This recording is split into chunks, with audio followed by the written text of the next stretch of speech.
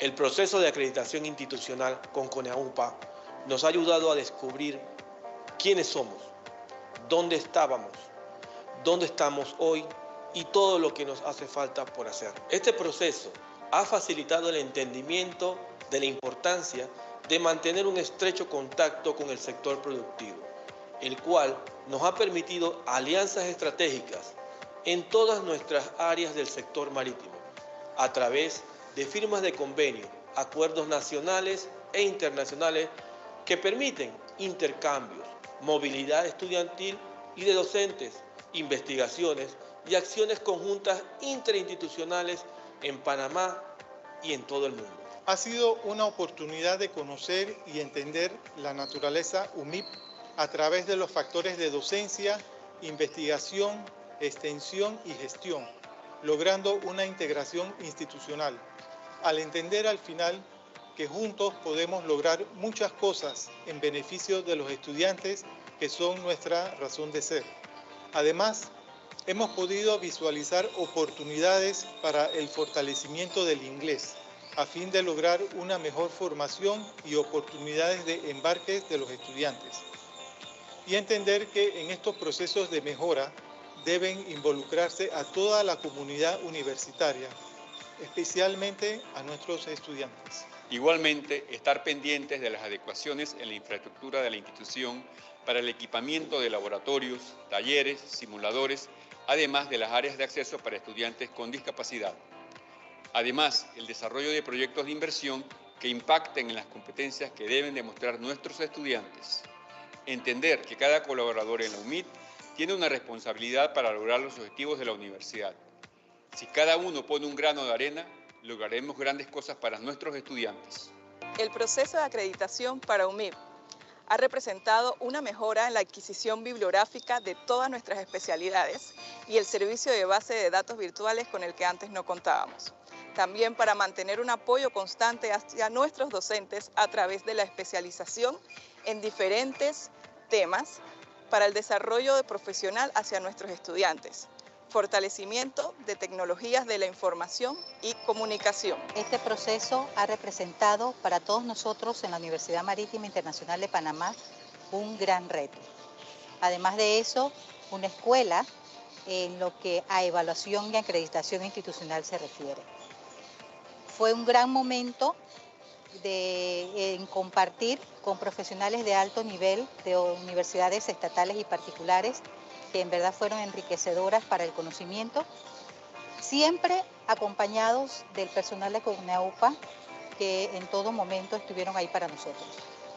Todo esto nos permite decir que nosotros en la Universidad Marítima Internacional de Panamá estamos listos para un nuevo proceso de reacreditación y todos los procesos que busquen el mejoramiento de la educación superior en Panamá. Felicidades CONEAUPA, que sigan cosechando éxitos.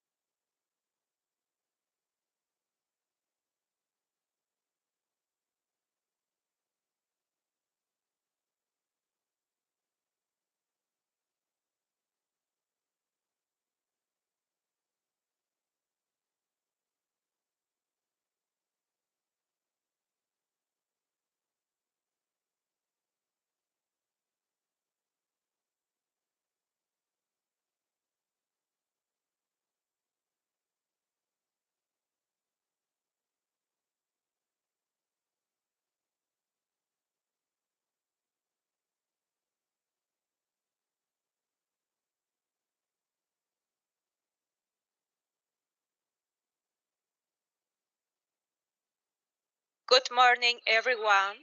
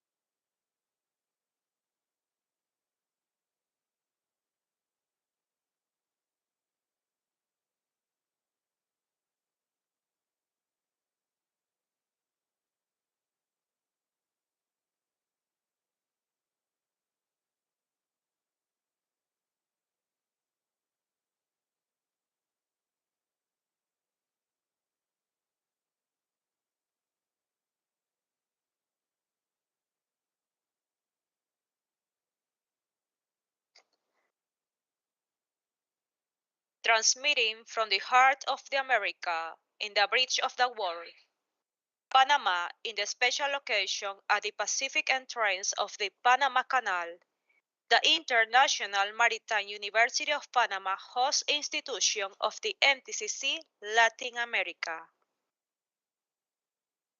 Good morning, everyone.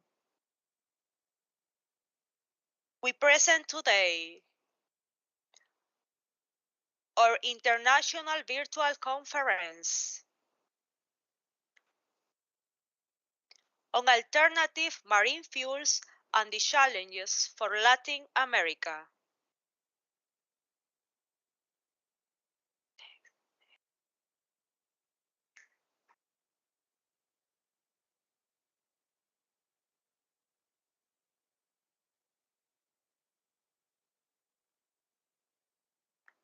Muy buenos días a todos los presentes, a todos los que nos acompañan el día de hoy.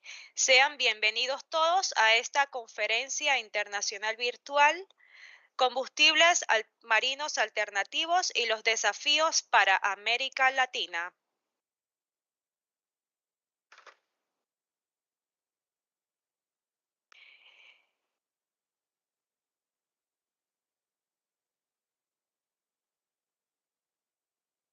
Now, we are going to present the agenda of our conference today, Alternative Marine Fuels and the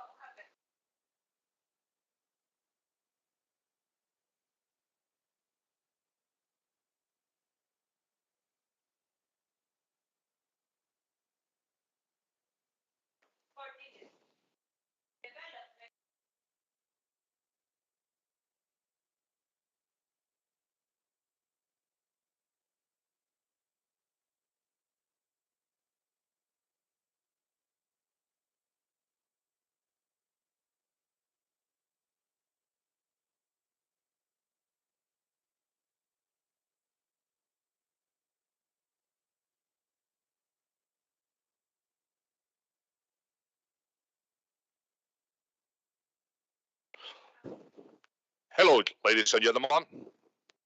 We are now present at some problems for audio, but we'll start in some few minutes coming back.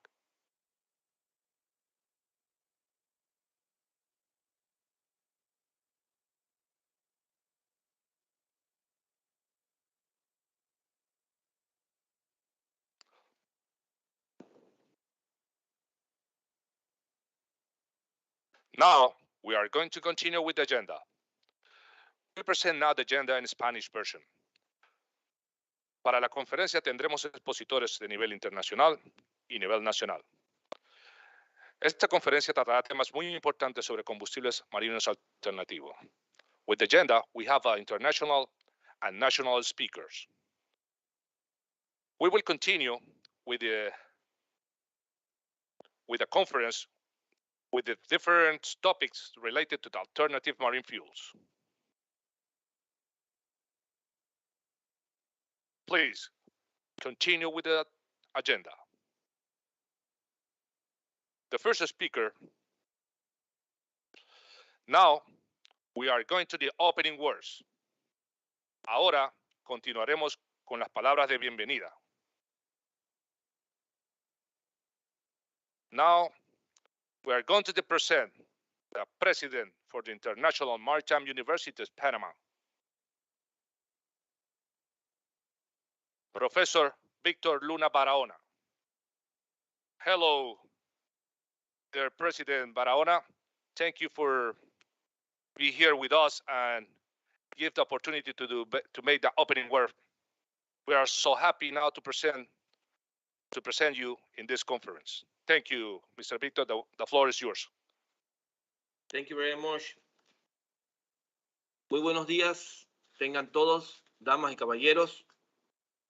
Para nosotros es un verdadero honor darle la más cordial bienvenida a este importante encuentro a través del cual el Centro de Cooperación de Tecnología Marítima para Latinoamérica, MTCC, por sus siglas en inglés, y la Universidad Marítima Internacional de Panamá, UMIP, damos paso a la primera conferencia internacional del centro para este año 2022. Aprovecho en primera instancia para dar un cordial saludo desde Panamá a todas las personas que esta mañana nos acompañan, organizadores, expositores, personal de coordinación y logística y, por supuesto, a los cientos de participantes que estarán uniéndose a esta conferencia, entre los cuales se suman en una interesante cantidad nuestros estudiantes y cadetes de las diferentes licenciaturas y técnicos que se ofrecen en esta Casa de Estudios Superiores. Quiero ponderar la importancia de la educación de calidad y la excelencia y, por supuesto, la capacitación continua como partes sustantivas de los requisitos para el logro de las metas y objetivos que nos trazamos. Para nosotros resulta primordial este trascendental encuentro que en esencia busca encontrar caminos viables ante la necesidad de la industria marítima de crear una especie de matrimonio, de simbiosis permanente con la sostenibilidad. Creemos fervientemente en las ideas e iniciativas que se sustentan en una visión con amplia responsabilidad social, de desarrollo sostenible, de desarrollo de energías renovables y, por supuesto, de eficiencia energética. Estamos convencidos que el mejor modelo de negocios será siempre aquel que coloca en un lugar de preponderancia a la conservación ambiental y la sostenibilidad. En esta primera conferencia internacional denominada Combustibles Marinos Alternativos y los desafíos para América Latina, se pretende generar un debate de altura respecto al valor y jerarquía de temas de relevancia para la existencia misma de la humanidad, como las opciones de combustible con bajo o nulo contenido de carbono para garantizar la transición del transporte marítimo hacia la cero emisión de gases de efecto invernadero.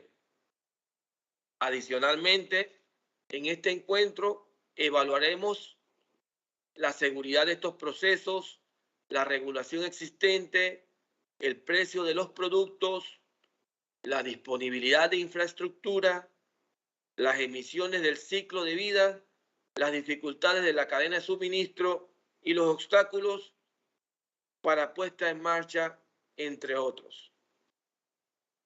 Con este fin, hemos involucrado en esta conferencia a diferentes actores en el proceso de transición energética, a fin de alcanzar lo más pronto posible los objetivos establecidos por la Organización Marítima Internacional, OMI, sobre la reducción de las emisiones de gases de efecto invernadero procedente de los buques. Este día de debate tendremos a fondo una gira alrededor de la temática trascendental para la sostenibilidad del sector marítimo, combustibles marinos alternativos y los desafíos para América Latina. En este marco conceptual podremos conversar, evaluar y analizar el uso de los combustibles marinos alternativos sostenibles, es decir, las experiencias que hemos tenido con el hidrógeno, el metanol, el amoníaco y el gas natural.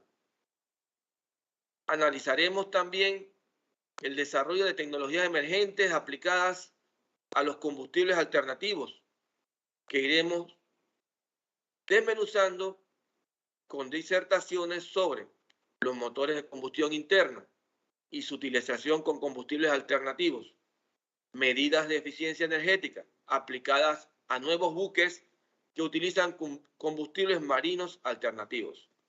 En adición, se analizará el tema del suministro y el almacenamiento de combustibles marinos alternativos desde el punto de vista de la necesidad arraigada de la formación y la capacitación que requieren este factor para su implementación y su relación con la infraestructura y comercialización a través de un proceso educativo y desarrollo de capacidades en la gestión de la energía marítima.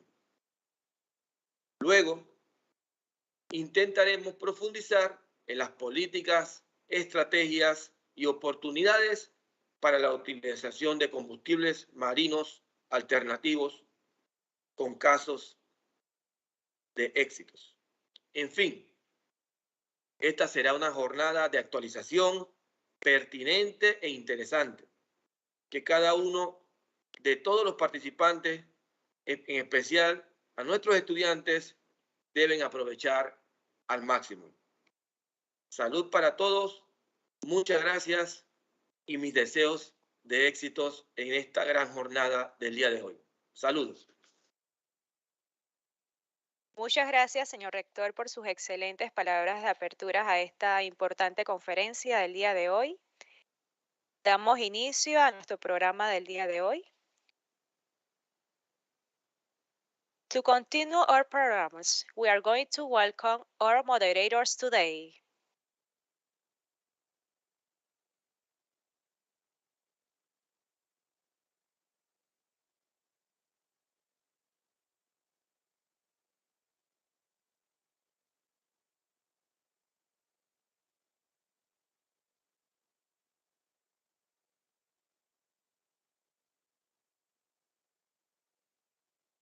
Okay, the first moderator, please. Okay, the first moderator, Ervin Vargas Wilson, He is marine nautical engineer, graduate from the Panama Nautical School, with more than 20 years experience in the maritime industry, working as chief engineer on board ships and occupying the position of technical superintendent in shipping companies nationally and internationally. He has studied in postgraduate degree in higher education, postgraduate degree in shipbuilding and naval repair, diploma in tugboats, engineer at the Train to Trainer course on energy efficiency ship operation organized by the IMO, and other technical courses. Currently is professor at the International Maritime University of Panama and holds the position of Marine Engineer School Director of the Nautical Science Faculty and is the Technical Director of the MTCC-Latin America. The second moderator,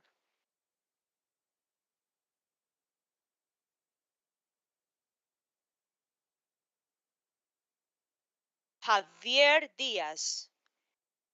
With over 10 years of experience in the maritime field, Mr. Javier Diaz graduated from the International Maritime University of Panama with degree of Nautical Engineer, Specialized Navigation and Maritime Transportation.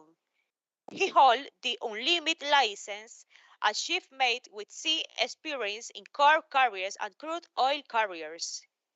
In addition, is specialized in ISO quality management system as auditor and trainer of ISM, ISPS, and other IMO-related courses.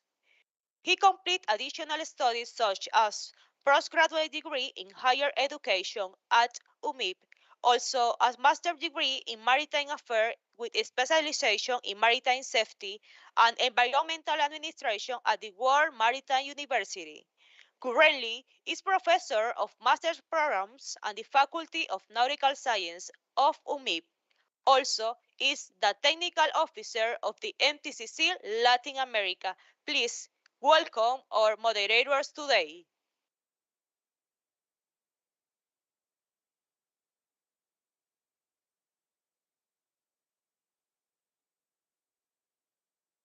Thank you, Arisel, for your excellent presentations. Now, we are going to present our first speaker of this International Virtual Conference in the first block. The first block that we are going to present use of sustainable alternative marine fuels, experience and lesson learning from the International Association Classification Society.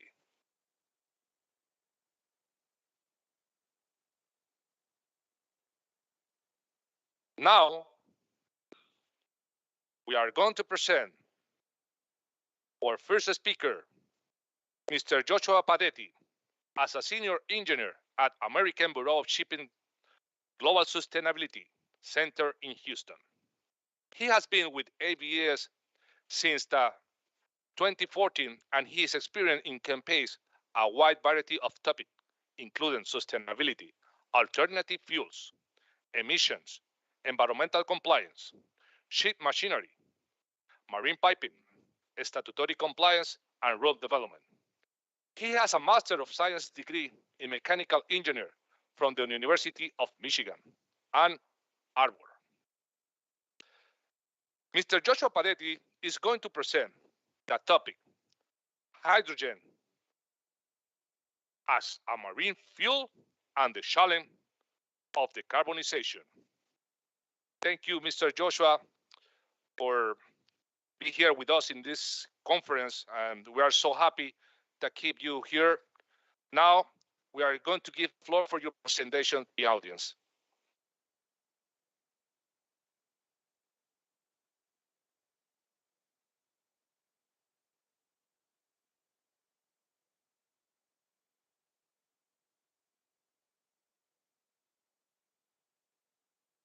Okay, Mr. Joshua, you can take the floor.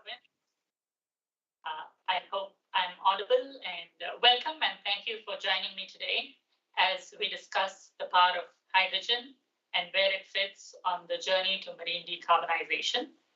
I am Joshua Padetti, Senior Engineer, as Irwin just introduced, at the Global Sustainability Center at ABS in Houston, and your speaker for this session on hydrogen. And I hope you can see my screen and hear me well. If not, please do let me know. I am unable to see I monitor the chats. So if there is anything, Erwin, please let me know. Yes, sir. Yes, sir. We confirm. Thank you. You can continue. So let me quickly go over the agenda for today's discussion. I will be going over the International Maritime Organization's greenhouse gas reduction strategy, and then talk about hydrogen's production, emissions, storage, use in engines and fuel cells, and then wrap it up with regulations, standards, the hydrogen economy, and then give you some final key takeaways and take questions at the end. Before we begin the discussion on hydrogen, let's talk about safety. Safety is the cornerstone of everything we do here at ABS, and therefore I'd like to take a moment to cover it. Now more than ever, we're spending hours seated in front of a computer, so it's important to make sure that the environment in which you're working is set up to be ergonomically sound. This includes making sure that your feet are flat on the floor, your elbows are close to your body, you have a chair with good back support, your head, neck, and back are straight, and that you're facing forward. Now that you're in a good ergonomic position, let's get started. A quick introduction to the American Bureau of Shipping and the Sustainability Center before we jump into the topic. ABS is a Maritime Classification Society, and I'm here with the Sustainability Center. We deal with all items related to sustainability, including alternative fuels, emerging technologies, and environmental compliance.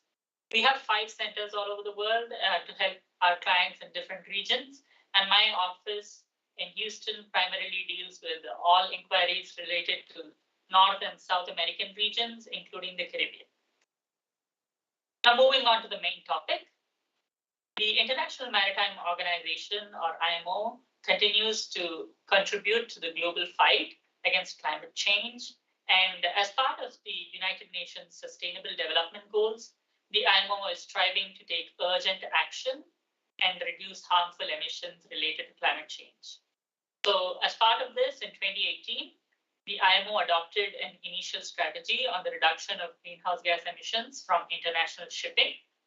And they have goals, and these goals include the reduction of CO2 emissions for transport work as an average across international shipping by at least 40% by 2030 and pursuing efforts towards 70% by 2050 as compared to the 2008 statistics.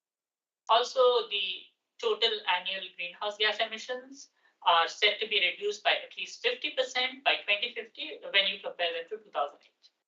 Now that we have a clear background on the drivers behind the industry's increased focus on alternative fuels, let's see where hydrogen fits in this journey towards decarbonization.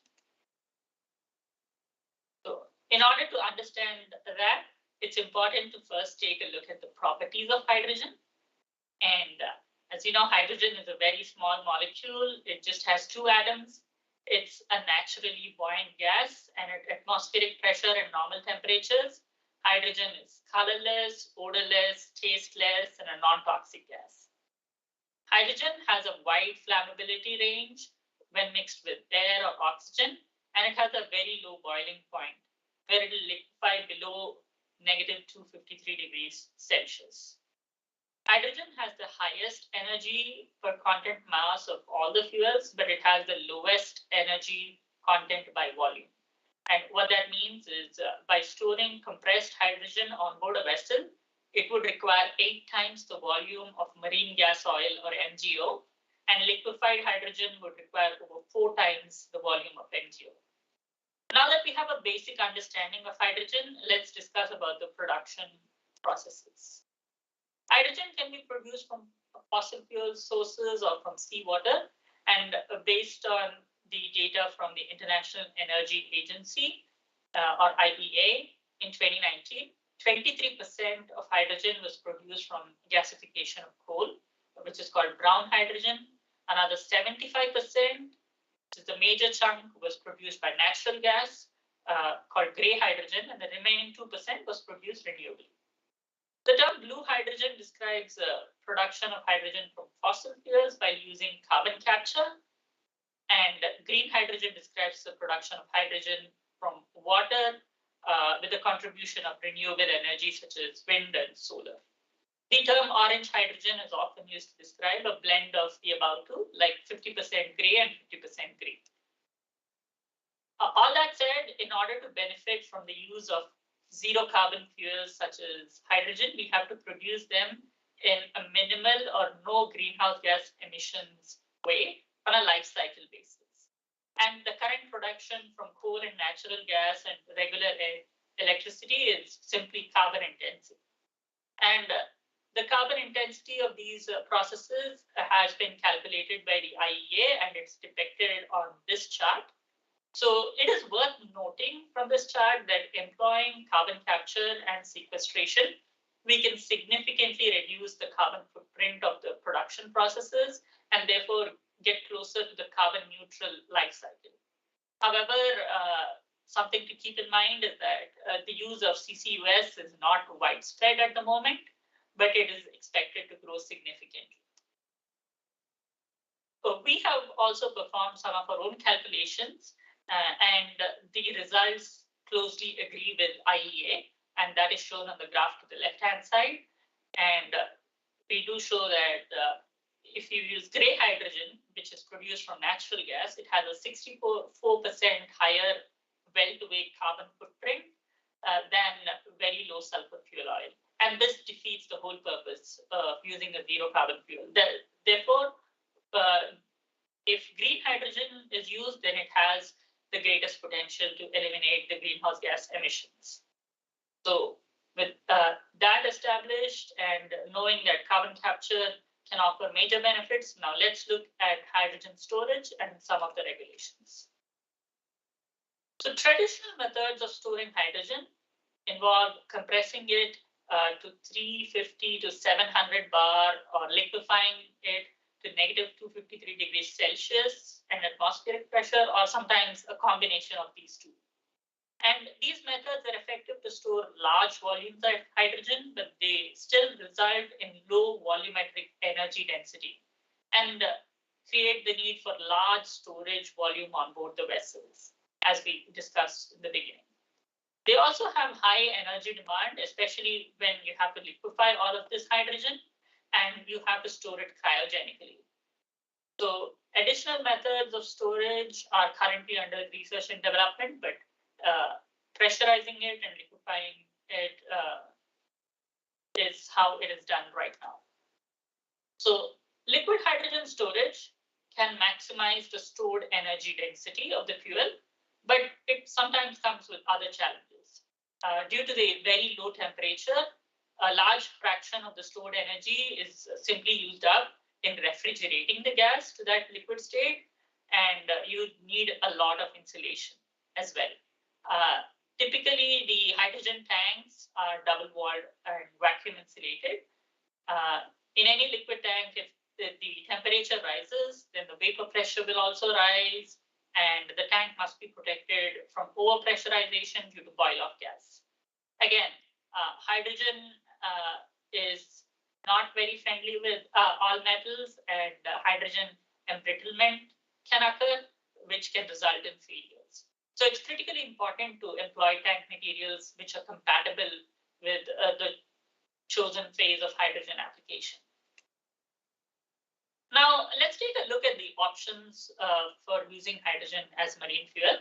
Hydrogen can be used in internal combustion engines, and this is an active field of research right now for using pure hydrogen or hydrogen blended with conventional fuels for improved combustion.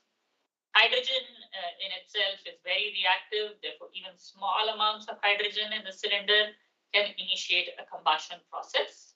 And several engine manufacturers have currently announced plans to market engines that use hydrogen as either a single fuel or a dual fuel combustion. Therefore, these plans are, these plans are currently limited to 4-stroke engine designs primarily.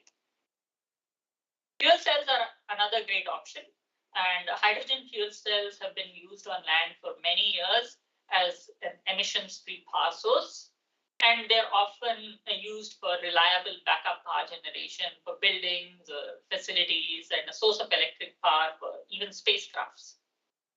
Most of the common fuel cell technology right now is the proton exchange member type, sometimes called PEM fuel cells, and the process there is essentially reverse electrolysis. Fuel cells, since they are modular, they can be connected in a series to scale up the power delivered, and this is a really great use. To optimize the performance of that fuel cell, the battery energy storage systems are typically used to manage the load requirements. Going on, the International Maritime Organization has two major codes that address low flashpoint fuels, and these are the IGF code and the IGC code. These were intended to guide the application of LNG as cargo and LNG as fuel on ships. Both of these codes do not directly address hydrogen, but hydrogen is covered through the alternative design arrangements section within these codes. The only other maritime resolution that directly applies to hydrogen is the MSC 427 interim recommendations for the carriage of liquid hydrogen in bulk. And these recommendations refer back to the IGC code until a full hydrogen code is developed. All that said, the takeaway here is the guidance from international maritime regulators on the topics of hydrogen is currently minimal at the time. Again, that said, there are a lot of land-based regulations which already exist regarding hydrogen, and these are referenced in the MSc interim guidelines. And they cover a lot of aspects, including storage, transportation, integration, safety, fire hazards, and all these types of stuff. And these hopefully will make the basis for the international maritime regulations for hydrogen. Also to note, risk assessments are a primary factor on how these regulations get accepted. So there needs to be risk assessments done, and this is common procedure for all IGF code low flashpoint fuels. So for hydrogen to become an economically feasible solution for maritime fuels in the long term, the global economy of hydrogen totally must scale up. And considering that green hydrogen is generated from renewable energy, it gives us the option to become independent from the oil economy. And producing green hydrogen can promote national energy security where fossil fuels are sometimes scarce. And the ability to decarbonize and eliminate emissions from a variety of land-based industries is expected to drive the growth of hydrogen in the years to come. And to support this large-scale growth, strategies and roadmaps have been developed to educate both regulators and policymakers, and they are shown here in the picture. Finally, let us review a few key takeaways from what we have discussed today. For hydrogen projects on board marine and offshore vessels, a thorough risk assessment will be necessary to address the various challenges and hazards of carrying and using hydrogen on ships. Second one is experience using hydrogen on marine vessels is slowly growing, but the uptake is expected to grow as countries continue to focus on developing widespread hydrogen economies. And when you use hydrogen produced from renewable sources such as solar or wind, it's possible to achieve zero emissions for your vessel. And growing that hydrogen economy can make everything more affordable and give it a more cost-competitive decarbonization solution. So ABS has put out many publications on hydrogen and related to hydrogen, which are showcased here in this picture. I have listed them for your reference, and you can also visit www.eagle.org to access all our publications for free. That brings me to the end of my presentation on hydrogen and the challenges of decarbonization. I will answer any questions and back to Erwin. Wow, thank you, Mr. Joshua. Excellent presentation for everybody here, or the audience that you say. I see now one of the participants asked you about how could designers choose between hydrogen fuel cell and hydrogen combustion engines?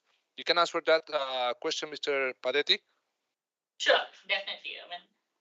This is an interesting choice, and depending on the type of engine, whether it's single fuel or dual fuel type, and the comparison of fuel cells to internal combustion engines, it mostly comes down to, say, space requirements, then power requirements, and then power generation efficiencies, and even familiarity of the crew and for bunkering and with the technology. And last but not the least, it comes down to cost.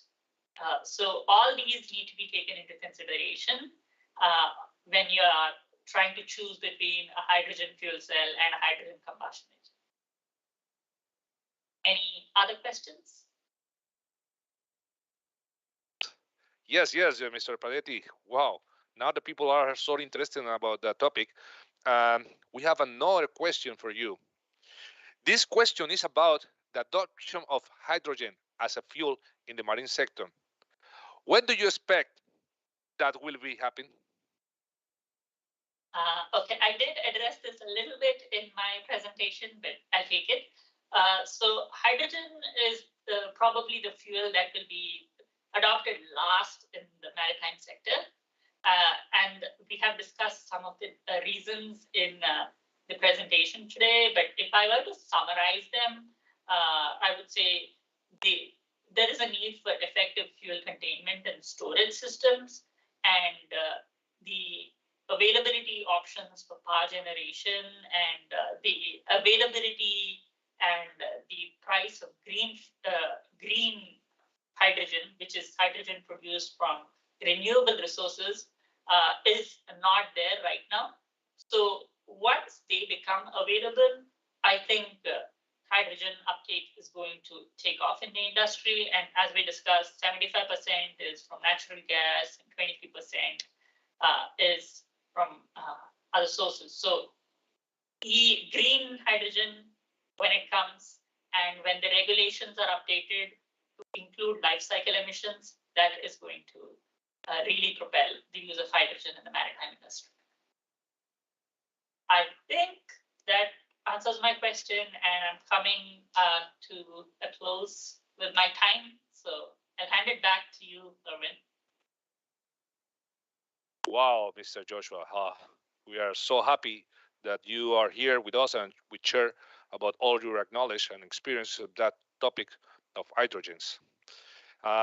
Now, we will want to give to you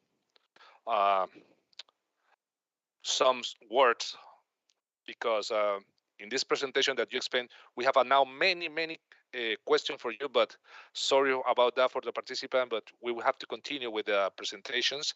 We're going to continue on behalf of the MTCC-Latin America. We present a virtual certificate of recognition of you as a keynote speaker at the International Virtual Conference with the topic Alternative Marine Fuels and the Challenge for Latin America. Thank you a lot, Thank you, Engineer Joshua. We will continue with the next. We have now give the word to the Mr. Engineer Javier Diaz with the next presentation. Mr. Javier, now you have the control.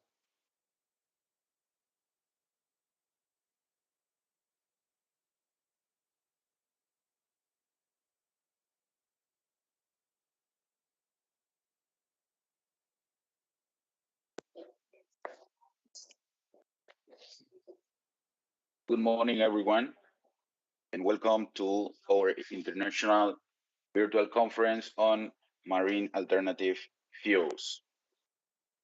Okay, let's continue with our program, and our second moderator on the block 1 related to the participation of the Ajax and discussing experience and lessons learned from the use of alternative marine fuels.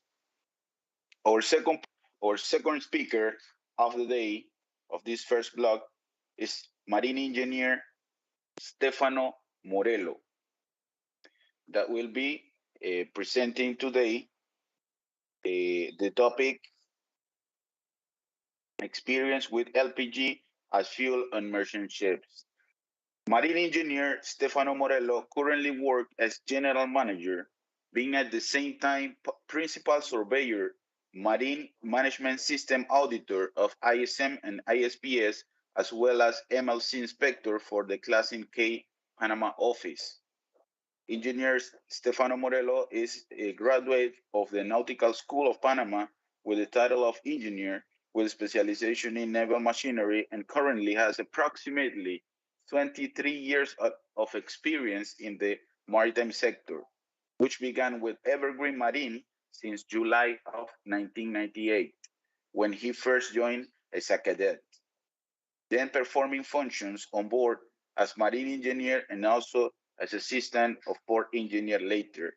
Mr. Morello had the opportunity to work at the Braswell shipyard in Panama as ship repair manager before he joined Class K in March 2006, for which he has been working for a little over 16 years, and which he has the opportunity to participate in different technical seminars given by the company, among other activities. We have the pleasure of having today on board in our conference the participation of marine engineer Stefano Morello, presenting the topic LPG as fuel on merchant ship. Our pleasure, engineer Stefano.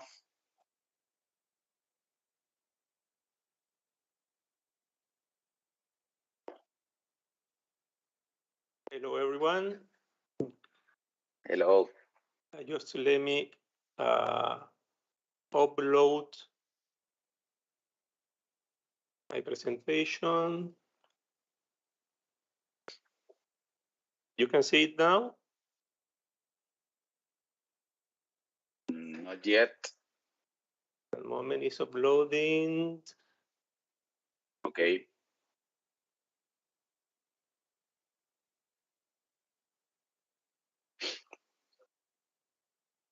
Just a few seconds more. You can see it now? Yes, sir. We are now see. You can return for the first slide. Okay. Yes, it's already now. Thank you. Okay, thank you. Hello to everyone. My name is Stefano Morello.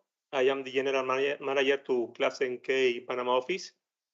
For me, it's a real pleasure to be with all of you today and to talk about LPG as a marine fuel, where our experience is quite advanced in the society, but like other topics that will be presented here today, you will be able to see where we are and where we are heading in the research and use of alternative and cleaner fuels, where all society have their field of expertise.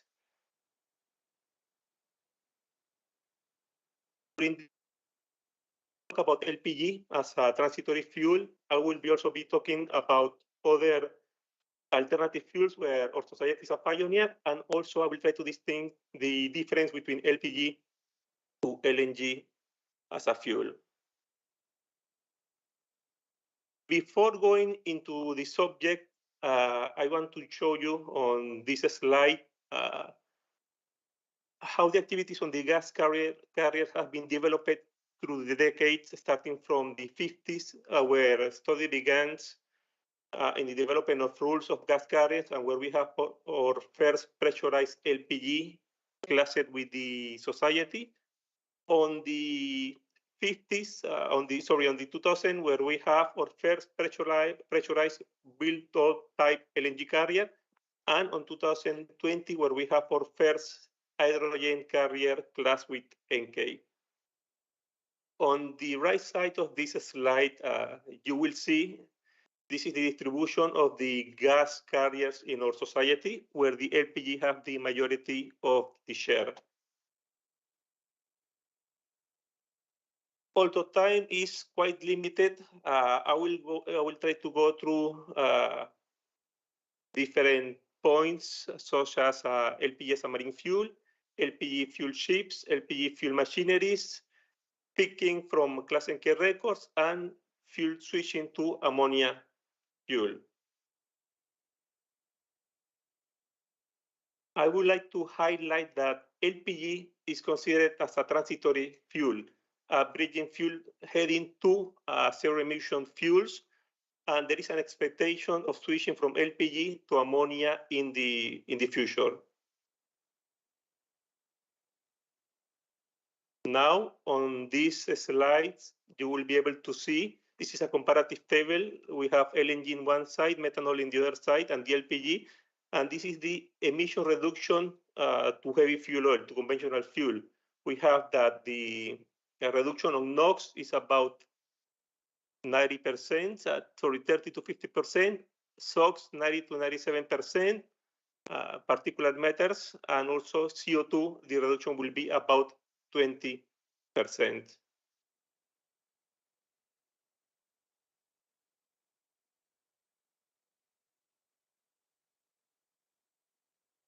Okay, on this slide, you will be able to see the benefits of using LPG as a marine fuel in comparison to LNG. First, we have the fuel supply. Bunkering is an advantage since nowadays we have over 1,000 existing storage facilities for LPG.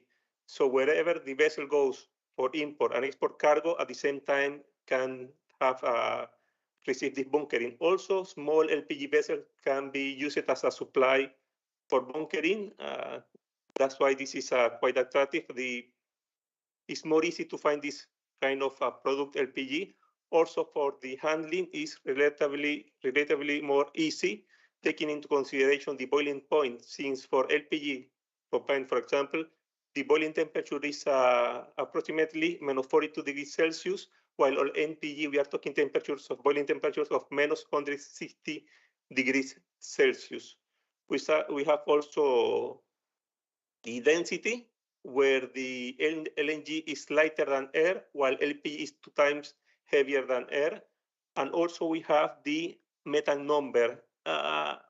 For the LPG, methane number is quite a concern, but anyhow, this provides an indication of the knocking tendency of this fuel. Now, on this slide, you can see the projects, actual vessels and projects, how many vessels we are expecting to have by the end of 2022, about 29 vessels. All this will be LPG fuel ships, and actually all the very large gas carriers are expected to be LPG fuel vessels. There is a project on order, about 57 vessels by 2023, for a total of 124 vessels expecting to be have by the end of 2024, all fueled by LPGs. Roughly, on this slide, you can see some properties: LNG, LPG, methanol, and conventional oils. We will see roughly flash point, boiling temperature, ignition pressure, etc. As I mentioned before, the LPG is heavier than air, means that in case of any leak, this will go to the bottom of the engine room. Some additional factors, safety precautions, such as exhaust and gas detection system, have to be considered when using LPG as a fuel. On this slide, this is a common arrangement for a vessel intended to carry LPG as a fuel. We will have that on main deck. You will find the storage tank and service tank as well. You will have also this pump room where you have the valve and the pumps, and then you have the engine room. Always pump room, valve room will go on deck. while also as well as the storage tank and the service tank. We have two main components on this pump and valve room, the so-called LFSS and the FVT, which we will see on the next slides. We have the low flashpoint fuel supply system, which is basically the pump that increases the pressure and the temperature of this gas before it's provided to the engine. And also we have the fuel oil valve drain, that this is the one that provides the fuel, this gas to the engine, and also is for N2 purging. N2 being an inert gas, this is also an important element, since this helps to keep the system clean, free of any hazardous material that may cause some incidents. So this is also a basic concept to have this nitrogen, this inert gas, and this on this fuel valve system. For the storage tank, we have that requirements for tanks are basically same, but taking into consideration the properties of these two products, LPG and LNG, of course, there are a lot of difference in the design of this containment system. Difference on the materials, design temperatures, also on the maximum allowable relief valve setting. For this LNG, normally we can find nickel, aluminum, stainless steel as a material to be used for this containment system. While for LPG, we have this carbon magnesium steel suitable for this containment system. Now, this is where I was expecting to reach. This is actual projects on the NK with vessels. We have two from NYK lines, two vessels expected to be delivered on 2024. We are talking about very large gas carriers. We'll use dual fuel. We'll use both ammonia and LPG for propulsion. Unlike conventional, very large gas carrier vessel will be equipped with separate tanks designated for LPG and ammonia. This is taking into consideration the trade patterns of the vessel. I would like to highlight as well that ammonia is attracting attention not only for raw material used for chemicals and fertilizers, but also is a zero emission when it's born. It means that there is no any CO2 emission when this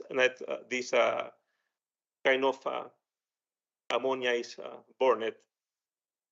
So also, these vessels will be equipped with shaft generators, means that during normal sea passage, main generators, diesel engine can be disconnected. Vessel will produce its own electricity by shaft generator, making the entire voyage possible by using LPG as a fuel.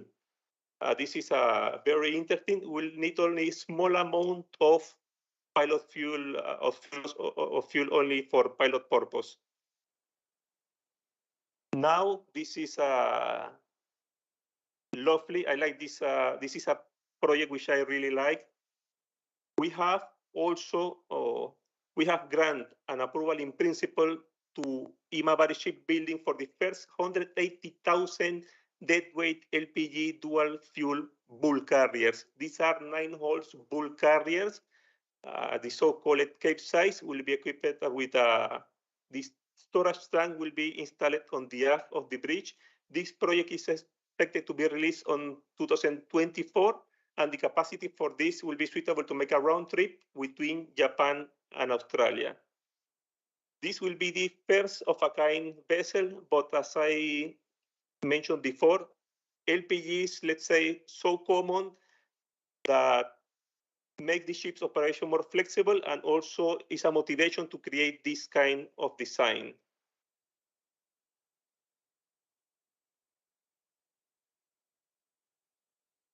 This is also an innovating matter.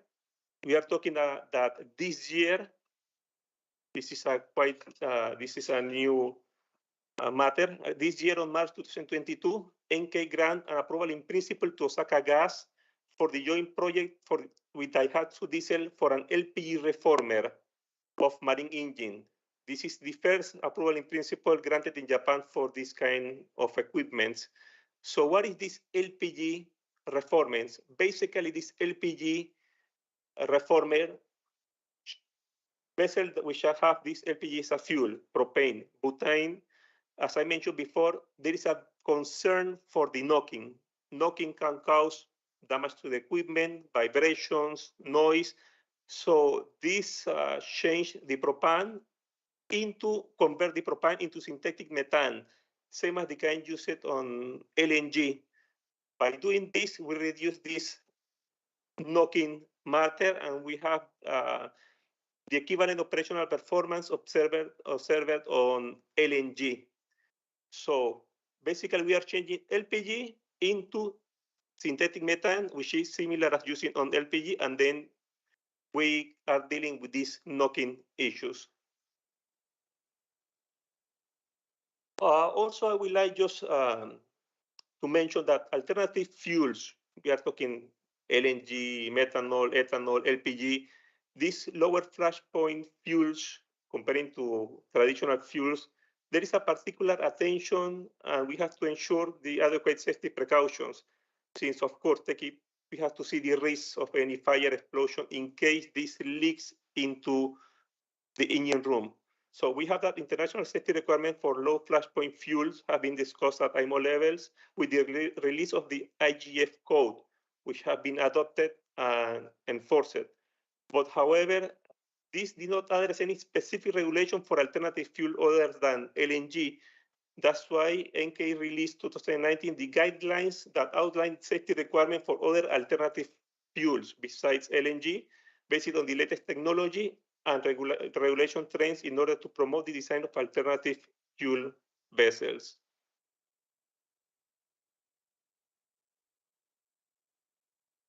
Now, this is not the topic of the fuel, but news which I am very proud and happy to announce to everybody.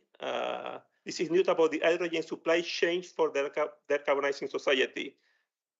I will quote this news. These are just happened a few days back. This, the completion of the first maritime transport of liquefied hydrogen, including its loading and unloading, which have been completed in Kobe, Japan. Swiss Frontier is the world's first liquefied hydrogen carrier, which departed from Japan on December 2021, arrived to Australia, and then to Victoria, Australia, and then load in a coal terminal this hydrogen and return back to Japan on February 2022 to unload the cargo. The demonstration of the world's first liquefied hydrogen carrier, Swiss Frontier, proved that international liquefied hydrogen supply chain is possible, making a significant step toward the utilization of hydrogen as a new energy source. We have to consider that hydrogen is available everywhere. Wherever we look on the earth, we look on the skies, on the cosmos, in the universe, this element is available, and this is a zero emission fuel. So that's why we are heading to this kind of fuel. Also, that's why the so-called transitional fuel that we have on LPG, always looking for this zero emission fuel. In addition to this, first voyage of the Swiss Frontier, which is a 1,250 cubic meter capacity, built by Kawasaki, Class NK also issued an approval in principle for the build of a 40,000 cubic meter capacity storage tanks. In addition, NK granted an approval in principle also for the cargo handling equipments and also for a dual fuel main boiler that will use hydrogen boil-off gas for fuel. This news was released just today. We have that NK have given an approval in principle for the design of a 160,000 cubic meter large liquefied hydrogen carrier equipped with 4 of the mentioned tanks, and then an approval in principle has been given already to confirm the feasibility of this vessel. In addition to the other issues approval of principle for the cargo containment system, also for the cargo handling system and for the dual boiler that will use the hydrogen boil off gas, in case we can make the verification of the arrangement, structure, stability, power generator, distribution, and we will confirm that large-scale transportation of hydrogen will be possible. It's a fact that will happen in the future. With this one, and the Class NK will actively continue to take part of advanced initiative toward decarbonization and also to support decarbonization in the entire maritime industry by incorporating the knowledge gained through the collaboration with frontrunners into rules and guidelines. With this, I will conclude my presentation. I hope this has been interesting for you, and I appreciate everybody for your participation on this conference. Thank you very much.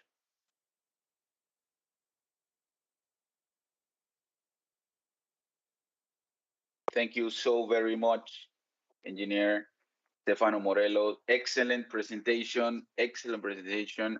I think our chat is very active, and we do appreciate also our experts and specialists who have been interacting with all the participants, responding all the questions also in the chat. We understand there are a lot of questions on this new topic.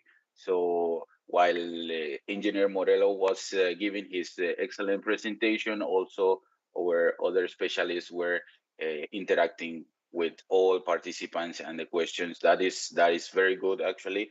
And the presentation from Marine Engineer Stefano Morello from Class NK. We are very thankful, Engineer Morello, and we receive also we'll tell you two questions from the audience also. First one, which are the major risks in LPG as marine fuel? Well, we have to see that all these low flashpoint fuels, in case of any leak, it will not go to the air. This is heavier than the air, so that's why if any leak of LPG, this will go to the bottom. So we have the risk of fire, explosion, also some chemical reactions, asphyxiation in case someone is exposed to high concentration of this gas. That's why on vessels built with this kind of product for fueling, additional safety precautions have to be taken. Gas detection system, protect some equipment for personal protections, as well as some exhaust gas system to remove this in case of leaking. Okay, excellent. Second one, why LPG is considered as transition fuel? Well, because this is not a zero emission fuel. Reduce the air pollutants, CO2, SOx, particulate matter, but it's not a zero emission fuel. We have other fuels that are zero emission fuels. We talk about hydrogen. So we are talking about ammonia. So until we reach to that technology that we can make this mass production of these products, then LPG is suitable to reduce the pollutants to the air. That's why we call it a transitory fuel, a bridging fuel until we reach to that zero emission fuels. Excellent, excellent. Thanks a lot for your participation and for the questions. Of course, probably we'll receive more questions during the rest of the experts' presentations, but as I mentioned, the experts and specialists are interacting with the participants in the chat. So we invite all participants also to leave your questions in the chat so the experts can reply as they consider the questions appropriate or related to the conference.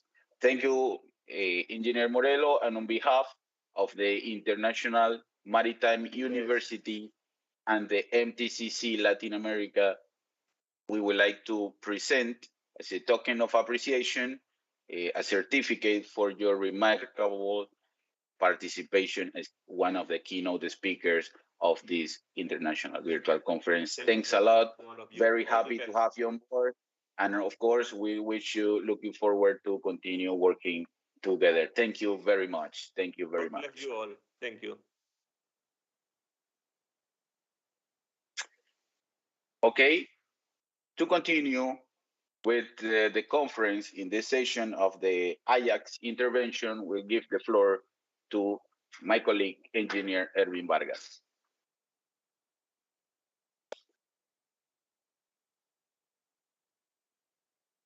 Hello, thank you, Javier.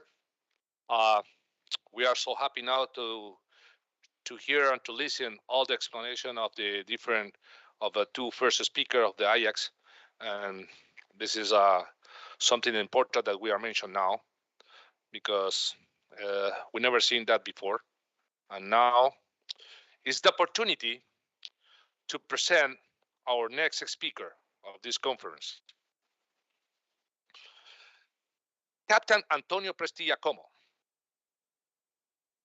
Currently, Captain Antonio holds the position of Business Development Manager and Head of America's Maritime Academy. Captain Antonio is a completion professional with over 25 years of demonstrated leadership experience obtaining across the maritime industry. Well-rounded seagoing expertise encompassed passenger vessels, included cruise line ships, large crude oil carriers, ro-ro vessels, and chemical tankers. Maintain a high-level credentials within the maritime industry, including qualification of merchant ship captain and marine engineer.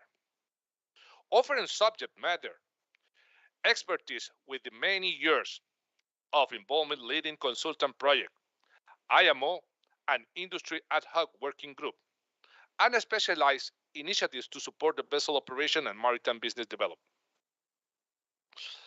Develop and coordinator of DNB strategic and technical planning of maritime offshore market. He is responsible for DNB global marketing and sales strategic and tactical plan for cruise ships and yachts, in coordination with center service. Now, we are going to present the topic of LNG as marine fuel, present and perspective by DNB. Hello, Captain Antonio. Good morning, Erwin. We are now going to share your presentation. Please take the floor. The floor is yours. Do you want to share the PowerPoint directly?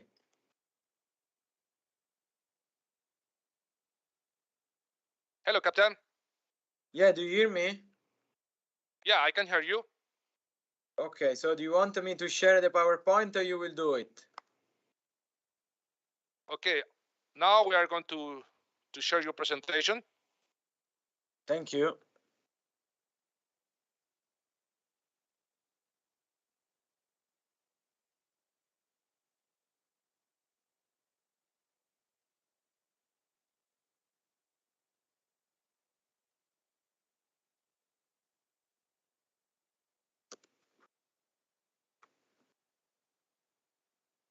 Okay, some minutes we are going to present now you. We get the control.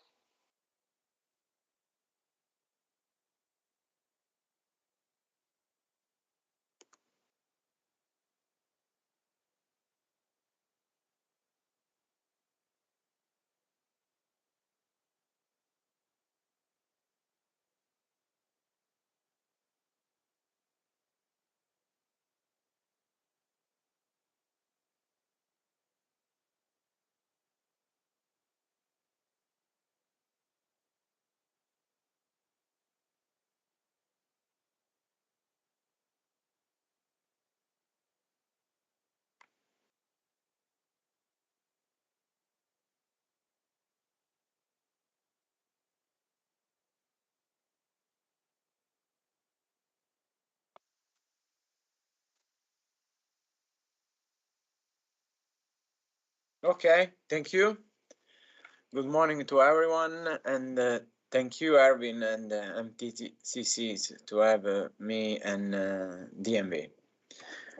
Please, you can go with the next slides. So today, what we will talk about statistics regarding the LNG fuel vessel and LNG ready vessels.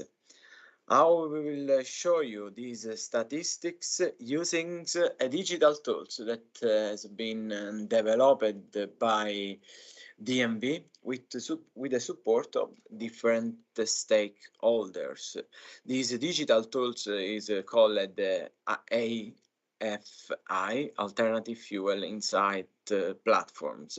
So the Alternative Fuel Insight Platforms will allow you to identify the locations, in this case of LNG fuel vessels, but also of port locations where you can find LNG, or you can locate futures project around the globe.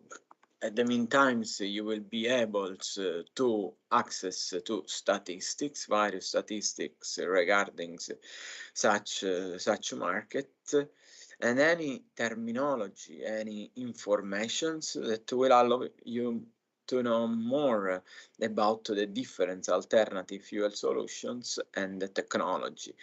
These digital tools is free, is accessible to anyone, and you don't have to pay any fees, and it is constantly updated because our colleagues around the world, they research always for new projects, new vessels and technology regarding alternative fuels. Please, the next slide.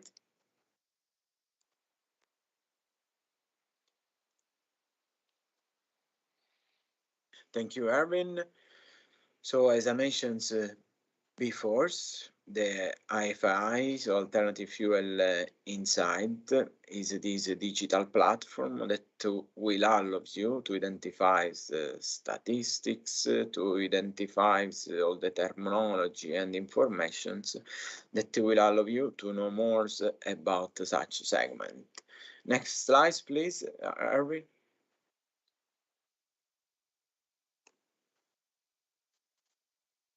Stakeholder parties, so our big one is Shell, Yara, CAT, Varsilas, CL Energy, Alfa Laval. So all those, they are supporting us to keep updated, our informations in these platforms. Next slide, please.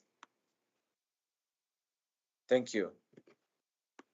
So let's talk a little bit about alternative fuels and technology. In this case, we will talk about LNG fuel vessel. So these statistics that is again available in AFI allow us to identify which types of technology or alternative fuel solutions we have for the different ships segment. So in this case, we will identify with the blue colors vessels installed with scrubbers, green LNGs, batteries, brown and clear skies, blue is LNG ready, and so on. So let's talk about, for example, the bulk carriers segment. As you can see, we have 1,654 bulk carriers with scrubbers, 63 fueled by LNGs. Some of these bulk carriers have a battery used perhaps for short times in navigations or for short stays in port at the moment. And LNG ready, we have 46 bulk carriers. So at the moment, there is lots of discussions about new buildings. It's important to identify the right technology, the right alternative fuel that will drive you and your segment towards the 2050 net zero goal. So although several ships are still built using and burning fuel, so HFO or MHFO or MGO, in the futures in the meantime, they are building those ships ready to burn other alternative fuels. Alternative fuel could be LNG or methanol or ammonia. So next slide, please. So let's talk about LNG fuel vessels. In this map, what you can see all the LNG fuel ships that are around the world. So you can see that for the area where we are, so North America, Central America, and South America, we have already several LNG fueled vessels. It's clear that when we design LNG fuel vessels, it's important that we consider the right trading path in order to identify the port where I can find is the supplies of LNG. Next slide, please. While in this map, you can see all the LNG bunkering infrastructures that are already in place in the world, or perhaps they have been planned to be built. There is a project in Panama. There are a couple of projects in Mexico as well, and there is an existing operation project in Argentina. This is what about Central America and South America? It's clear that we will have more LNG bunker infrastructure in the future. In this case, our maps will be updated accordingly. Next slide, please.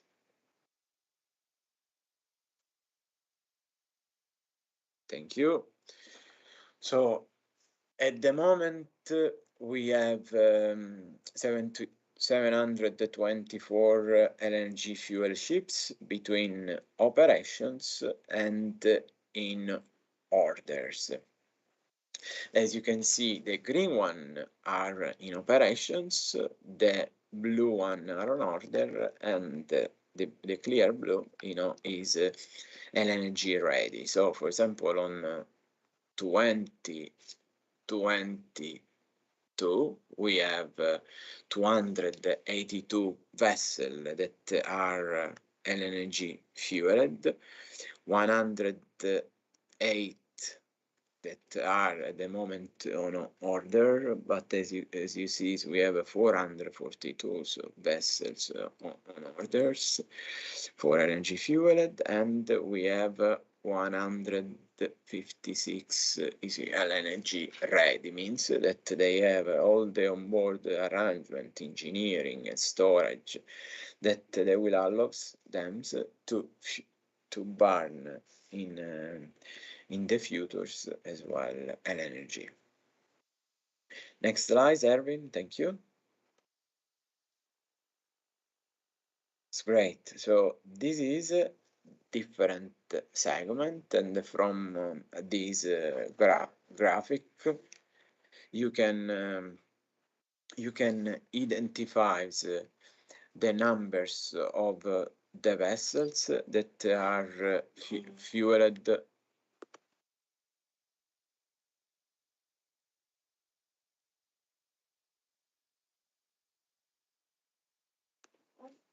Apologize. So from here, for example, we can identify that we have 34 container vessels in operations that are fueled by LNG and 130 that are on order, and so on. So we have even fishing vessels that are fueled by LNG, and they are project for LNG ready as well. Next slide, please.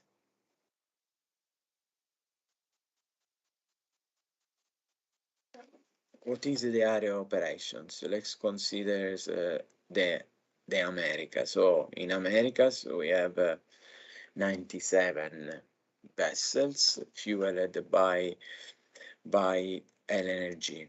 while we have 69 vessels that are on orders. On orders, always fueled by LNG.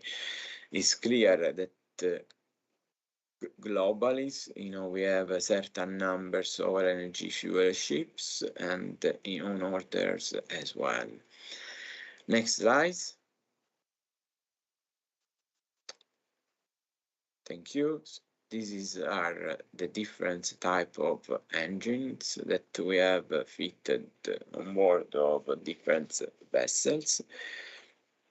At the moment, in operations, the 82% of engines is dual fuel, so MGO and HFO. Some dual fuel, some use pure gases, and someone is at 0% is unknown. So everything is clear. So we have a clear statistic that allow us to identify, the arrangement of ships that are in service right now. Next slide, please.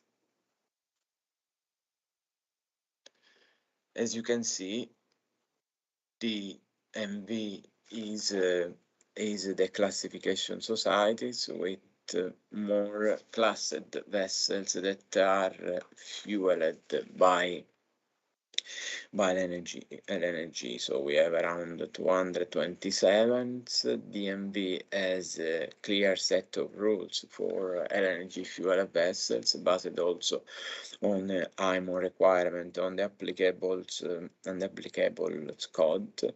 And we have a massive amount of vessels that are on order that we will build soon and deliver soon. Next slide, please. So if you have any questions, please feel free to put on the chat, and I will reply to each one of you. In the meantime, if you, Erwin, or other colleagues have some questions, please do so. Thank you for your attention. Thank you a lot, Captain Antonio, for your excellent presentation in that conference. We have many questions in the chat. I don't know what I can do, but we have to tell to you some questions for the audience. Now we start the session of the Q&A.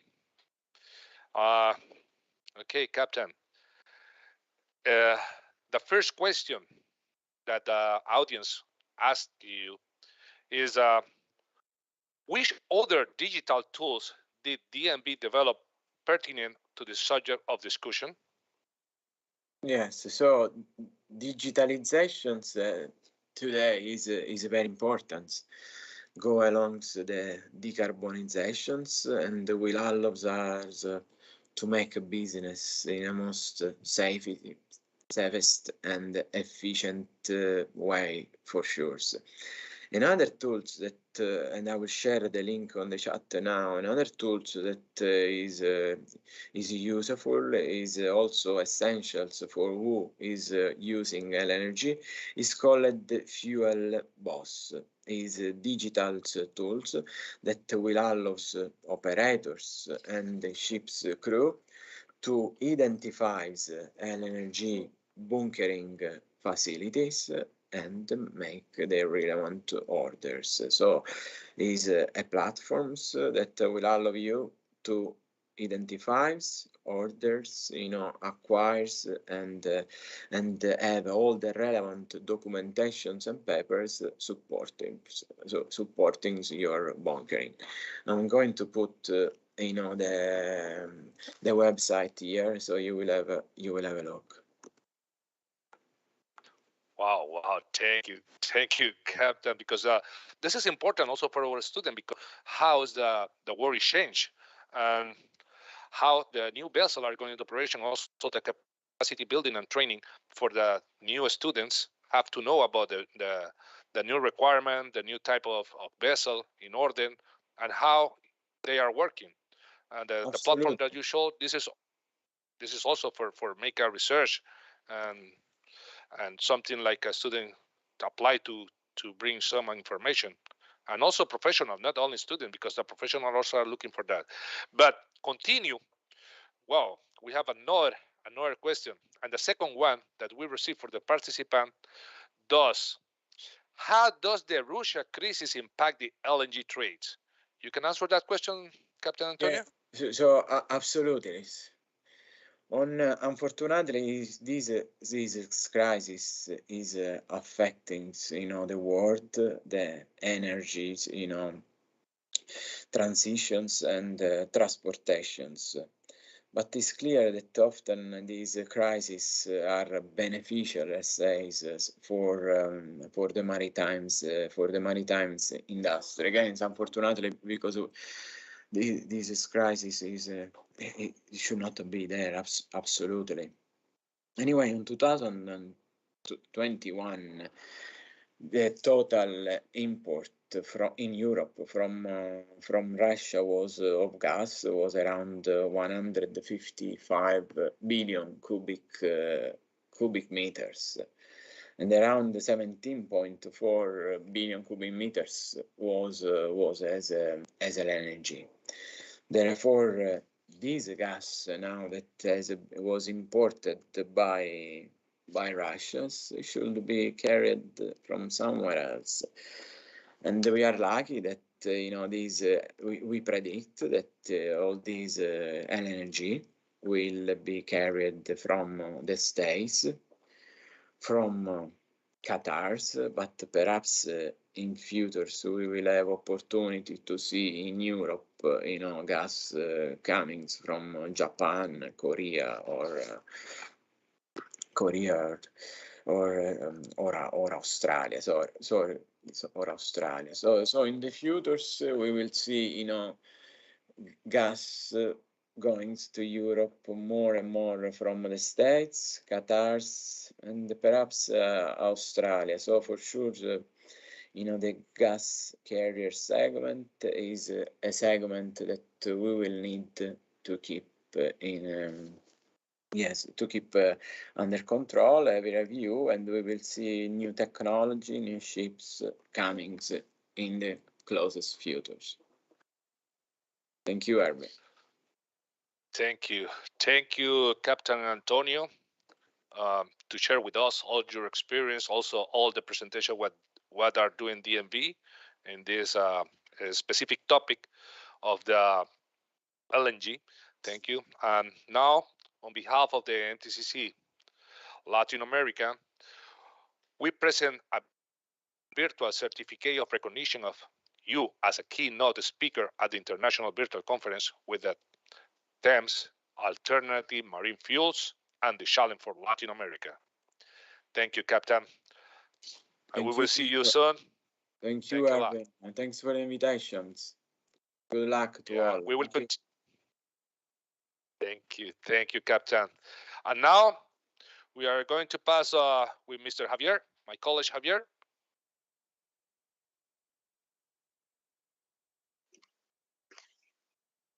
Thank you, Erwin. We are back. We have been really lucky to have this high level presentations. Thank you also to Captain Antonio from DMV. Our last speaker from this first block of Ajax is Marine Engineer Edilberto Peralta.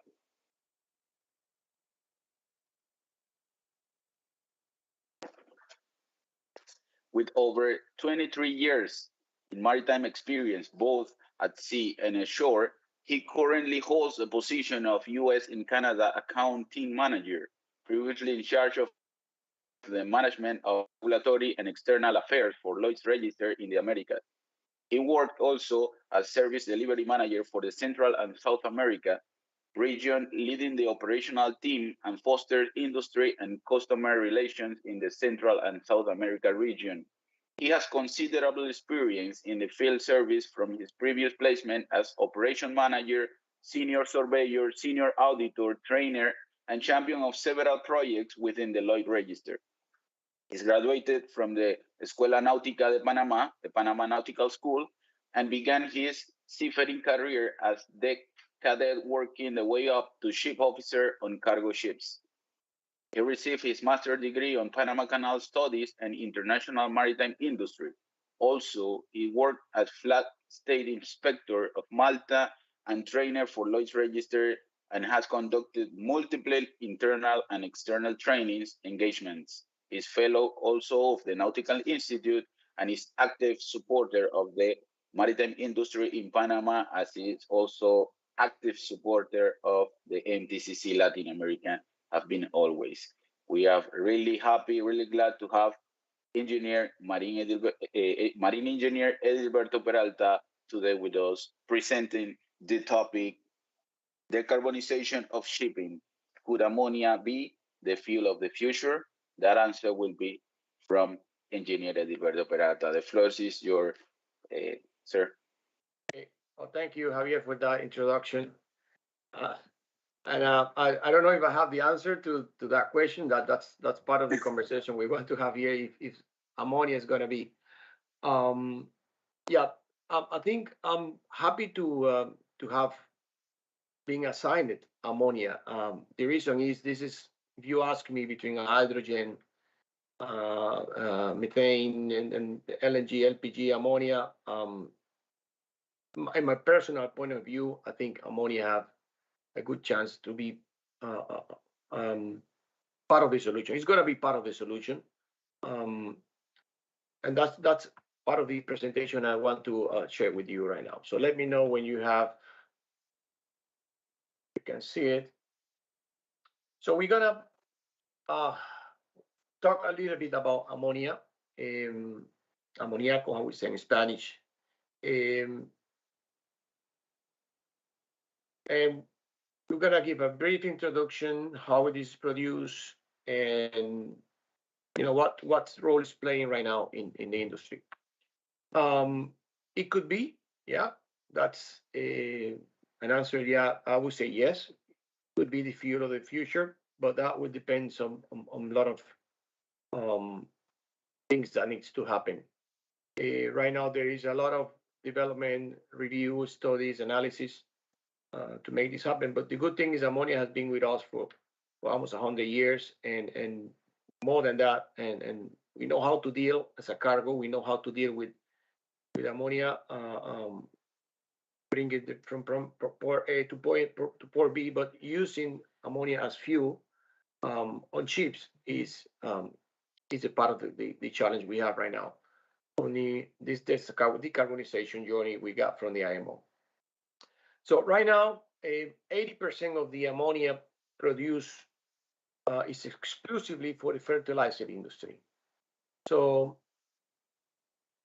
it says that once ammonia saved the world when we have the food crisis, now ammonia is helping us a lot to get the crops grow faster, and so we get the food production being moving in a faster way using ammonia, and that's still part of the day-to-day operation with this fuel. The thing is, today the crisis is on the climate change. It's not on food anymore, but still in some places, of course. But now the focus is more on handling the climate crisis. So the greenhouse gases emissions, CO2 emissions, and ammonia is now part of this solution. I'm a strong believer that the only way we're gonna see those ships sailing on 2030, which is part of the goals, is using all the options available and mentioned by my previous colleagues. So it's gonna be a mix of ammonia, hydrogen, LNG. Some of the fuels will be kind of a bridge or transitional fuel like LNGs and LPG, for example, that is going to help us to bring down the CO2 emissions. So when we get to a level where we have enough production of ammonia, enough production of hydrogens, battery fuel cells, then we can move on fully to zero emissions vessels on 2050. But that is going to be a significant challenge. So it's basically to talk about how this is produced. There is a process called the Haber-Bosch process, which is basically responsible for nearly the world production of ammonia, as also all the derivatives like urea and ammonium nitrate. So how this process works, we are not going into details, but it's basically using extremely high pressure force to create a chemical reaction. So it works by fixing the nitrogen from the air with the hydrogen from the natural gas in order to produce ammonia. So right now we got projects. We have several projects already in progress with different stakeholders, I think including some of the main manufacturers like Wärtsilä, MAN, in order to burn ammonia directly into the ship's engine. So when we're talking about ammonia, it is important to know when we're looking at the CO2 emissions reduction of greenhouse gases, we need to refer specifically to green ammonia. So green ammonia is basically produced from the air, by electrolysis and with the water and the nitrogen we get from the air. So it's made by renewable sources in order to be called green ammonia. But we got different ways to produce ammonia, brown ammonia, blue ammonia, but what we want to get is to use on board green ammonia in order to be really significant reduction of the greenhouse gases. So to talk a little bit about the properties of ammonia, as mentioned, it has been produced for 100 years as a fertilizer and a refrigerant as well. So it's colorless, flammable. So far, we were looking like LPG when we moved to highly toxic. So it is highly toxic and corrosive gas. So this is part of the disadvantage, and we will expand a little bit more in the next slide. The flame speed is low, so this is a measurement rate of expansion of the flame.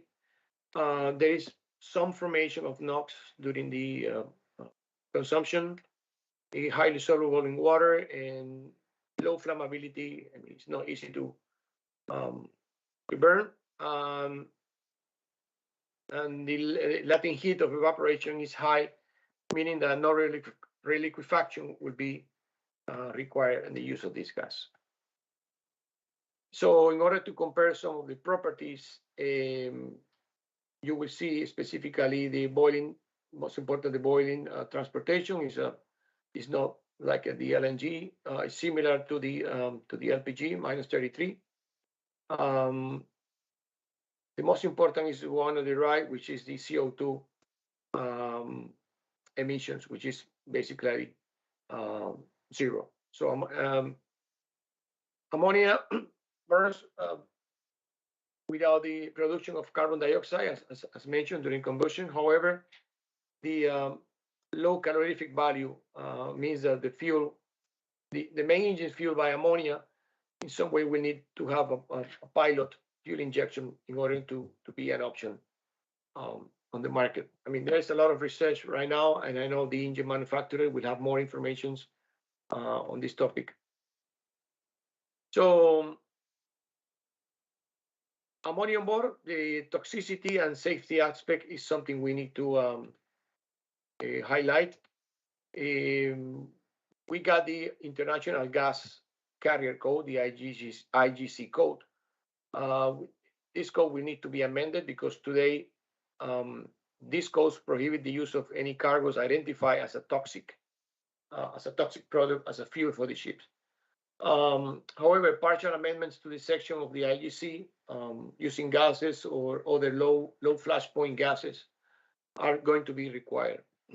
For those ammonia carriers, the risk of a large release to the atmosphere in the areas where we have a lot of population also needs to be considered. So there is a requirement to change the existing regulation in order to allow this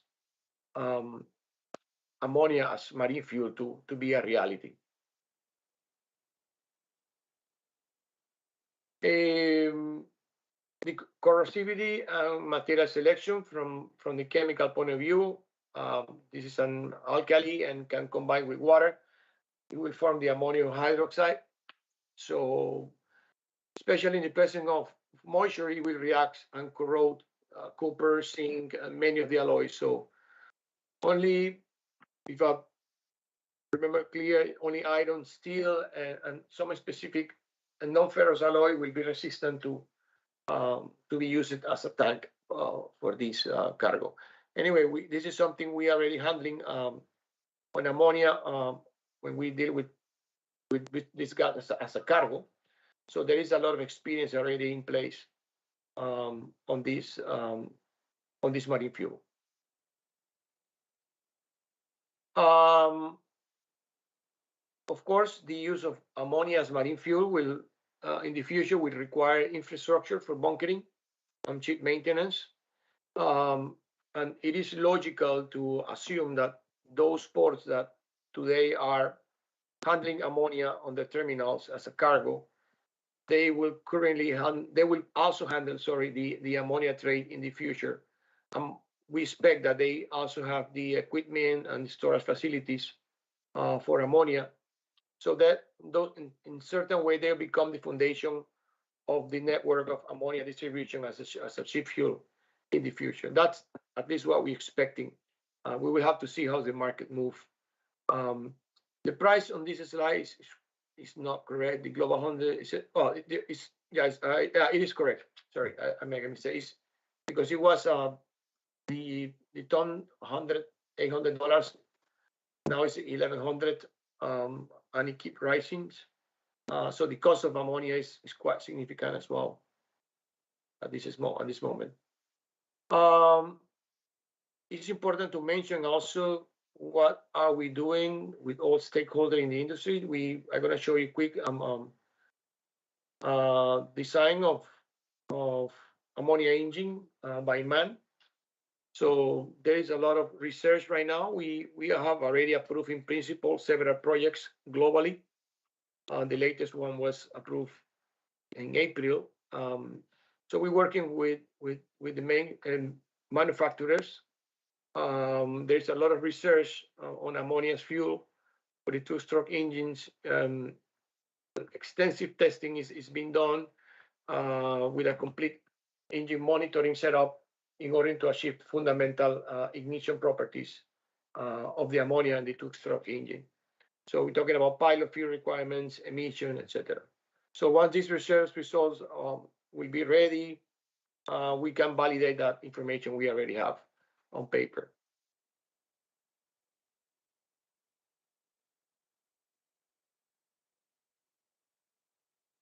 Okay, this is part of the arrangement of using ammonia as fuel in general. You will see in the slide, the vapor lines, the storage tanks, bunkering station, the line for vapor, the line for liquid, the service tank, and the high pressure fuel pumps, the fuel valve train, return lines, and of course the main engine that is fed by the gas.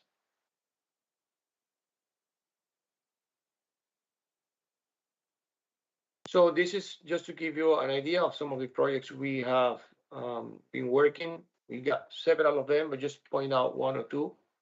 So in this case, we have the Aframax tanker approval in principle, using ammonia, fuel tanks, bunker stations, using Type C tanks, and it's a JDP with Lloyd's MISCC man, and we have been doing the hazardous risk assessment report in order to make this happen, and that's part of the of the project we are working right now with ammonia. This is a summary of the HACCP workshop. So all the areas, all the issues that has been identified and what recommendations are being made. Most of them are really related to the toxicity and the problems to the safety and the health of the staff. The main concern in this is something goes wrong, there's a leakage. We cannot compare that if we got right now a leaks or oil spill of bunker. So two different scenarios, and there are a lot of things on the safety aspect that we need to take into consideration. So bunker procedure, understanding toxicity safety concept, and all the the properties of the ammonia, especially for the users. So I think this point is quite important now that we're talking in a panel of university.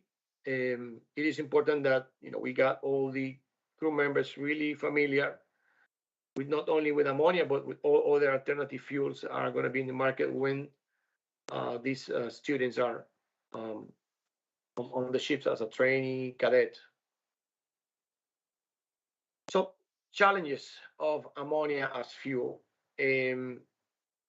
So basically we have these columns. So bunkering is one of them.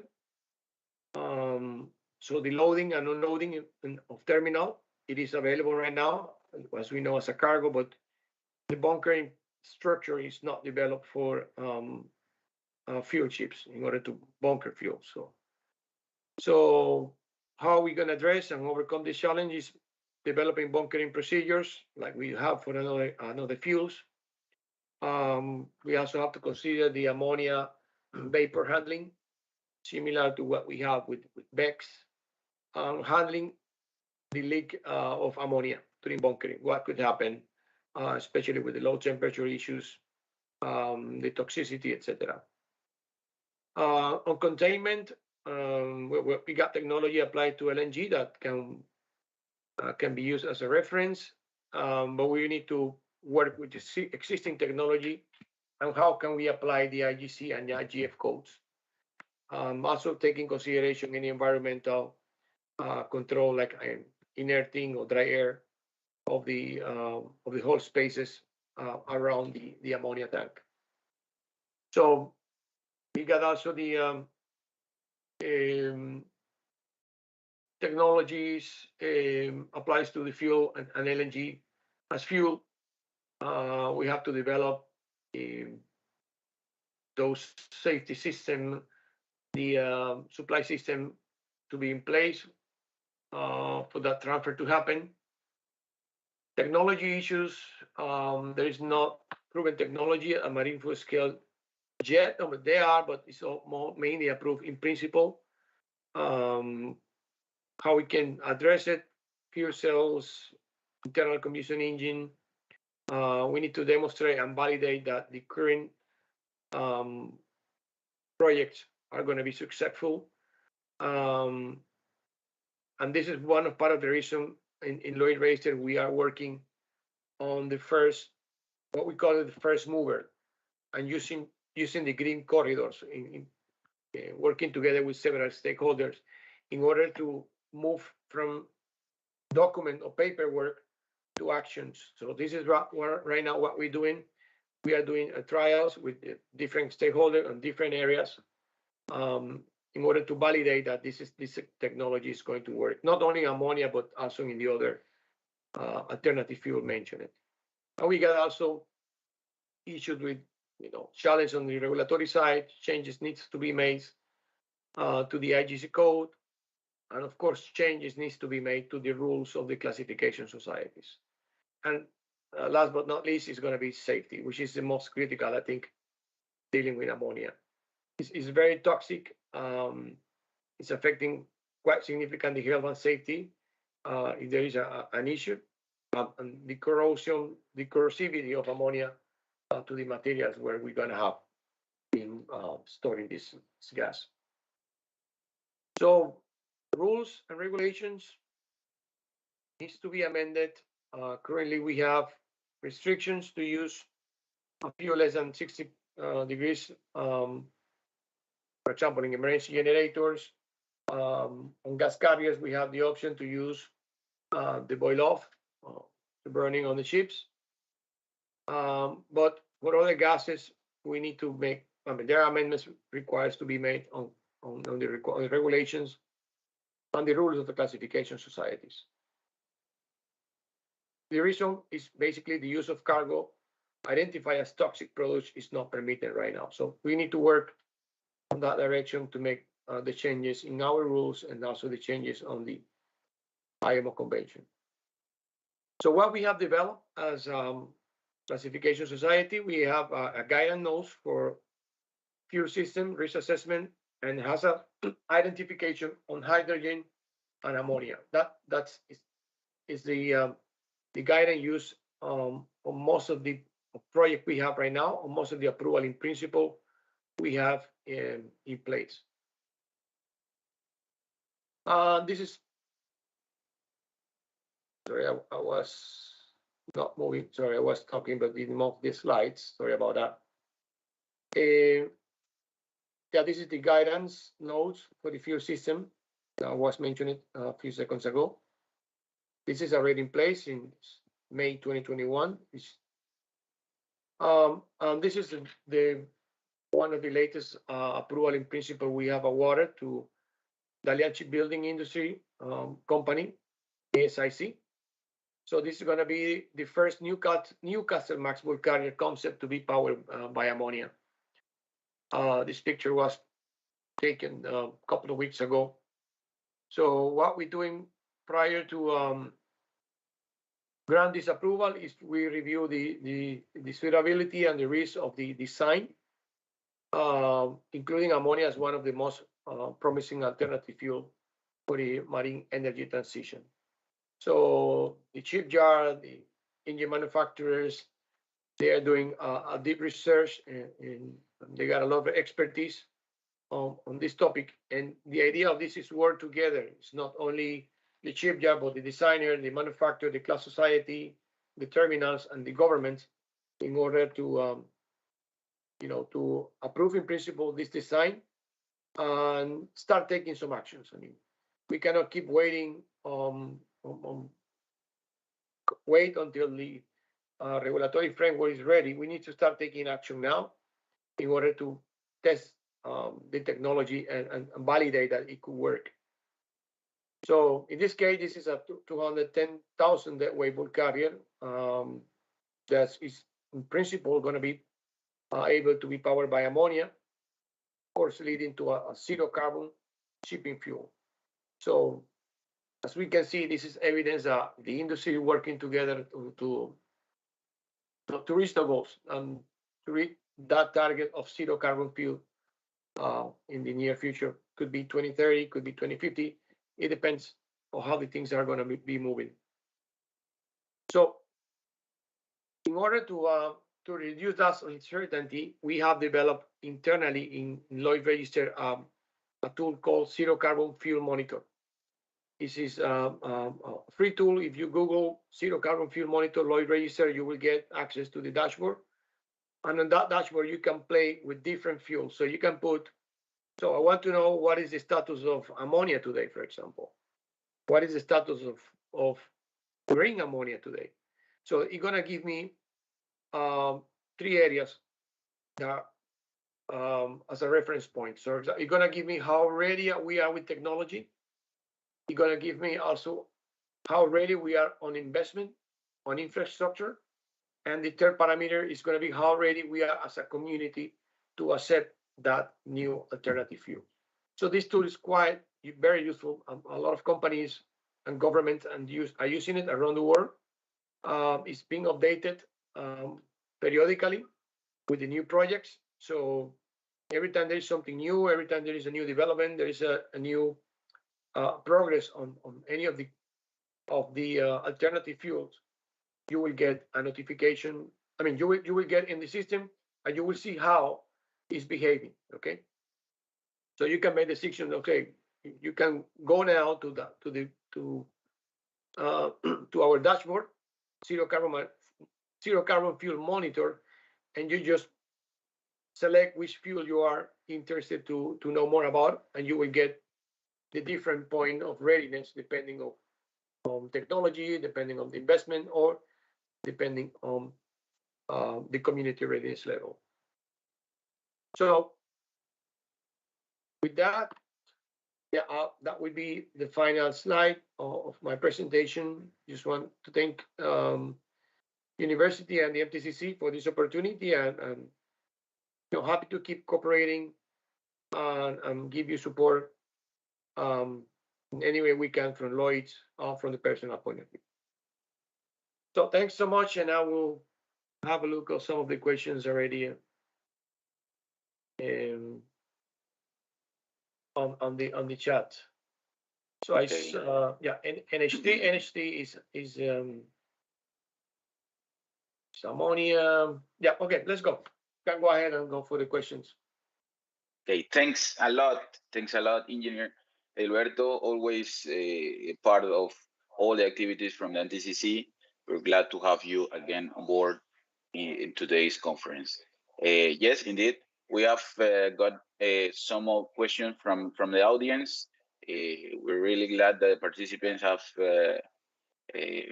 also interacting and leaving their questions, and the experts have been replying as they consider the questions pertinent to the conference. First question, Engineer, is what is the difference? A little bit elaborate more on the difference between a green and blue ammonia. Okay. Green and blue is not about the color. We talk about this colorless. It is when we talk about, you will listen green, you will listen brown ammonia, and you will listen blue ammonia. So we're talking about green ammonia. We are talking about ammonia that's manufactured in the Haber-Bosch process, but using renewable energy rather than hydrocarbons. It's not using LNG. So in this case, you will result in no CO2 emissions. Renewable electrical energy is used to separate the hydrogen from the water with electrolyzers and separate nitrogen from air with a separation unit. Blue ammonia is basically the ammonia produced by the traditional method, but having the CCS, or the carbon capture and storage part on it. So it captures some of the carbon dioxide generated during the process of production instead of releasing that to enter to the atmosphere. And the brown ammonia is a conventional ammonia process being made over 100 years with the Haber-Bosch process without any carbon capture or any other environmental measure. That's basically the difference between the ammonia colors. Okay, thanks for the answer. The second question, when you say that ammonia have a low flame speed, what is the meaning of that?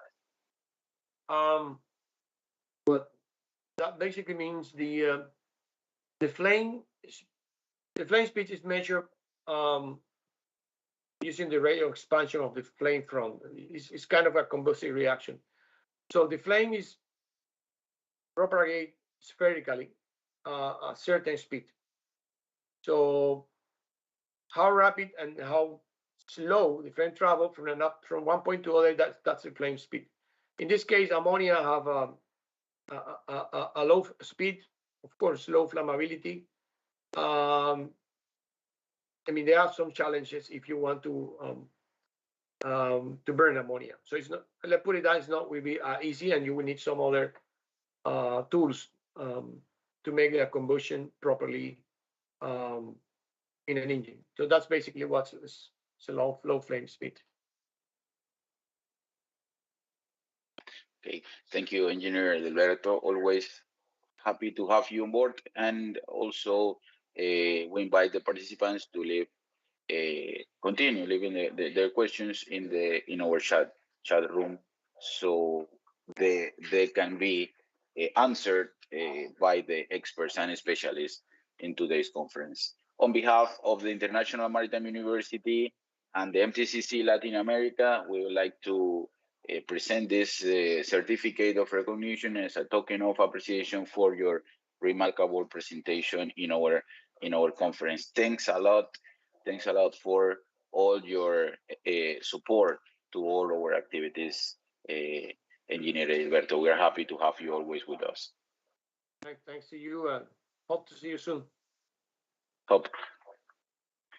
We'll continue with today's conference as we conclude with the presentation of Engineer Edilberto Peralta from Rail Register, the first block, and I will pass the word to my colleague, Erwin Vargas. Floor is yours, Erwin.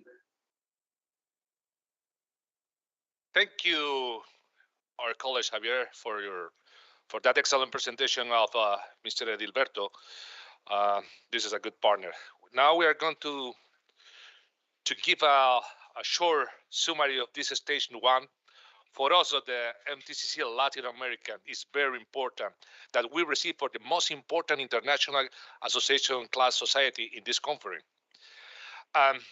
For the MTCC and the International Maritime University, this first block has been a great value to be able to receive exclusive and update information of the latest that is being presented in the industry by our keynote speakers. From the class society on case study of ships that are operating using alternative marine fuels on ships.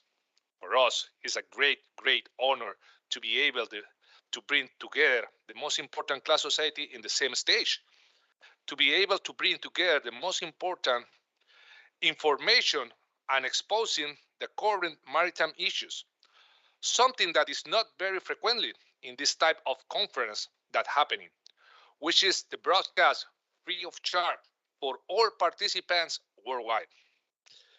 We thanks for each of our keynote speakers.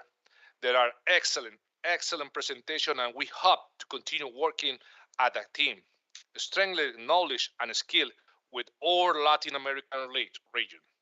Now, we are going to share for our students in the classroom what they are doing to see our conference. Please, we pass for the students. Good morning, everyone. We're here in the International University of Panama Auditorium. We're with a group of cadets, and we've been listening and watching your presentations closely, and it's been very interesting. Yes, the conference has been very interesting, and we shall remind you to keep everything under control. Thank you very much for this. Wow, that is important because this is what we are doing. We transfer all the knowledge for the students and also for all the industry that are liking to know about the alternative marine fuel and how the world is changed in this kind of topic. This is the reason that the MTCC Latin America and the International Maritime University of Panama are working. Thank you. But now we are going to continue with the next stage for the block number 2. Okay, now we are going to present the block number 2. Please, we can share now the presentation. Yeah. In the block number 2, the topic what we are discussing this block is about the development of emerging technology applied to the alternative fuels and the training and competence required. In this kind of topic, now we are going to present our next keynote speaker.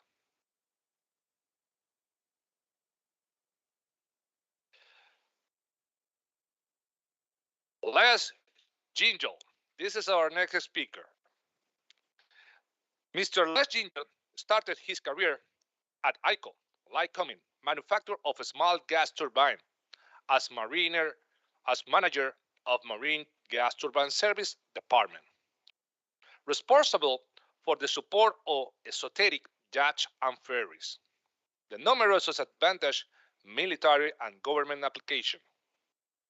In 1994, Mr. Les joined to the MAN BMW as Director of Business Development and subsequently became to the Vice President of Sales for Latin America. In that time, he has been immediately involved in many of the world's most advanced propulsion systems and at the leading edge of the use of alternative fuels for marine propulsion. MAN BMW and the main engine have been the exclusive choice of two-stroke main engine for Jones Act ocean-going vessel for over 30 years. And for the past 10 years, all engine choice has been MAN and BMW alternative fuel engine. Now, we are going to present the topic of Mr. Gingell,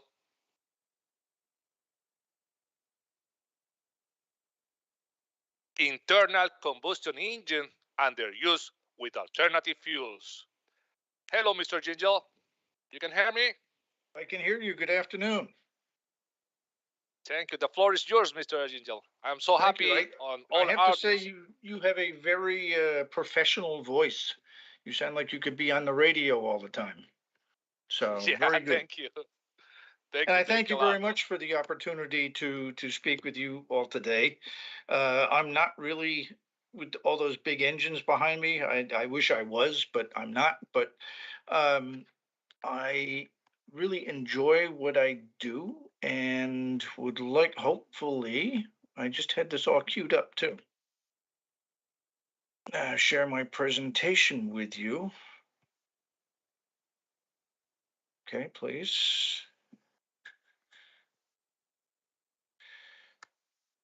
Here we go. All right, we're all good? Yes, sir, all good.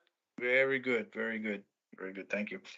I put this face page to show you one thing about this engine that's quite interesting to me is it's only those parts that you see that are yellow that are affected with alternate fuels from a basic diesel engine. So it's not a huge amount of difference from our basic diesel to use these alternate fuels. And next slide. Okay, there we go. I put this up here because sometimes it's not fully appreciated how far we have gone in terms of emission reduction.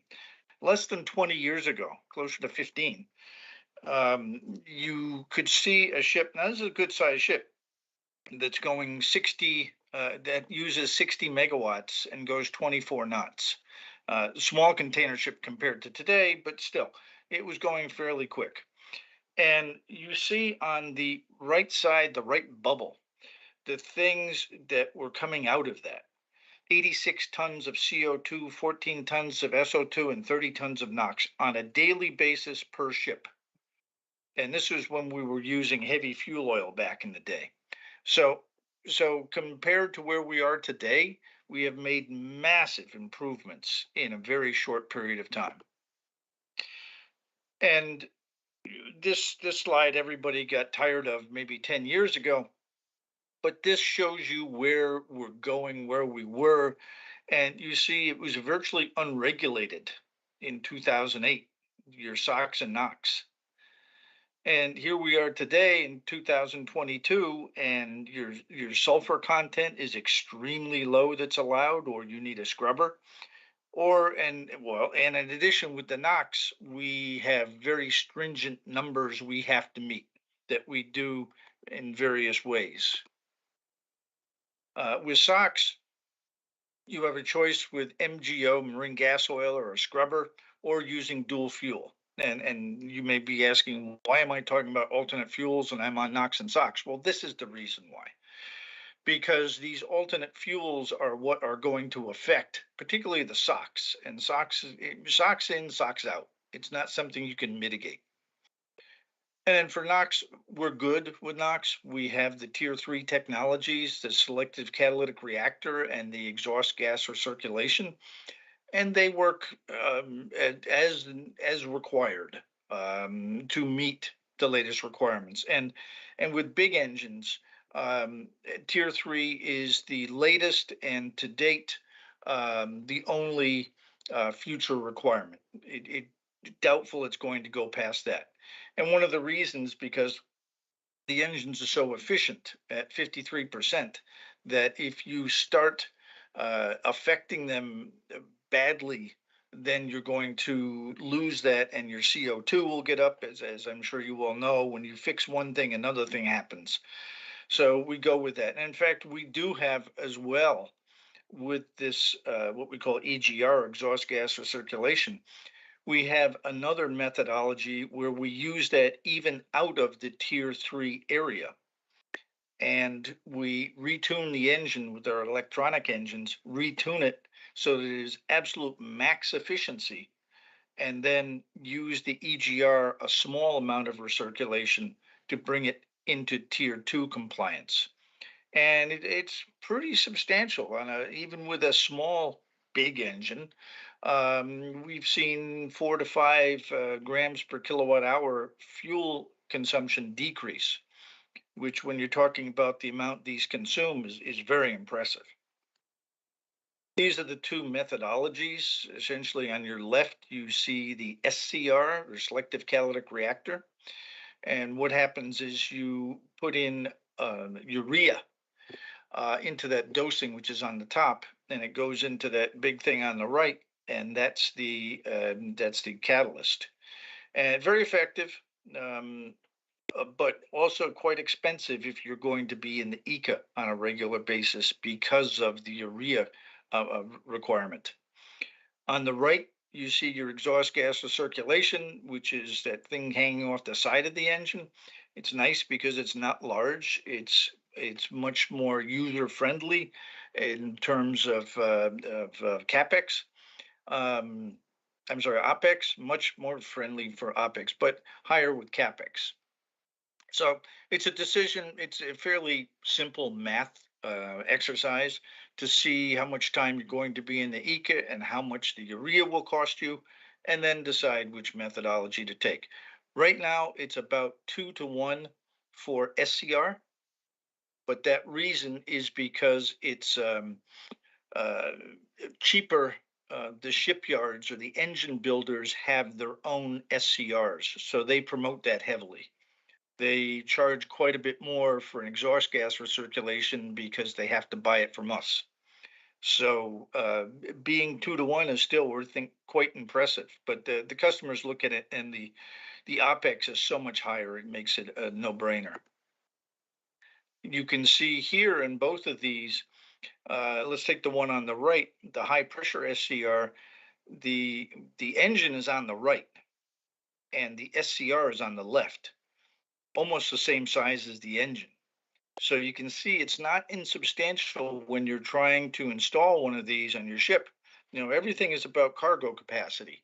And the more your engine and its associated components are, the less capacity you've got. And in particular with these fuels, as we've already seen, from MGO, you're talking 2, 3, 4 times the size required of the tanks. And that's on a good day. Then you have the very severe requirements for refrigeration. So, just adds. Here's what tells you, I won't go through all this, but it shows you more or less we're about 2 to 1 SCR to EGR. And interesting things as far as which ships have more or less of a take rate. Again, I won't go through that, but I just found it very interesting. One thing I would highly recommend for anybody who is interested in emissions is this, what's called Emission Project Guide. The bottom line there shows you where to go to on the website. It is completely available with no passwords, nothing required, and it does a wonderful job of going through all the different emission opportunities, the cost, the effects. You can calculate specific things, especially with students here. It's a wonderful way to get a good idea of what's going on with emissions. Also, of great interest should be to everyone is what this is called CAS, Computerized Engine Application System. Once again, completely available on our website, does not require any passwords or anything else. I've put the address there, and you can choose an engine type, size. You can choose the IMO regulation, the fuel injection type, meaning diesel, methane, ethane, propane, methanol, and the number of cylinders and so on.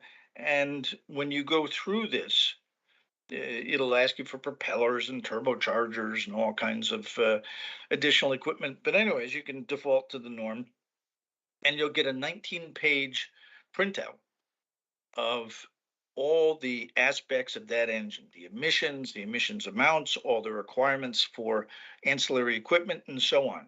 And often I get questions from engine from customers, be they consultants or ship customers, and usually just refer them to this, and they can make all their own ideas about which one they want to go with, what the properties of the fuel, how it will affect them, and so on. Wonderful source of information. Interestingly, with this new EEXI and the CII, which I'm sure you're aware of, the Carbon Intensity Index, we already have two ships. And I mentioned there it's Jones Act, which are ships that work within the contiguous U.S. that are getting their engines replaced with LNG engines. One of them is a 41-year-old Ro-Ro, and that is having the steam turbine taken out and the MEGI, we call it, gas-injected engine, put in. And the other one is a barely 20-year-old ship that has a mechanical engine and will again be going to a dual-fuel LNG engine. Okay, so that was sort of a preface to get here. And the only thing you'll note here, well, maybe you'll note more than that, but the primary thing is there isn't ammonia in here yet. I'm still waiting for that slide. But anyways, we've got to add ammonia. We will have the ammonia engine ready for delivery in 2024. So if you want to be the first on your block to have the ammonia engine, just let me know, and we'd be pleased to get you set up for that. In addition, you can see here that we haven't just started this yesterday. In fact, 2013 was the first sale of the LNG tanker and LNG engine. That was in December of 2013. I remember it well when they called me.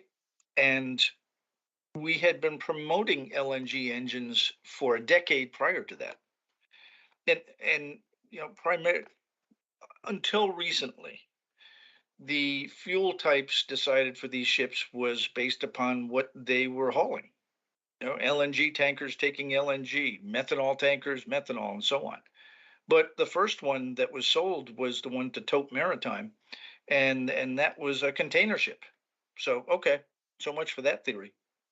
But and we're seeing now many container ships. It was announced late last year that Maersk is taking 12 16,000 TEU container ships, so large container ships that will operate on methanol. And we expect very shortly to be an announcement of quite a few more from another customer that will be methanol. So here's the different gas types: LNG, ethane, methanol, LPG. And some of these things have already been gone through: density and volume, for instance. You see their volume, methanol is the worst. It takes a lot of volume. That's the bad news. The good news is that it can go into the existing tanks. So, okay, you will need more at the end of the day, an additional tank. I know one customer is looking at putting it in a double bottom, and that could be very interesting. And then you note the line below that, fuel gas supply system. I'm sorry, fuel gas supply system is FGSS.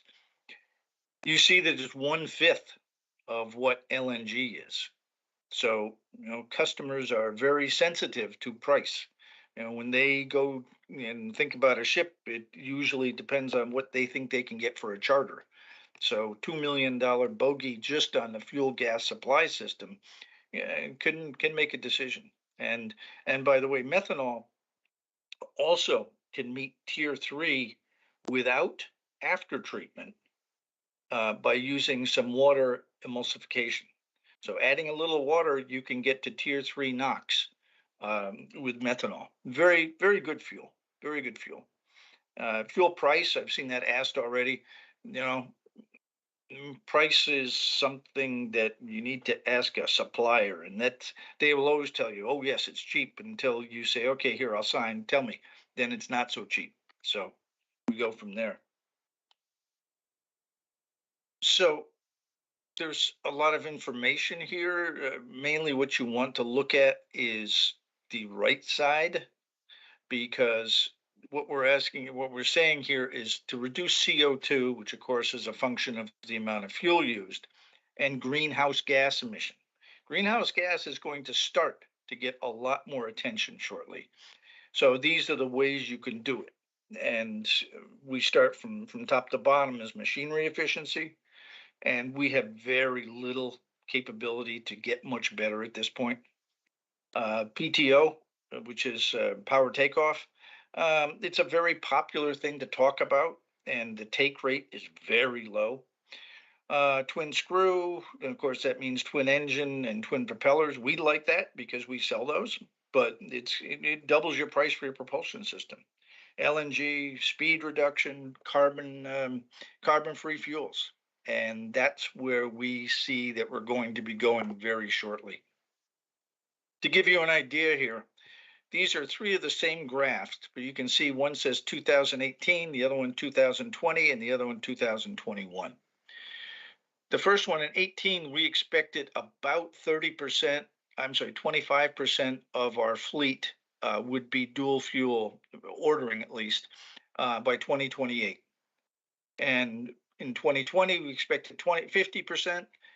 2021, we looked at greater than 60%. And I don't have a 2022 chart yet, but I suspect we're almost up to 70% of alternate fueled engines being ordered.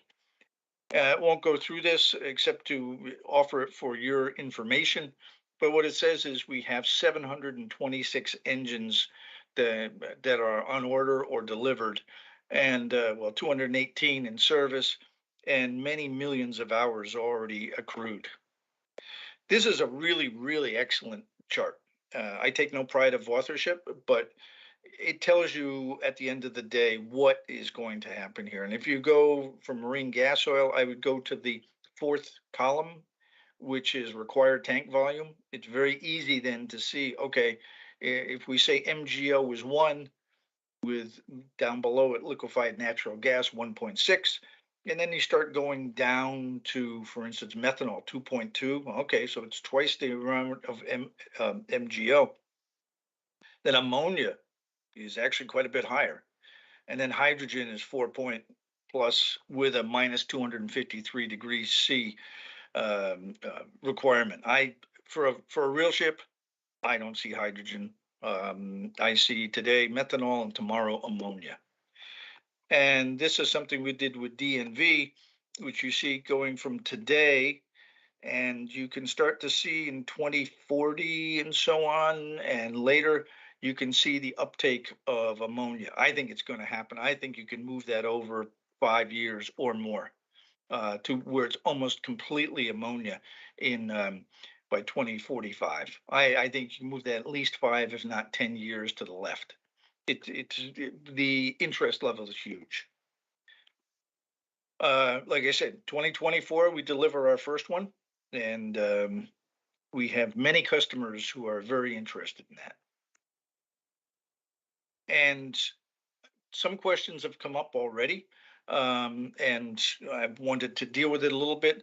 I said right up front that we were talking about diesel engines. And for those of you who know the difference between a diesel and an Otto cycle, a diesel is compression ignition. An Otto cycle is essentially what you get with a car engine modified. And diesel cycle is for using alternate fuels and for lack of methane slip and so ever is the only answer. And we will see this as time goes on. We know this. We also now have a auto cycle engine that we developed just for LNG tankers. It's gotten a good take rate, but I don't like it. So this is the important thing here. Along the top, you see the fuel types. You see MC, which was our old mechanical engine, and MEB, which was another quasi mechanical engine. And you see there the green boxes that say design. And then below that, there's just white boxes. And as you go to the right, MEC, MEGA, we'll skip MEGA, but the other ones, you see design and you see retrofit. So if you have an MEC engine, which is about the last 15 years, it's designed for fuel oil, HFO, and biofuels, but it can be retrofit. And we have done many of these already to LNG, ethane, methanol, LPG, and eventually ammonia. And same with the other engines. They're designed for whatever their particular type is. MEGIE, for instance, is ethane, but it can be retrofit to LNG, methanol, LPG, or ammonia. So we like to call these future-proof. So an engine today can be retrofit to an engine that we see will be using the fuel of the future, being ammonia, for some period of time. And that is what I had for you. So I hope I wasn't too quick, and thank you very much. Wow, thank you. Thank you a lot, Mr. Lesgingel. Excellent, excellent presentation. My pleasure. Wow, we are now so lucky that listen you about your explanation about the different information of a man energy solution that are doing in the industry, because many of the people are want to know, if I have a ships, if I am owner or ship owner, and I have to change my engine because we are not compliant with the new regulation like EEI and EXI. What kind of engine we can make retrofit? If you explain to us, can you explain to us about that question? Yeah, in many cases, you can retune the engine. Retuning the engine means that you change it so that it doesn't put out as much power. With a mechanical engine, that means usually just strictly a mechanical stop on the fuel pumps or fuel supply. And a electronic engine, you can retune it and then have an override button. So that's one way for an older engine. For the newer ME engines, then you can retrofit to the other fuels. As I mentioned, we have two currently going on, one a 41-year-old ship and another one one from 2020. So it's doable. Most don't like to actually have to literally replace an engine, but those are the solutions you have. Wow, thank you, there, Les, and we are continue to say we are very so happy for listening what your explanation and also what man are developed in the industry, because man is one of the best engine. I was working with man, and that's a very good engine. And now, on behalf of the MTCC-Latin America, we are honored to present of you a virtual certificate of recognition of you as keynote speaker at the International Virtual Conference, Alternative Marine Fuels and the Challenge for Latin America. Thank you a lot, Lesgingel, and we are continue working together with you. Thank you a lot. We are continue working together. I hope to see you in the future. Yeah, come on up. And by the way, if anybody has additional questions, my email address is available. You're completely welcome to ask more. Very good. Thank you again. Bye-bye. Thank you. Now we are continue with the next presentation.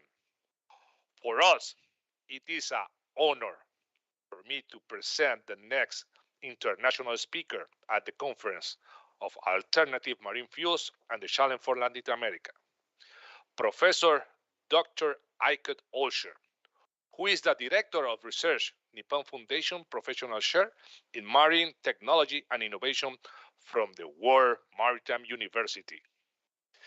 Professor Dr. Olsher is a naval architect and marine engineer, holding the position of Nippon Foundation Professional Chair in the Marine Technology and Innovation and the World Maritime University.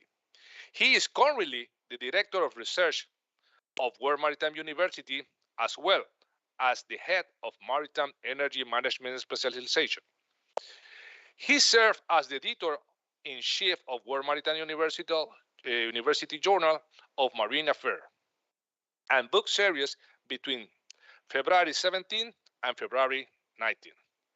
Prior to joining the World Maritime University, he worked at Newcastle University and University of Strathclyde in Scotland and Istanbul Technical University in Turkey, within the field of naval architect and marine engineer. For many years, he has conducted research independently, jointly, and collaborated with other research, academic, and students all over the world, in particular from Europe and Asia. Dr. Olsher has involved in numerous EU and funded FP5, FP6, and FP7, Horizon 2020 project and IMO project, as well as IAMO, International Association Maritime University, and regional project in Scandinavia. Now, we are going to present the next topic for Mr. Dr. Olsher, addressing maritime decarbonization through education and capacity building in maritime energy management, a success history of the World Maritime University. Hello, Dr. Olsher. You can hear us? You have the floor already now for you. Yes, Mr. Vargas, do you hear me? Yes, sir, we are hearing you. Fantastic. Very good and properly. Yes, let me try to share first of all. Okay, Mr. Javier, can you please share my presentation? Mr. Javier? Yeah, we are going to share with you. Yes, so in the meantime, let me start. Mr. Vargas, thank you very much for the invitation and all the MTCC colleagues. This time we are doing online, of course, due to the pandemic, but I'm proud to say that in 2019, March or February, I was in Panama for the inauguration of the MTCC-Latin America. Some of the participants might remember. And of course, I look forward to visiting Panama in the months or in the years to come. So I'm just waiting for my presentation. I don't know, Microsoft Teams is not working. Working not properly on my side. Sorry for this. I apologize. Don't worry, Dr. Olsher. Now we are trying to present to you your presentation. Give to us some little minutes and we are sharing with you. Don't worry, sure. And with the audience. Sure, of course. And also I can continue while you are sharing. And when Mr. Vargas approached me and for this workshop and the event, I basically decided to provide a little bit different perspective rather than focusing on alternative fuels, because as you can see, previous participants and touch upon all these things. Yes, fantastic. Thank you very much, Mr. Javier. Thank you, Dr. Olsher. Now the floor is yours. Fantastic. So previous speakers already touch upon alternative fuels, LNG, hydrogen, ammonia, with all these technical details, safety concerns, environmental concerns, and so on and so forth. So that's why I do my best today to be able to provide a different perspective. And what is this perspective? In a way that what is the role of education and capacity building in this buzzword we are dealing with today is maritime decarbonization, and also what we do at the World Maritime University, WMU, and in order to respond to this. Maritime industry is probably still the first slide, Mr. Javier. First slide, please. Still on, yeah. The maritime industry is probably standing at the start of one of its greatest technological challenges as it prepares to transition to a zero and low emission industry. through the adoption of technological innovation. And some of the examples and the snapshots we already saw in the previous presentations. And it is a necessary step since it has been proven that human-made emission of greenhouse gases has begun to change our climate and is already affecting our lives in a tangible manner. Further, the climate change 21st century has also proven that global disruptions such as financial crisis, global pandemics, and international conflicts, which we are facing as of today, have affected international shipping and threatened societies more than once in this century. Strengthening our ability to mitigate these disruptions and building resilience towards them are amongst the most important challenges of this century. Looking at climate action first, we are witnessing the impact of the IMO initial GHG strategy, helping to accelerate the global momentum on greenhouse mitigation within the shipping industry. International cooperation for the mitigation of GHG remains a challenge and is a crucial element for decarbonizing the industry globally. So in this respect, fostering maritime innovation and innovation deployment requires maritime leaders with the right knowledge and skills, thereby the education and capacity building. So that's why this introduction was all about let's say the justification and motivation behind my keynote speech today. Second slide, please, Mr. Javier. Yeah. Now, this slide, now Mr. Vargas already highlighted and connected to some students. Some students undergraduate level are also watching us. And this slide maybe is really good for them, especially to have the full picture behind the decarbonization. What we see in this slide, there are 6 drivers for us to become energy cautious, for us to become more environmentally friendly, and for us to become more energy efficient. And these are the 6 drivers. And focus is air pollution, of course, when it comes to decarbonization. And air pollution is very much linked to the energy production and its consumption in the maritime industry, including ships. Although IMO jurisdiction is on the ship side, on international shipping, but also the supply chain and also the stakeholders, important stakeholders like port and the shipyards, was also part of the big picture. So as I highlighted, what you see in this slide are the drivers for the maritime community to manage the production and consumption of energy in a better way on board ships. Those above mentioned legislative and non-legislative motivational factors or drivers are the basis for energy management or energy efficiency. And very briefly, the first one is what we do is not good, right? When we burn the fossil fuel, we definitely produce the spectrum of air pollutants and the GHG. And we have solution for the air pollutants like the sulfur oxide derivatives and the nitrogen oxide derivatives with a good engine, with a good fuel. But the problem is that we don't have a silver bullet technology to remove the GHG from our maritime operations. The second driver is, do we have any internationally binding regulation? Yes, there is MARPOL Annex 6 and the Chapter 4. And also Paris Agreement, a kind of a turning point when it comes to regulatory landscape, is not directly linked to international shipping, but is indirectly linked to maritime industry. Of course, IMO responded to Paris Agreement in the form of a GHG strategy in 2018. And third driver is volatile fuel price. Fluctuating fuel oil price character can be also handled and be settled also through a good energy management practices. The fourth item is world population. Actually, it is the main driver for also all the other drivers I mentioned and I will be mentioning later on, which is an important driver, which is definitely an important dominant driver for the increased energy demand and prices, because more people means more needs. Energy resources scarcity and energy security, what we consume today in terms of fossil fuel trio, within 70 or 100 years of time, we'll be able to run out of this. so that we have to use our existing resources in an efficient way. Energy security is very much linked to what we see today, especially the disputes and the conflicts that's happening in the certain parts of the region in the world.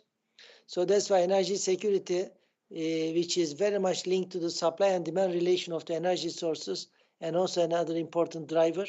Last but not the least, United Nations 2030 agenda for the human being and the civilization to grow in a sustainable way, and in particular 7, clean energy for all, and the SDG 13, climate action in particular.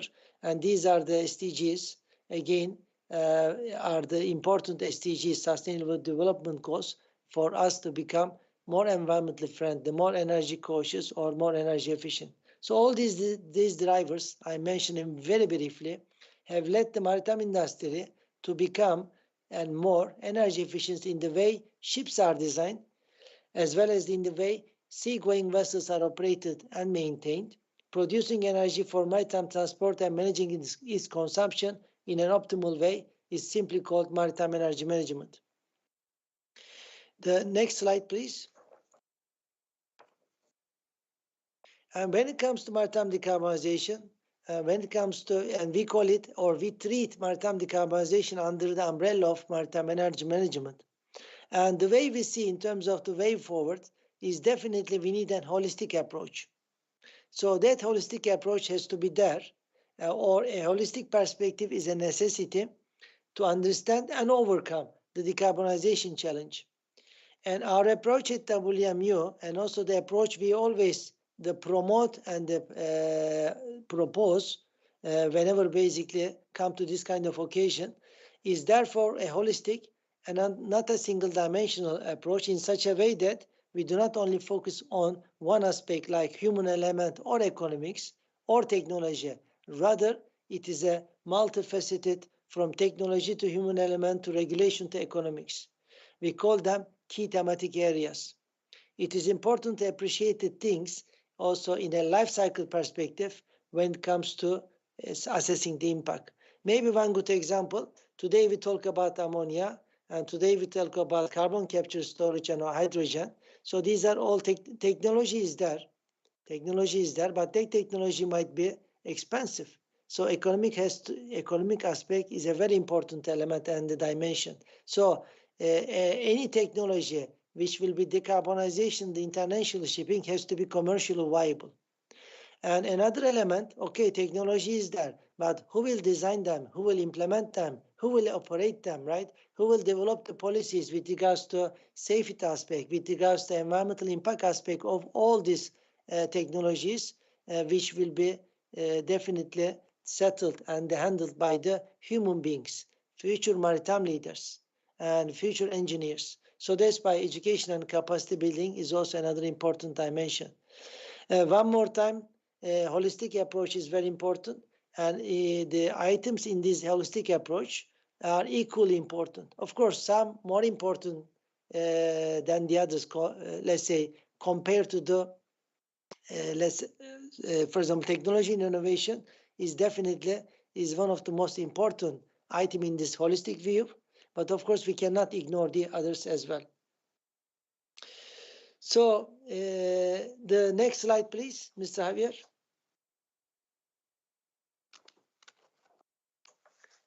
Now, what you see in this slide, and definitely the IMO themes for year 2020, year 2021, and year 2022. As you can see, 2 out of these 3 themes are very much linked to sustainability and decarbonization. So it's not a coincidence that IMO has chosen new technologies for greener shipping as maritime theme of 2022. And sustainable shipping for a sustainable planet has been selected by the IMO as the World Maritime Theme for 2020. And today, international shipping is, of course, indispensable to the world, but is not sustainable due to its negative externalities. Marine litter, sewage, and the ballast water, chemicals, fouling related. So most of them are regulated by IMO, and some are at the development stage in terms of, or in the form of, international binding regulation. So amongst these, air pollution resulting from international shipping got a huge attention both in the maritime industry and the society, due to its severe consequences such as human health problems and the climate change. Now the question is, how do we mitigate this, or how do we remove air pollution from the maritime operations like running a ship or performing a port or shipyard activities? And next slide, please. So now, after this a little bit long background, we came to the level of the role of higher education or education and capacity building in the maritime decarbonization. So maritime industry needs or the needs of the maritime industry are rapidly shifting towards green and ecological operation of ships and ports. Therefore, new types of education and research are in demand as of today. How do we respond to those needs as an academic institution? So WMU, World Maritime University, use a 5P approach to sustainable development, and in particular to maritime decarbonization. As you can see, people, the planet, prosperity, partnership, and the peace. So these are the 5P. The integrated and balanced action on all 5Ps is important for effective capacity building. If we achieve this, we might be able to reach the target of zero/low carbon and energy efficient maritime industry. Next slide, please. So the initiative to develop the maritime energy management stream at WMU arose from or resulted from the direct and urgent need to provide education for the reduction of GHG emissions and for the development of sustainable forms of energy in the maritime field. More specifically, MEM is the response of our university to the needs of the maritime community and the drivers mentioned in one of the previous slides.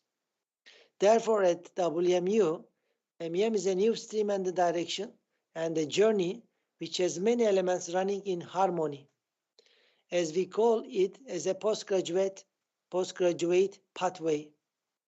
And in this pathway, education and capacity building side, we have a master program delivered in Malmö and a postgraduate diploma program delivered online through distance learning and professional development courses. Of course, this education or this main pillar on education and capacity building will be definitely or has to be supported by research, including our PhD program. So that is our postgraduate pathway to educate future maritime leaders and to build capacity to achieve maritime decarbonization or to achieve a zero/low carbon and energy efficient international shipping.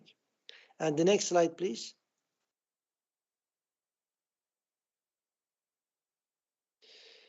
So fostering maritime innovation and innovation deployment requires maritime leaders with the right knowledge and the skills.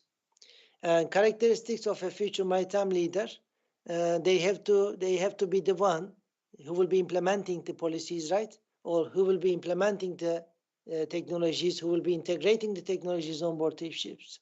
And they are the decision makers when it comes to select the best amongst the finite number of the alternatives, like global sulfur limit compliance. Either it will be a low sulfur fuel or abatement technology or LNG. So they are the one who will be making the decision or optimal decisions, or they are the one risk analyst. So in this respect, and WMU achieve to be able to provide, to be able to educate future maritime leaders in the 6 years since we launched the program at the WMU site. As you can see, we graduated 62 MSc alumni from our MEM program, and half of them are from Africa. So in this respect, we are very proud of building the capacity in the developing countries of the Africa continent. And more than 40 graduates in our postgraduate diploma through distance learning. And those graduates, some of them are coming from least developed countries, and also in particular, small island developing states. They are the states which will be affected the most by the climate change. So stakeholder spectrum is maritime administrations, ports, classification societies, shipping companies, shipyards, academic institutions, and so on and so forth. We have already graduates alumni working for IMO, but also when it comes to MEPC plenary sessions, we have a lot WMU alumni in the form of country delegations. So next slide, please. As I highlighted in one of my previous slide, education and capacity building or educational products of WMU is supported heavily by the research we do. And of course, spectrum is wide, but these are just the snapshots. We do research funded by the EU, European Union. And interestingly, at the moment, we have a flagship project dealing with decarbonization of international shipping, but with a focus on ammonia and hydrogen. At the WMU side, we look into the life cycle analysis of ammonia and hydrogen. We have also another project, Swedish Traffic Administration Agency. We look into emission trading system at the EU side and its impact on the international shipping. Of course, we have PhD students and the wide spectrum of topics from energy modeling on board the ships to shipyard energy management to market-based measures and so on and so forth. And especially for the students attending and participating in this conference, providing the link, we have master dissertation publicly available. So you are more than welcome to check the link and then benefit from it. Of course, we are an IMO university. We are heavily involved with the IMO activities. Last year, we were part of a project called Comprehensive Impact Assessment of the Short-Term Measures. And our basic work submitted to MEPC 76 last June. And at the moment, we have an ongoing project. We look into safety and energy efficiency profiles of domestic passenger ferries in the Philippines.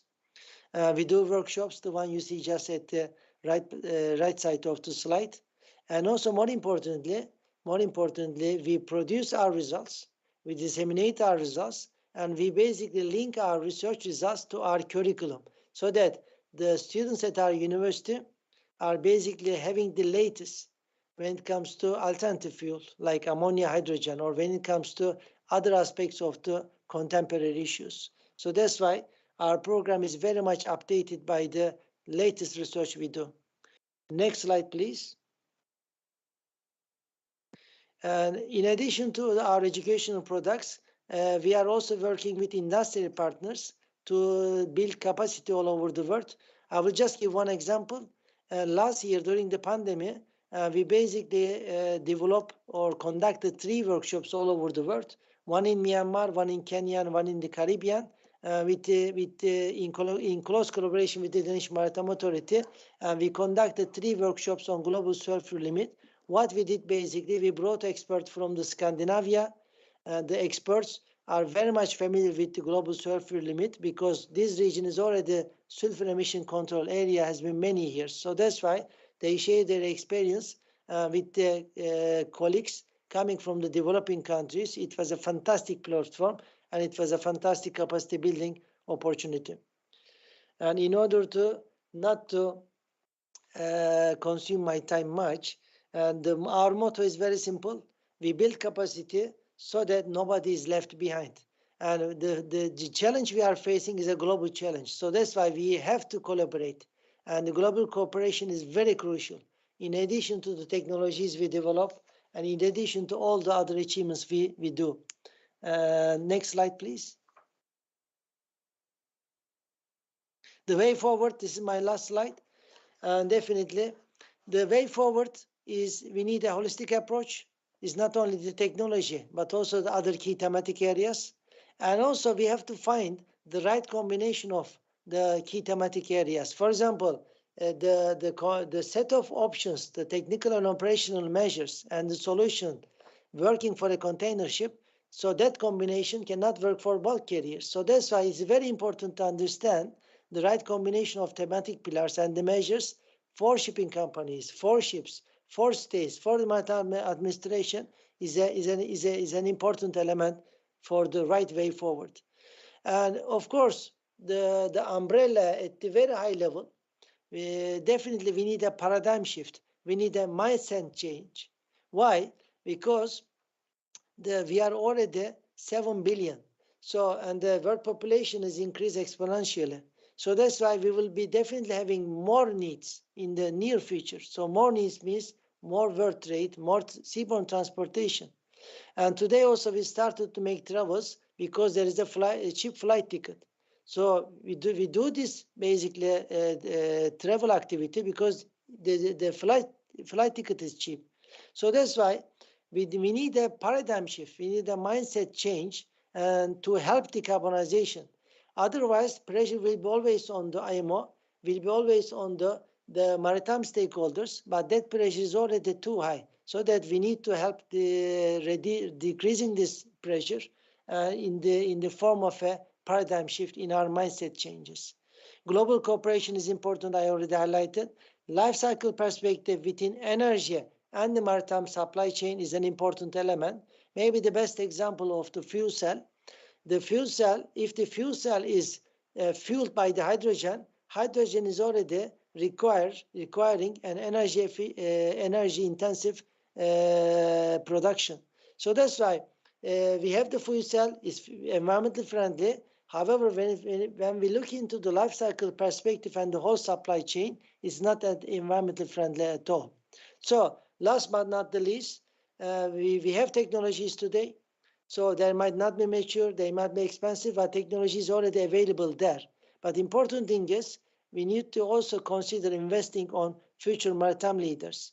So WMU model and its translation into the regional local context might be also another good way forward. The last but not the least, while we are keeping all these things, we have to always keep in mind two things. To empower women in the maritime industry while building resilience for the disruptions such as COVID-19. So next slide, please, Mr. Javier. So thank you very much and gracias. Thank you. Appreciate. Thank you for you, Dr. Rolsher. That's very, very impressive that you present to us about we have to invest in the new leader of the maritime industry. Now we have the season of opening, the season of Q&A, and we receive a lot of questions here, but we're going to present the first question for you, Dr. Rolsher. You present the World Maritime University as a success history in your presentation. Can you please elaborate more on the educational product of World Maritime to help achieve zero low carbon energy efficient maritime industry? Sure. Thank you very much, Mr. Vargas. Thank you very much for this question to the participant. Already elaborated a little bit, but without taking too much of time. And IMO established World Maritime University 39 years ago to build capacity, especially for the maritime professionals coming from developing countries.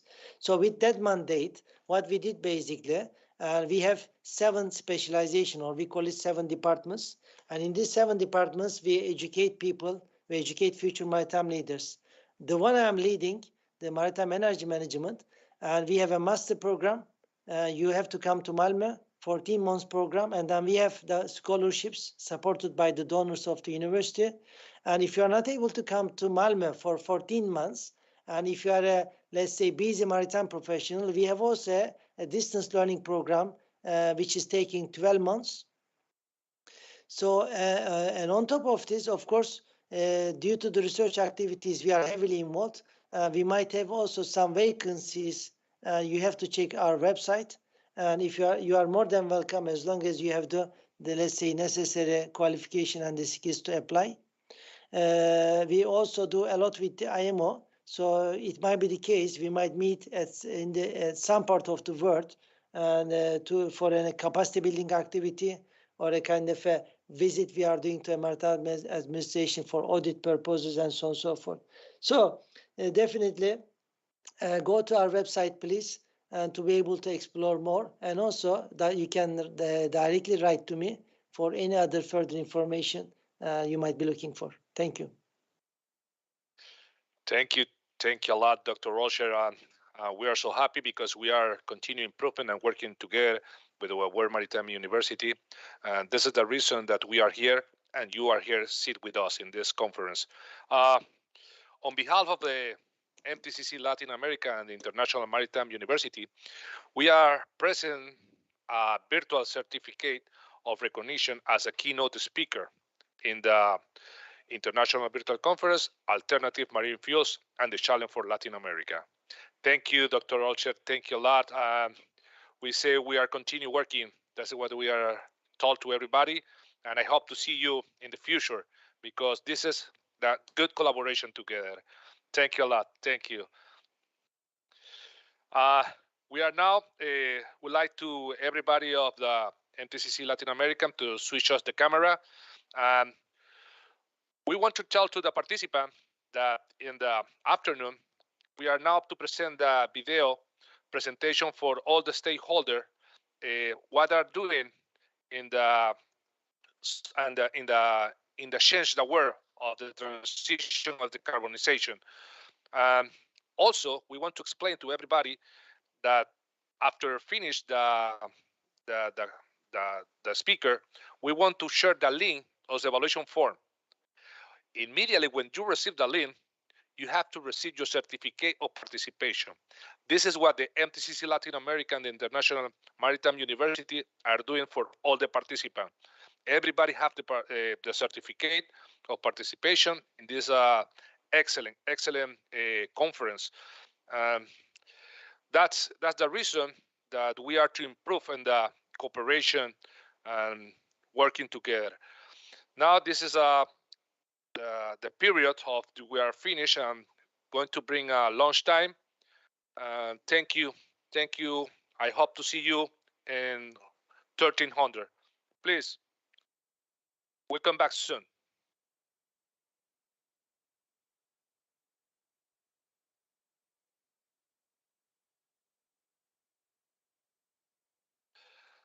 A las 13:00 regresaremos nuevamente con la conferencia. En esta conferencia, los temas que vendrán son muy importantes para cada uno de nosotros. Creo que es importante que mencionemos que después de terminado con nuestros participantes y antes de empezar el summary o el resumen de la conferencia, pasaremos un enlace. En ese enlace va a ser de evaluación de la conferencia, donde inmediatamente ustedes llenen como participantes el enlace, recibirán un certificado de participación por parte de la Universidad Marítima Internacional de Panamá y el MTCC Latin America. Estas presentaciones que hemos llevado a cabo nos indican el trabajo en conjunto que estamos desarrollando en conjunto con la industria, con todos nuestros aliados estratégicos. Y si ven ahora mismo, estamos presentando información de última mano que ha sido compartida con ustedes. Esperemos que la siguiente parte de la conferencia, en nuestros bloques a continuación, sean de excelente agrado para cada uno de ustedes. Muchas gracias y nos vemos dentro de un momento.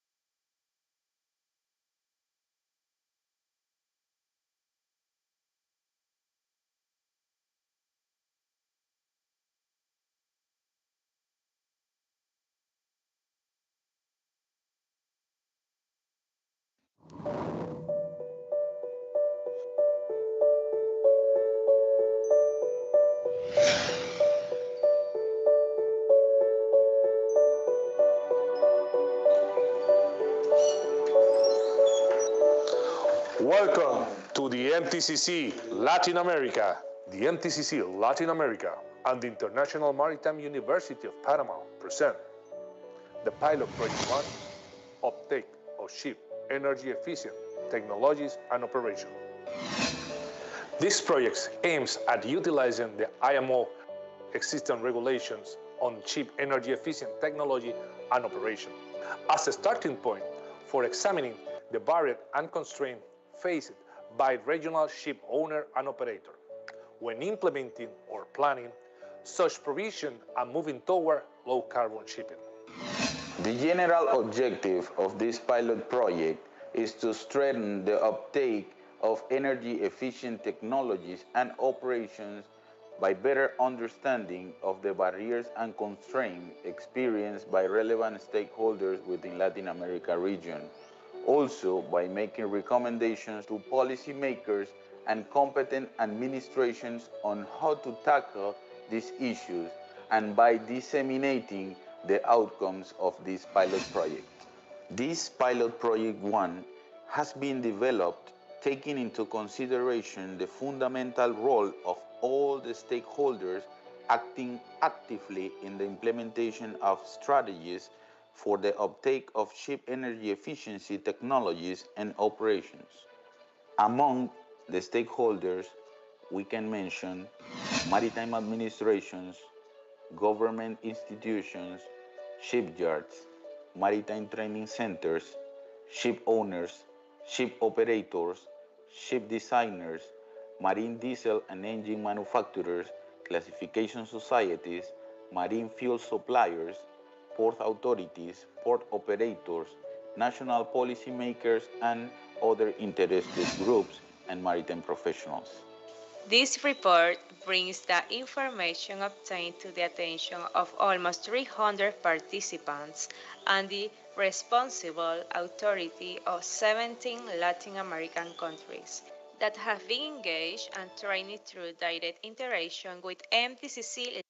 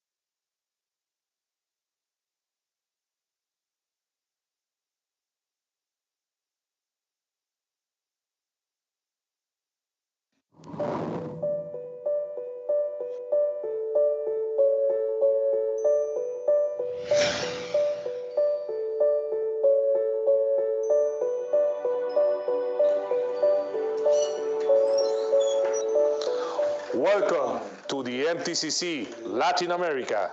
The MTCC-Latin America and the International Maritime University of Panama present the Pilot Project 1, Uptake of Ship Energy Efficient Technologies and Operation.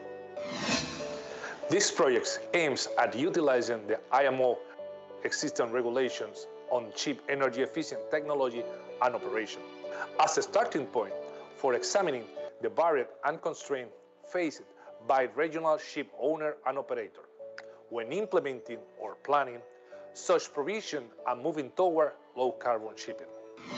The general objective of this pilot project is to strengthen the uptake of energy-efficient technologies and operations by better understanding of the barriers and constraints experienced by relevant stakeholders within Latin America region. Also, by making recommendations to policymakers and competent administrations on how to tackle these issues, and by disseminating the outcomes of this pilot project.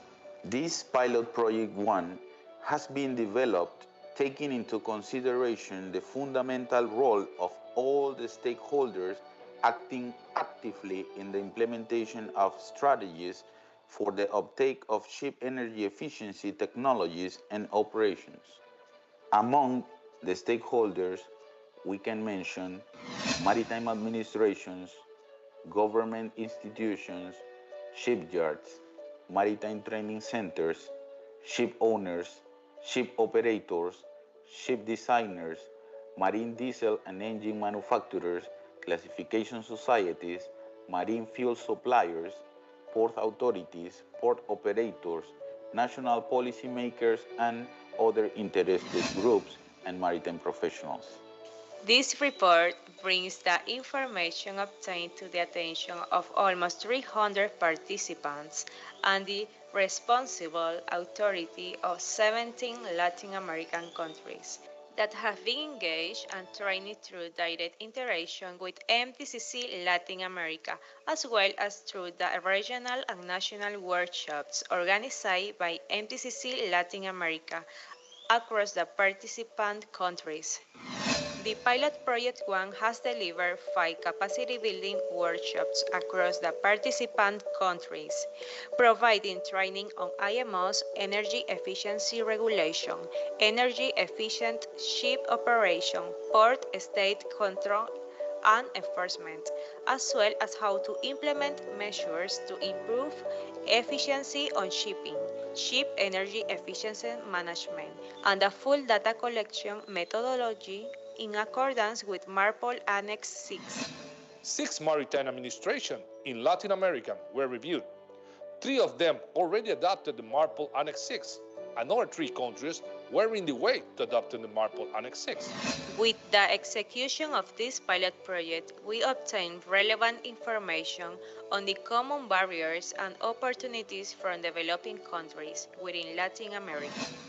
Barriers: lack of training and technical expertise, the uncertainty of experimental new technologies and the high cost for its implementation, absence of incentives for adopting or implementing energy efficiency measures, lack of environmental awareness, state capacity, and inadequate infrastructure. Opportunities: training and raising of technical environmental awareness at all levels, partnership and strategic alliance, research and innovation, technical regional cooperation, implementation of green policies.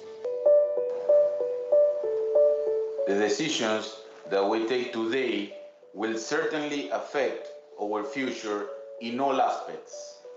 It is necessary to take the right action now. MTCC Latin America, working together to promote an efficient and sustainable shipping. This pilot project was funded by the European Union and implemented by the International Maritime Organization through the global MTCC network.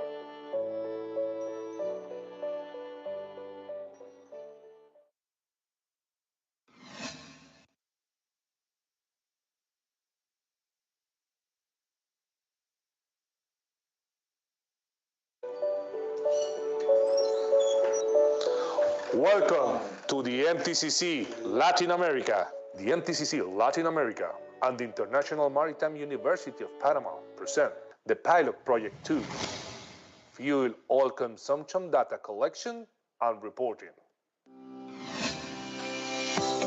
Pilot Project 2 is about the fuel oil consumption data collection and reporting. Maritime administration such as Panama, Peru, and Chile, and shipping companies such as Carnival, Mediterranean Shipping Company, Ultranav, Humboldt and Trans gases participated and provided ship operational data to verify the process of how the Maritime Administration collects the data, reported, and then to share that information to the IMO. The purpose of this pilot project 2 is to make use and perform a detailed analysis of the fuel oil consumption data collected by the MTCC-Latin America with a scope of providing useful insights on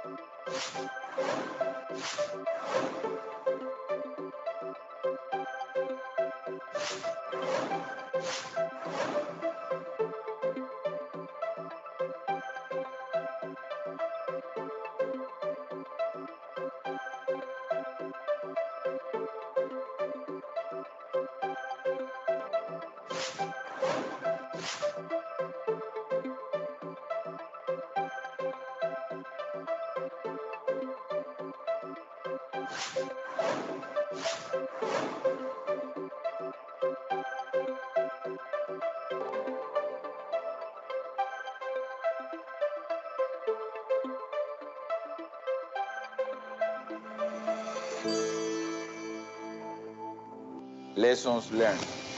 The real value for enhanced decision-making lies within the disaggregated data.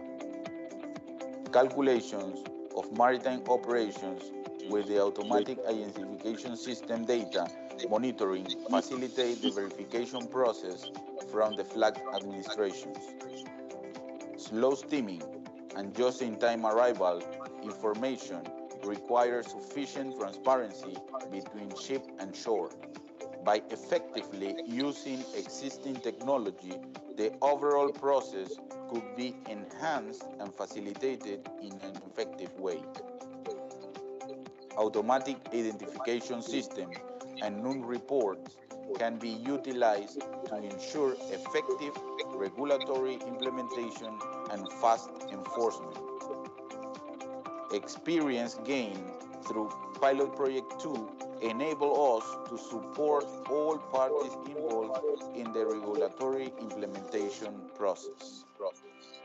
Regional technical cooperation is crucial for effective regulatory implementation through automation, digitalization, and optimization to offer great value to all parties involved. The decisions that we take today will certainly affect our future in all aspects. It is necessary to take the right action now. MTCC-Latin America, working together to promote an efficient and sustainable shipping. This pilot project was funded by the European Union and implemented by the International Maritime Organization through the global MTCC network.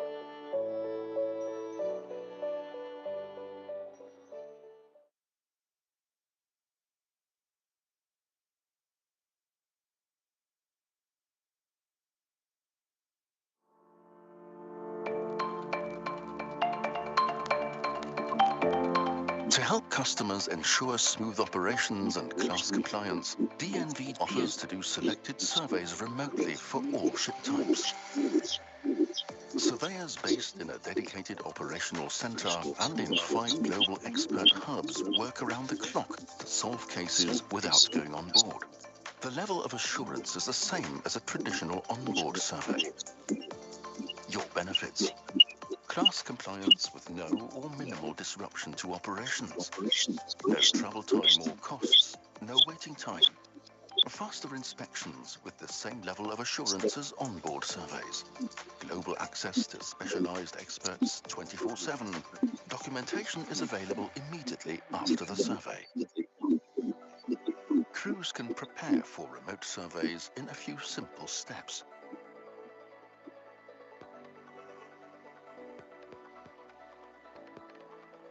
On DNV's online portal, My Services on Veracity, you can check whether your issue could be surveyed remotely.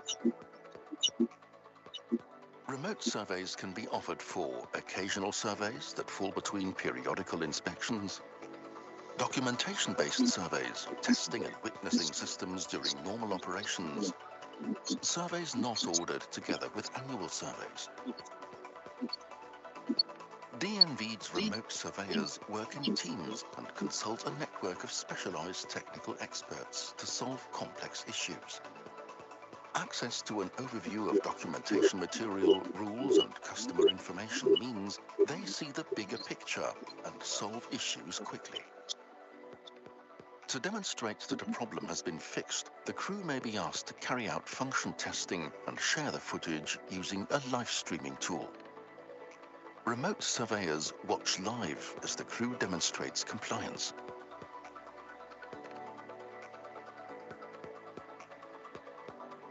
As soon as the case is closed, customers have immediate access to electronic certificates and class survey statements.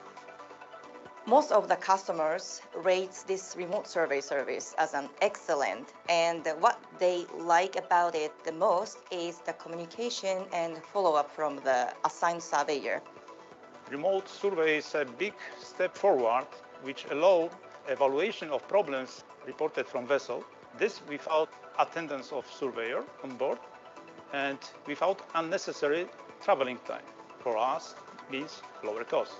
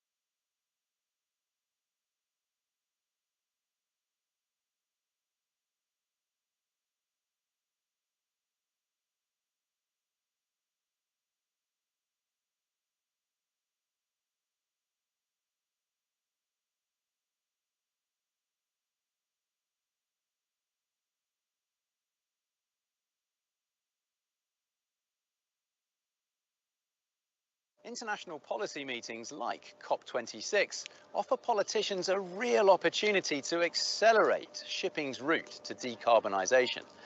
And as John Briggs reports, Lloyd's Register is calling on world leaders to seize the initiative, to build on the sector's work over the past 10 years and act now.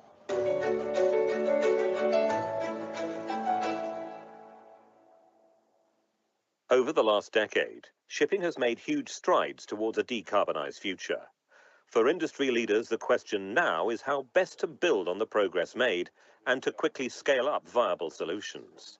There's lots of determination, a real excitement around supporting the industry through this so-called fourth propulsion revolution. And at Lloyd's Register, what we are now really focused on is ensuring how we make that a reality before the end of this decade. To achieve the industry's ambitious objective will require 10 years of intense action, greater cross-sector and industry collaboration, and for national governments to keep pace with the progress already made by the private sector. What we're focusing on now is trying to ensure that governments around the world, and there's a really critical meeting and discussion point around COP26 in Glasgow later this year, that governments are also recognising how quickly the private sector is moving and collaborating, and how quickly the demand for zero-emission fuels will be coming.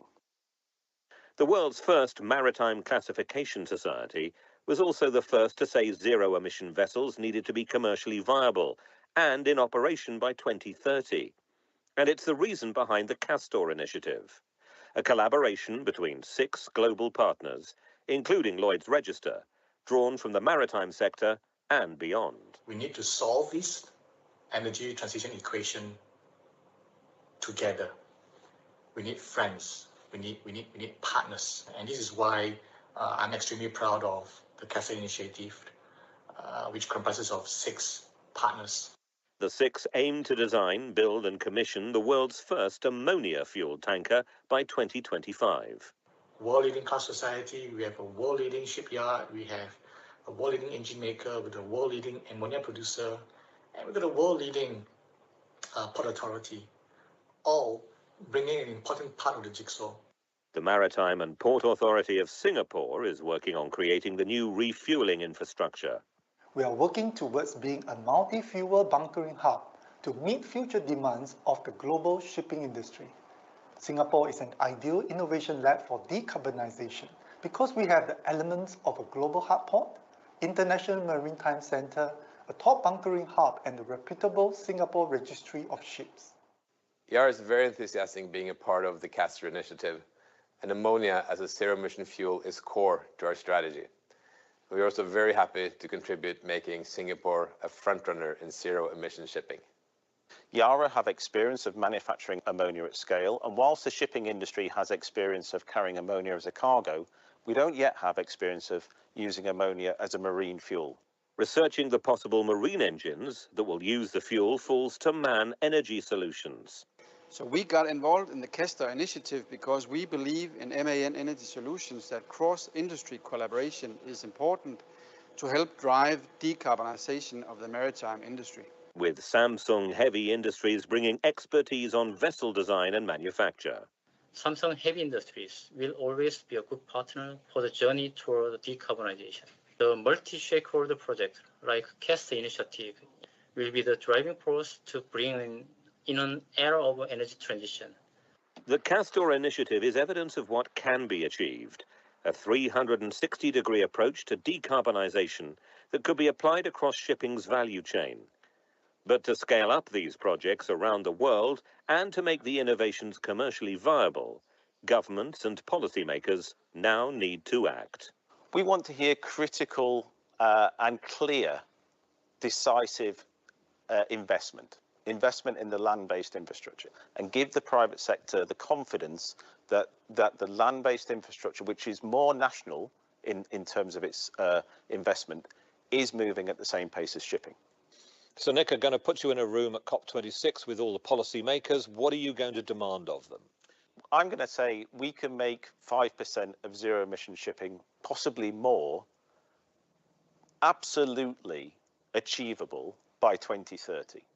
But the worst thing that could happen is that 5% or more of the world's ships are capable of running on zero emission fuels, and we arrive in key ports around the world to deliver the goods that society in the nations in that room that I'll be speaking to are reliant on, and there's no zero emission fuels available for the ship to load.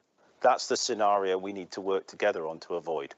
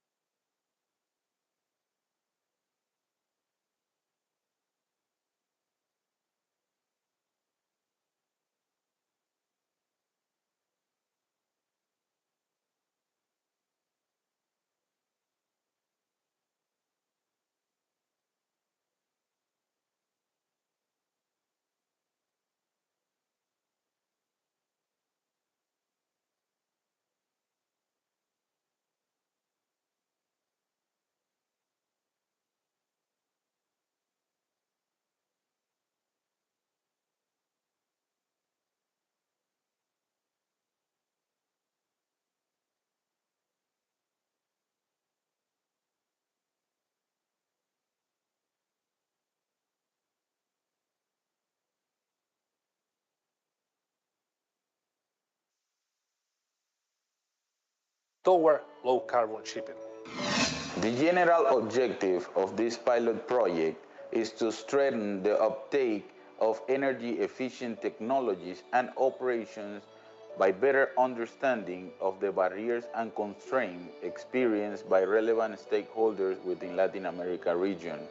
Also by making recommendations to policymakers and competent administrations on how to tackle these issues, and by disseminating the outcomes of this pilot project. This pilot project 1 has been developed taking into consideration the fundamental role of all the stakeholders acting actively in the implementation of strategies for the uptake of ship energy efficiency technologies and operations. Among the stakeholders, we can mention maritime administrations, government institutions, shipyards, maritime training centers, ship owners, ship operators, ship designers, marine diesel and engine manufacturers, classification societies, marine fuel suppliers, port authorities, port operators, national policymakers, and other interested groups and maritime professionals.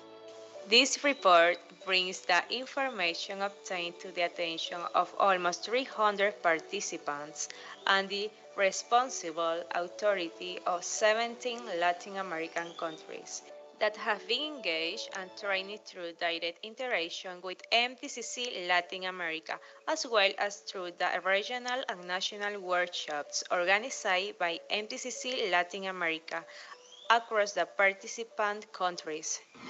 The Pilot Project 1 has delivered 5 capacity building workshops across the participant countries, providing training on IMO's energy efficiency regulation, energy efficient ship operation, port state control and enforcement, as well as how to implement measures to improve efficiency on shipping, ship energy efficiency management, and a full data collection methodology in accordance with MARPOL Annex 6. 6 maritime administrations in Latin America were reviewed. 3 of them already adopted the MARPOL Annex 6. Another 3 countries were in the way to adopting the MARPOL Annex 6. With the execution of this pilot project, we obtained relevant information on the common barriers and opportunities from developing countries within Latin America. Barriers: lack of training and technical expertise, the uncertainty of experimental new technologies and the high cost for its implementation, absence of incentives for adopting or implementing energy efficiency measures, lack of environmental awareness, state capacity, and inadequate infrastructure. Opportunities: training and raising of technical environmental awareness at all levels, partnership and strategic alliance, research and innovation, technical regional cooperation, implementation of green policies. The decisions that we take today will certainly affect our future in all aspects. It is necessary to take the right action now. MTCC Latin America, working together to promote an efficient and sustainable shipping. This pilot project was funded by the European Union and implemented by the International Maritime Organization through the global MTCC network.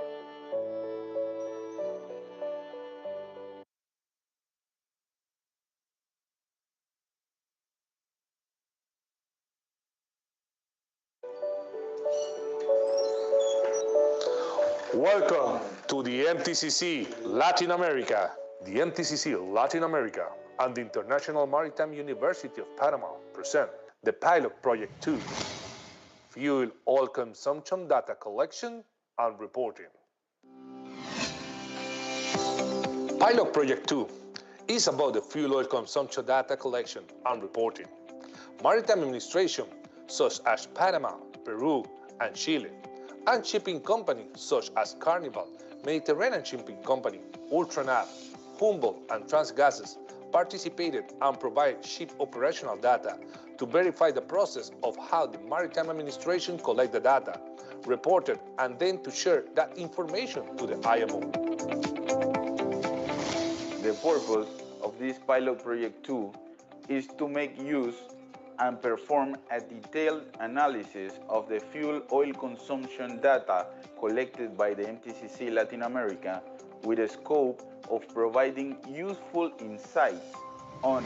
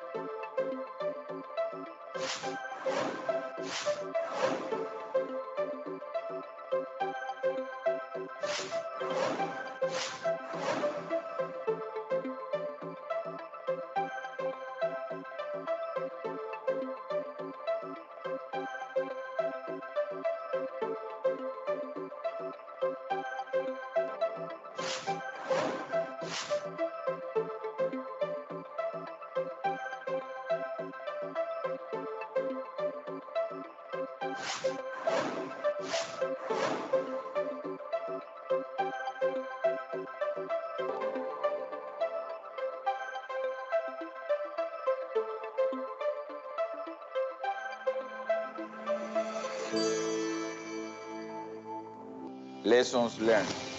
The real value for enhanced decision-making lies within the disaggregated data. Calculations of maritime operations with the automatic identification system data monitoring facilitate the verification process from the flag administrations. Slow steaming and just-in-time arrival information requires sufficient transparency between ship and shore. By effectively using existing technology, the overall process could be enhanced and facilitated in an effective way. Automatic identification system and NUN reports can be utilized to ensure effective regulatory implementation and fast enforcement. Experience gained through Pilot Project 2 enable us to support all parties involved in the regulatory implementation process. Regional technical cooperation is crucial for effective regulatory implementation through automation, digitalization, and optimization to offer great value to all parties involved. The decisions that we take today will certainly affect our future in all aspects.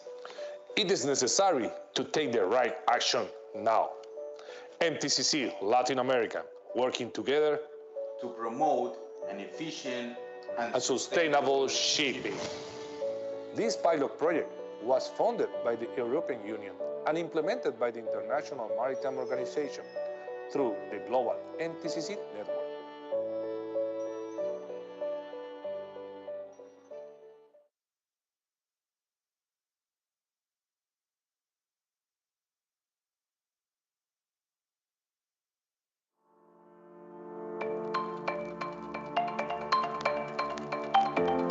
To help customers ensure smooth operations and class compliance, DNV offers to do selected surveys remotely for all ship types. Surveyors based in a dedicated operational center and in 5 global expert hubs work around the clock to solve cases without going on board. The level of assurance is the same as a traditional onboard survey. Your benefits: class compliance with no or minimal disruption to operations, no travel time or costs, no waiting time, faster inspections with the same level of assurance as onboard surveys, global access to specialized experts 24/7. Documentation is available immediately after the survey. Crews can prepare for remote surveys in a few simple steps.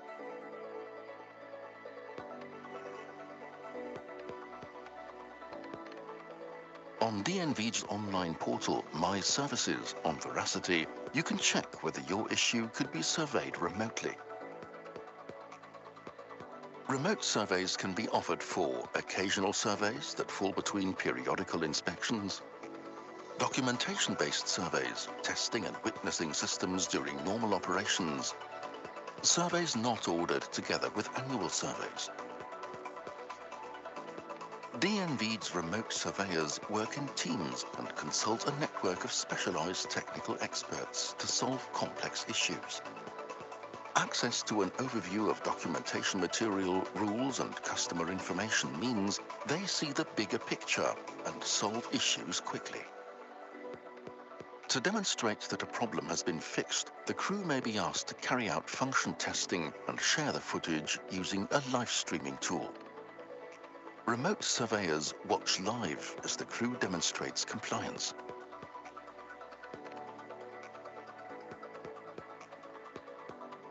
As soon as the case is closed, customers have immediate access to electronic certificates and class survey statements.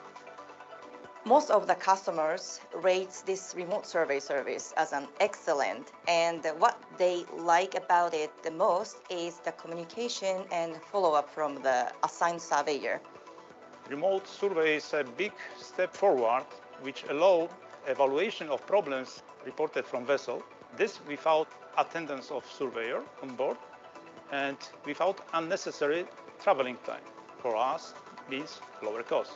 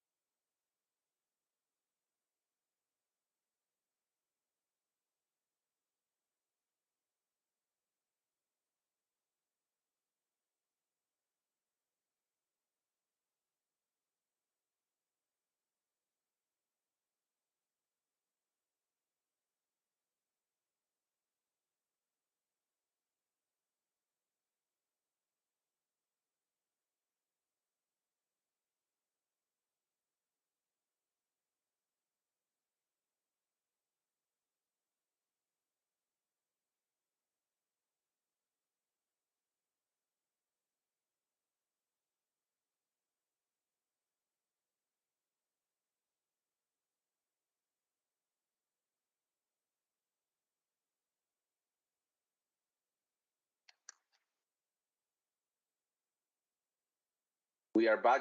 Hello, ladies and gentlemen. We are back to continue our program in this international virtual conference. Thanks to all the participants who have stayed with us for the third and fourth block of the conference. We advise all participants that it's not necessary to leave your names in the chat room. The advice is when you receive your form for evaluation, your evaluation form, then you try to complete the information as accurate as possible, so your name can be extracted from the form and also go into the certificate for the end of the conference. Okay, so you can receive your certificate with your name correctly. That is the instruction for the participants. We still have the participation of the experts, some of the specialists in the morning session, as stay with us.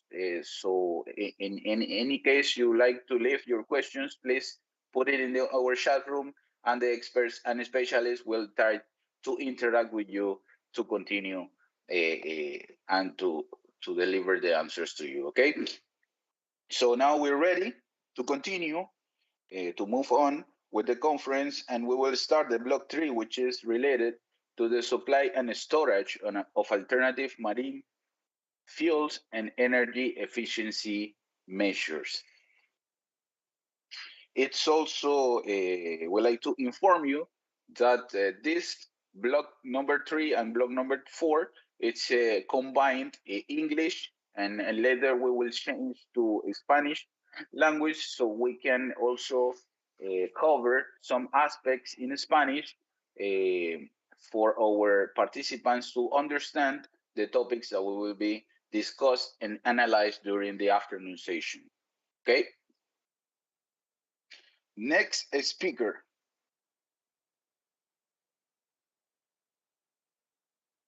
Engineer Martin Ignacio Rosiux. Engineer Martin is a naval engineer, also graduated as mechanical engineer. Currently, Mr. Martin manages his own company that deals with the implementation of marine pollution regulations, capacity building programs, development of pollution management indicators, and IMO conventions and regulations. He is also ISO 5001 lead auditor and holds a diploma in energy management. Mr. Martin also works in the development of Internet of Things softwares and devices for energy optimization of ships and complete fleets. He has worked as manager and director in various companies in Argentina and Venezuela, among which we can mention Varsat SA, which is a technology company dedicated to the development of industrial and scientific processing data technology. We are very glad to have you, Mr. Martin, on board for the afternoon session to discuss today the topic energy efficiency measures applied to new ships using alternative marine fuels. Welcome, Mr. Martin, the floor is yours. Well, thank you so much, Javier, for the presentations. Thank you so much also to the team of MTCC for this opportunity, mainly to put into the hands of the public measures that will apply to decarbonization, because decarbonization is a matter of all of us. It's not only related to the shipping sector, but if we cross the threshold of the 1.5 degrees Celsius, we will have irreversible effects. That's why all efforts that we can make from different sectors, including the shipping industry, will be helpful for the world and all of us. And I don't know if you can see the presentation. Yes, sir. We can see the presentation perfect. And hear you loud and clear. Please proceed. Thank you so much. Okay. Well, thank you all the audience. We will start talking about the energy efficiency measures applied to new ships using alternative fuels. One of our mottos regarding to this is that energy efficiency, we know it and we consider it another alternative fuel, because really has big impacts in the decarbonization of the marine industry. Just to start very easily, we have an ICE, what is an internal combustion engine. We have air, we introduce fuel, and produce an ignition process, whatever it takes, and a combustion. From that, we get emissions, and of course, we got work. When we talk about efficiency, of course, then we want to reach the less fuel for the most work. So this problem of emissions is what we are talking today. In this process of combustion, we will have other subproducts of the combustion like water, particulate matters, black carbon, CO, nitrogen oxides, hydrocarbon, and sulfur oxides. But most of this, what we are talking today, is related to the carbon dioxide, or CO2. Because when we talk about alternative fuels, sometimes we have impact on other gases and other subproducts of the combustion. That's why probably using alternative fuels, depending on which type, we can have impacts on the sulfur oxides, in the black carbon, particulate matters, or the NOx. That's why it's important to evaluate not only how much CO2 we are reducing, but instead if we have impacts on other gases and substances. What we are going to talk today to locate ourselves is about MARPOL Annex 6, Chapter 4. All this chapter is related to CO2. Other gases are related mostly for the Chapter 3. When we talk about energy efficiency, we must know where we are and we must know where we are going to and establish a plan to reach these 2 points. For this, the IMO set a set of studies. One of these is part of the 4th IMO for greenhouse gases study, where we present here where is the energy going on a ship. For example, for normal cruising, for slow transit, maneuvering, our berth, loading or unloading a cargo. So we can start making a planning to decarbonize, for the decarbonization of a ship, knowing where the internal energy is going. If I have to put more emphasis on the normal cruising or the maneuvering or at the process of berth or anchor. But let's have an overview of what we have right now. And when we talk about decarbonization and energy efficiency, we are not going to talk about one measure better than the other. We are going to talk a lot and set of measures. What we have right now are, for example, in the left side, existing ships using fossil fuels, existing ships using low carbon fuels, and existing ships using zero carbon fuels. On the right side, we have the new buildings using fossil fuels, new buildings using low carbon and zero carbon fuels. The columns of the existing ships will apply some new regulations approved at the MEPC 76 related to the EXI, or energy efficiency for the existing ships. The right side, we have the new buildings with their phases of energy efficiency design index. And we're going to talk about here index and not indicators, because both of them, they are one-time application, except that you achieve a measure conversion of a ship. And at the bottom, we have some other aspect that is getting noticed in the maritime sector. It's the carbon capture or capture the emissions to become carbon neutral. And we are going to talk about the anthropogenic emissions. And the process that we can have this carbon capture is via the carbon capture and storage, carbon capture and underground storage, or carbon capture and utilization, where we use the CO2 capture to produce other substances. Regarding the measures applied to via the IMO, we have a set of measures for the new buildings and the ships in operation. We divide these measures in two types. First of all, they are short-term measures because they are going to be applicable up to 2023, where then we have mid-term and long-term measures from the IMO. We have technical measures and operational ones. The technical measures apply to the new buildings, where we have the EEDI, or Energy Efficiency Design Index, where a new build ship, must comply with and require EEDI or a certain amount of grams of CO2 per transport work. But when the IMO set up these EEDI goals, they noticed that there are a lot of ships running around the world and operating, as that kind of ships must comply also with some regulations. So it was implemented in the MEPC 76, the EEXI, or energy efficiency for existing ships, and additional operational aspects like the CII values and the CII rating, and the enhancement of the SIMP.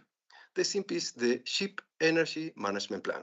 As we talked previously, we have a starting point and where we want to know. The SIMP is the bridge, how we are going to do that. Setting goals, setting procedures, setting metrics to achieve these goals in a sustainable manner. Regarding the new buildings, we have this EEDI for the design, how we design from the energy point of view.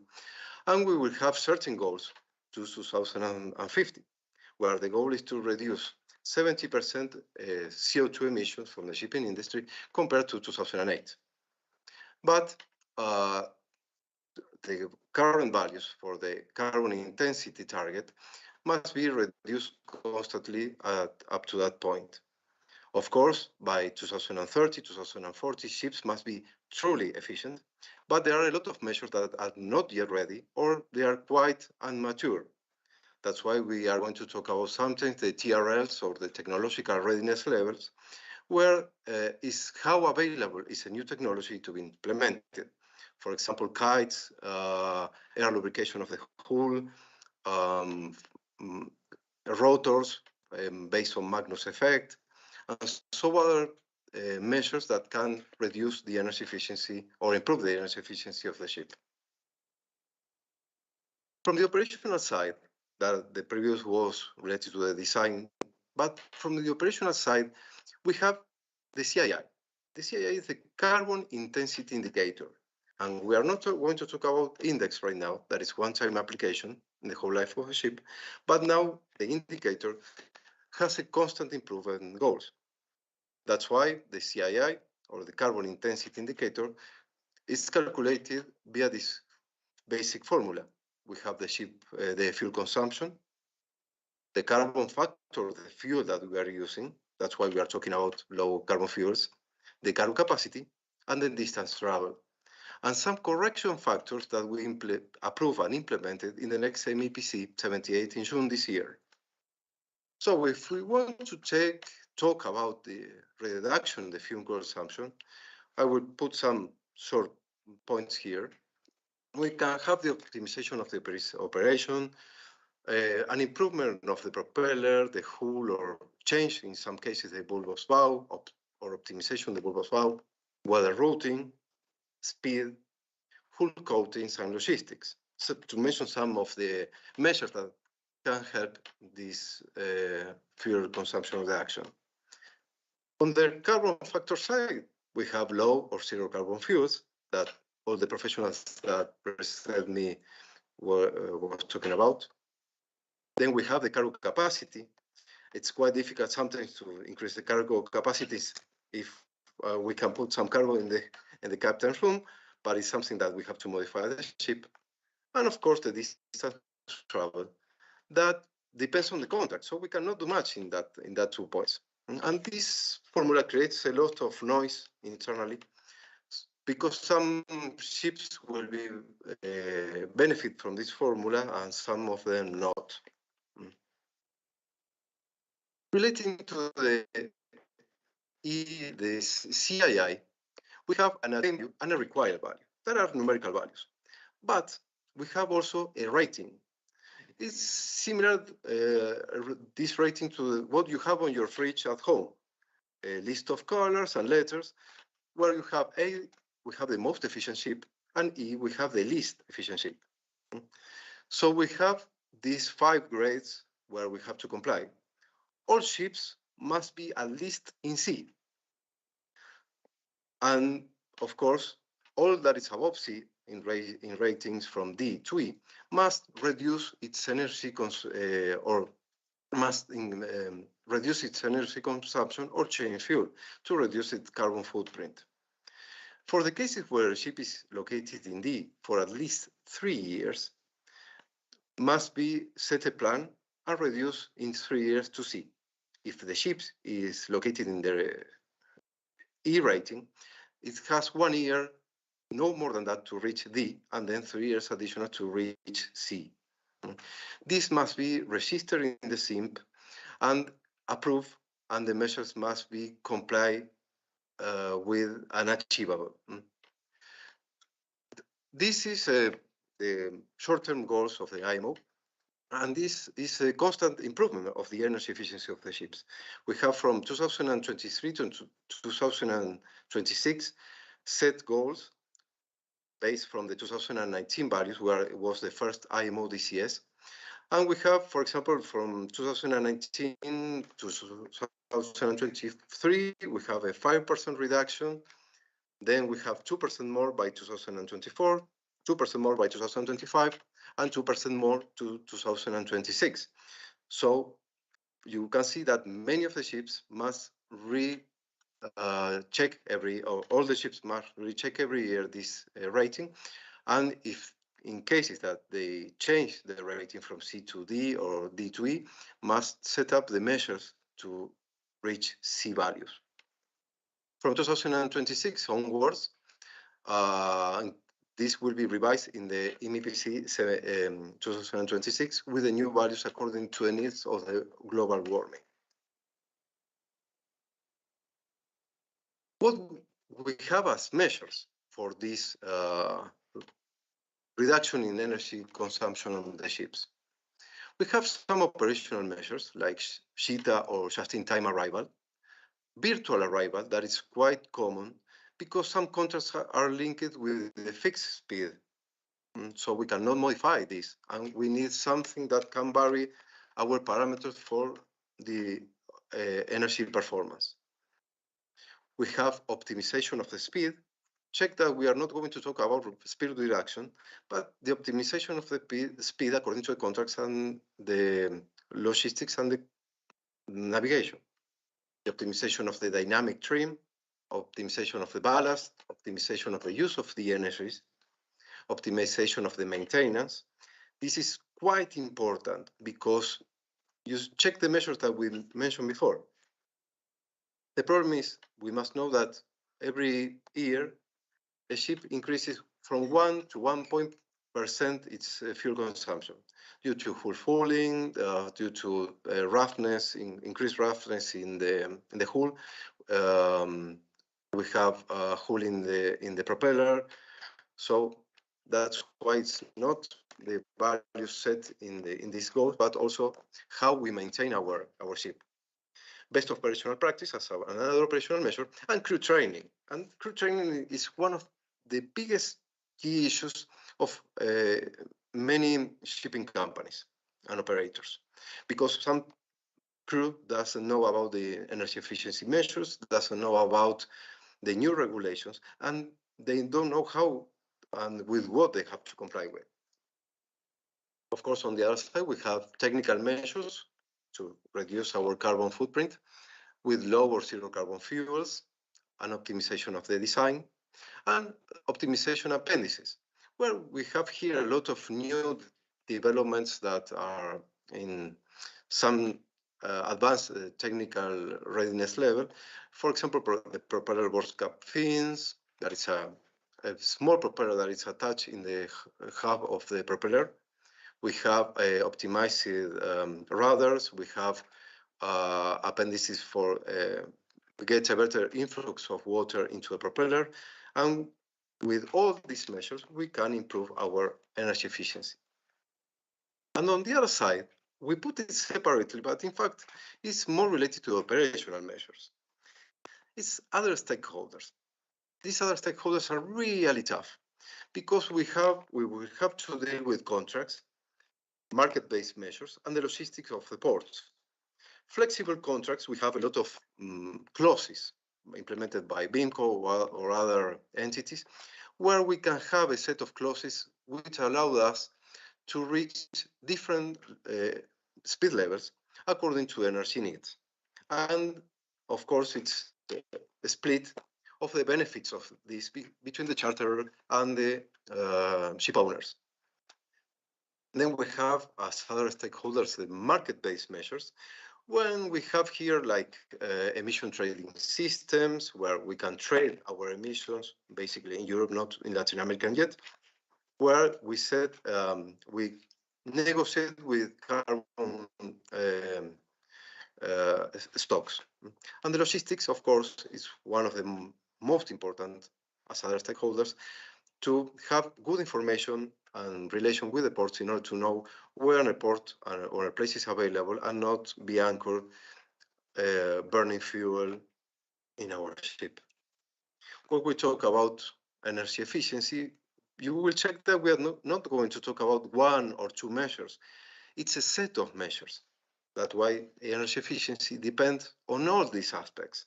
Other stakeholders, contracts, market-based measures, technical aspects, fuels, what type of fuel we are going to use, and operational measures for optimization of speed and virtual arrival and so on. That's why it's important to know that energy efficiency are a set of package of measures that will apply. Some mandatory regulations and additional management tools that we have related to the energy efficiency are, for example, the Regulation 26 will be amended at the MEPC 78 in a couple of months with the enhanced SIMP or SIMP 3. It's the Ship Energy Management Plan, where set the parameters and how must a ship comply with the reporting of the measures that it will take to comply with the ratings of this ship to reach a C value.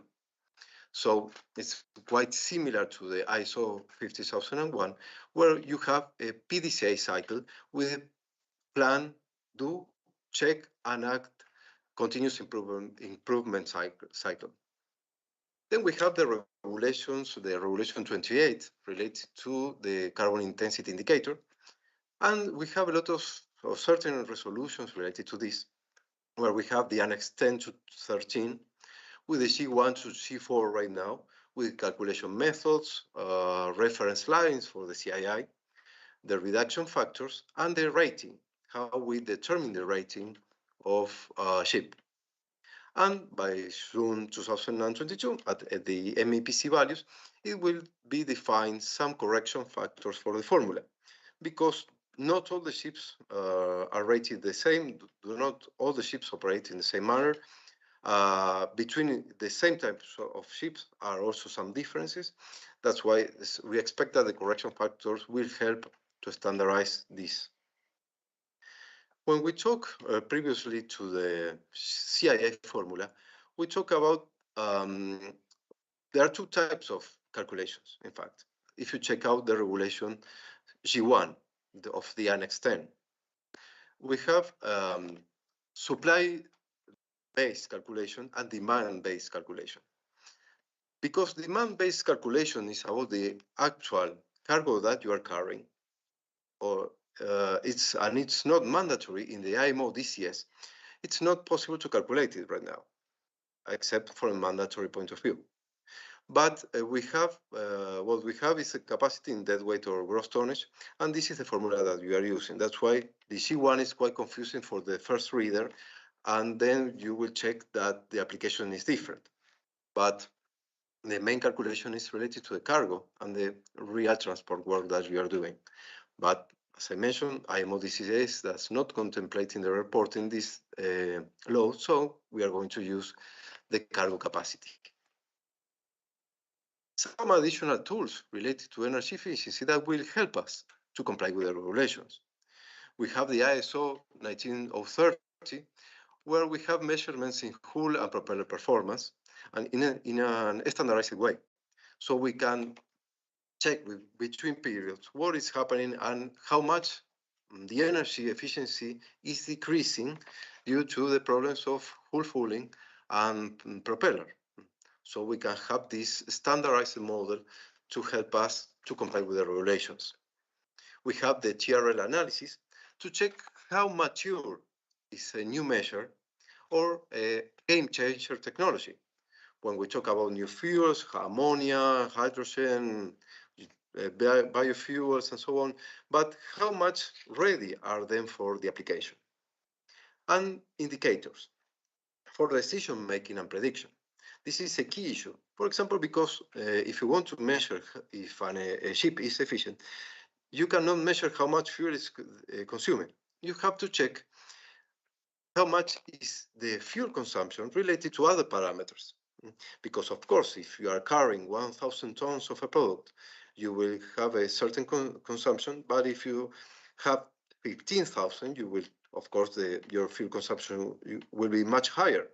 So you have to make the relation between how much cargo you are carrying, how is the speed, how is the consumption related to the dead weight. So we are going to talk about indicators as a manner of monitoring. And last but not least, we have a resume of how much we can reduce our fuel consumption and our carbon footprint, in fact, with certain measures.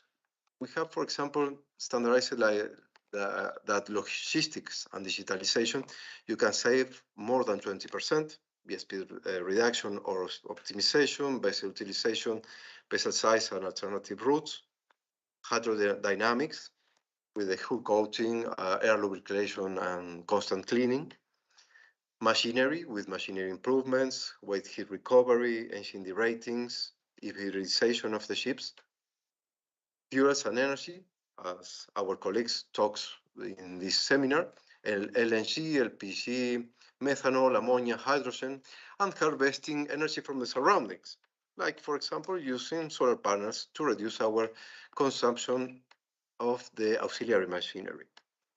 And thus, after treatment measures, like carbon capture and storage, that is something that is quite a game changer right now.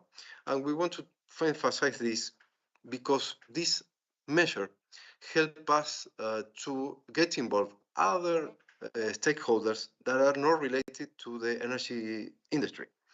So we can have a company capturing 1,000 tons of CO2, and they capture and we pay for them for the emission that they are recovering from us. And this is quite a game changer. It's quite under a very low TRL level in some parts because it's very new, but could be another possibility to decarbonize the shipping sector. Well, Xavier, thank you so much. I hope that get a better insight of the ship energy efficiency plannings and why we need the energy efficiency in the shipping industry. Thanks a lot, Mr. Martin. Very, very good presentation. Still the information continues to flow in the afternoon. It's good to have also the participants learning about these important issues on the maritime sector. We have got some questions from the audience also. The first one, what indicators are usually applicable for energy efficiency monitoring? Okay. Well, related to energy indicators, it's quite important. I will show you some indicators, for example, that is on the real and on a daily basis. I don't know if you can see this slide. No, we can see your picture. Okay, let me check.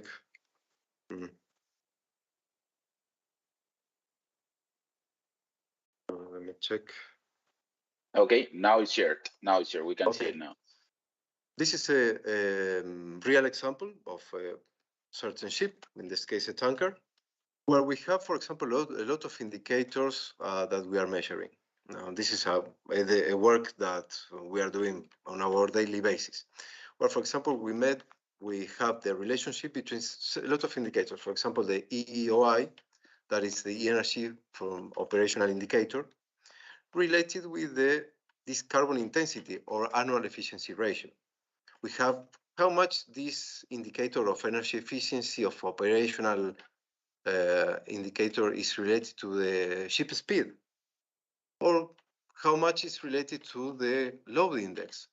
So we can have a set of indicators, or for example here that we have how much time, how much CO2 per hour a ship is emitting, and its relation with the cargo that they are carrying. So that's why these kind of indicators help us to understand what is happening from the energy point of view in a ship, and will help us mainly to take decisions.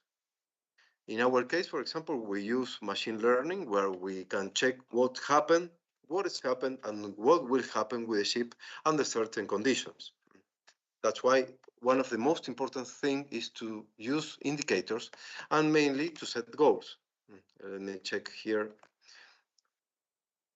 this in order to set the goals and see under what rating this ship is operating, if it's in A, C, D, or E, so we can set up the measures and act on time to comply with the regulations. If not, we will have or penalties, or a ship could be detained in some cases, but it's important to comply with the regulations. That's why you have to monitor and set up the concrete and real indicators for this. I hope that get the answer for the questionnaire. Excellent answer. Another question, what are the main barriers to implementation of energy efficiency measures? Okay. Well, the main barriers that arise in the shipping sector was many. Some of them we can find it out in a study that made by the World Maritime University by 2018, as I remember, where they make an inquiry to shipping owners, to charterers, to crew members, what is happening with the energy efficiency and why they do not implement the measures. And they find out that the main problem was lack of information, excess of information, lack of knowledge, lack of the regulations, and lack of training. That's why this seminar is to put in the hands on every stakeholders in the maritime sector what is happening and what can happen from the energy point of view and from the energy efficiency. But this was problem that was arising globally. And if you check one shipping company in China and you find out and compare it with a shipping company in Argentina or Brazil, they will have the same problem of lacking of information, lack of training, and lack of interest sometimes of the owners or charterer. That's why to train, as this seminar, is really vital and important. Yes, we do agree with your conclusions and with your analysis, Mr. Martin. Has been a great presentation, and we thank you for your intervention during this afternoon to open the third block of this conference. On behalf of the International Maritime University and the MTCC-Latin America, we would like to present a certificate of recognition for this amazing and remarkable presentation. I believe we all have taken a good advantage from all your knowledge and information. Thank you very much, and looking forward to participating together in the future projects. Thank you, Mr. Martin. Thank you so much to all of you. Great. And to move on with the program, we will present the second speaker of the afternoon, and here is where we change. We will switch to Spanish version of the conference, and the afternoon session will continue in Spanish. Okay. En esta ocasión, como les mencionaba, cambiaremos a español para continuar con nuestra presentación y la importancia de los temas que se van a tocar, de algunos aspectos nacionales y regionales con respecto a el título de este bloque. En esta ocasión presentamos al ingeniero Oscar Santibáñez, ingeniero civil mecánico, ingeniero civil industrial, ambos por la Escuela de Ingenieros de la Universidad de Chile. Cuentan con un máster en Business Administration y con un máster en Business Law.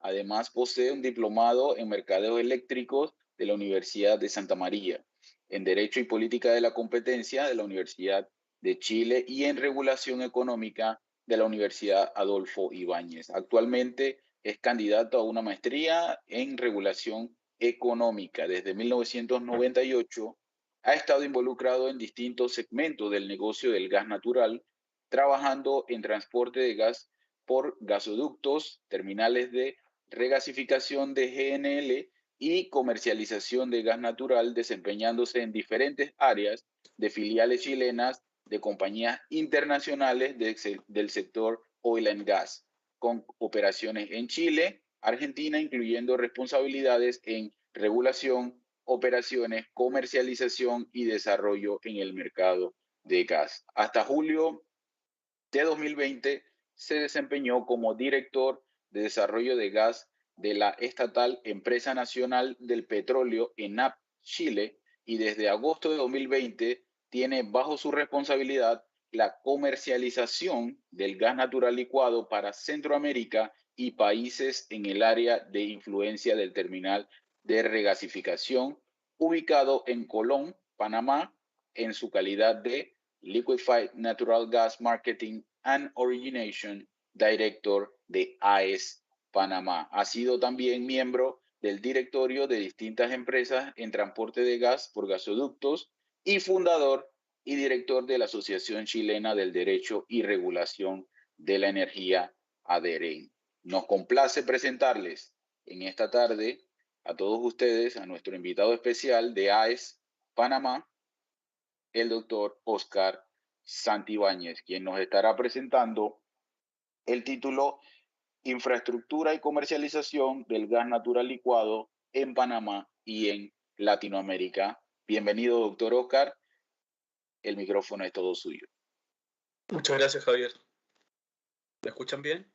Sí, lo escuchamos. Perfecto. Buenas tardes a todos. Les voy a proyectar mi presentación. Bueno, vamos a arrancar conversando un poquito acerca de lo que es la compañía, lo que estamos haciendo y hacia dónde creemos que va este mercado y por qué estamos justamente promoviendo el uso del GNL en este mercado. Bueno, para información de todos, AES Corporation es una empresa internacional ubicada en 4 continentes que se dedica fundamentalmente a la generación eléctrica. Tiene casi 30 gigas instalados de capacidad, tanto tradicional como de generación renovable. Tiene foco actualmente en el almacenamiento de energía, en un joint venture con Siemens. Se ha desarrollado una compañía que se dedica justamente al almacenamiento de energía, que es lo que hoy día está más en boga. Distribuimos energía eléctrica a consumidores finales y promovemos el uso de la generación distribuida en estos mismos clientes finales. Esta es una compañía internacional, para que todos sepan dónde estamos conversando. Pertenece está en bolsa y está como una compañía Fortune 500.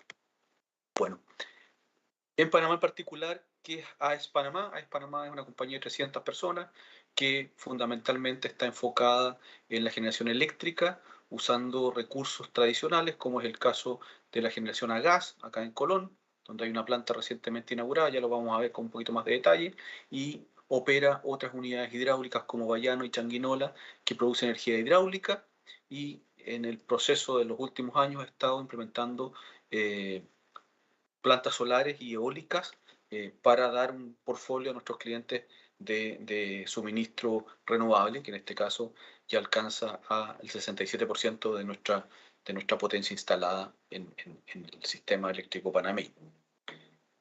A raíz de la instalación de la planta de Colón en generación a gas, se instaló un terminal, que lo vamos a ver ahora a continuación, pero básicamente lo que justificó la entrada de este terminal fue básicamente la incorporación de esta planta de generación eléctrica de ciclo combinado gas natural.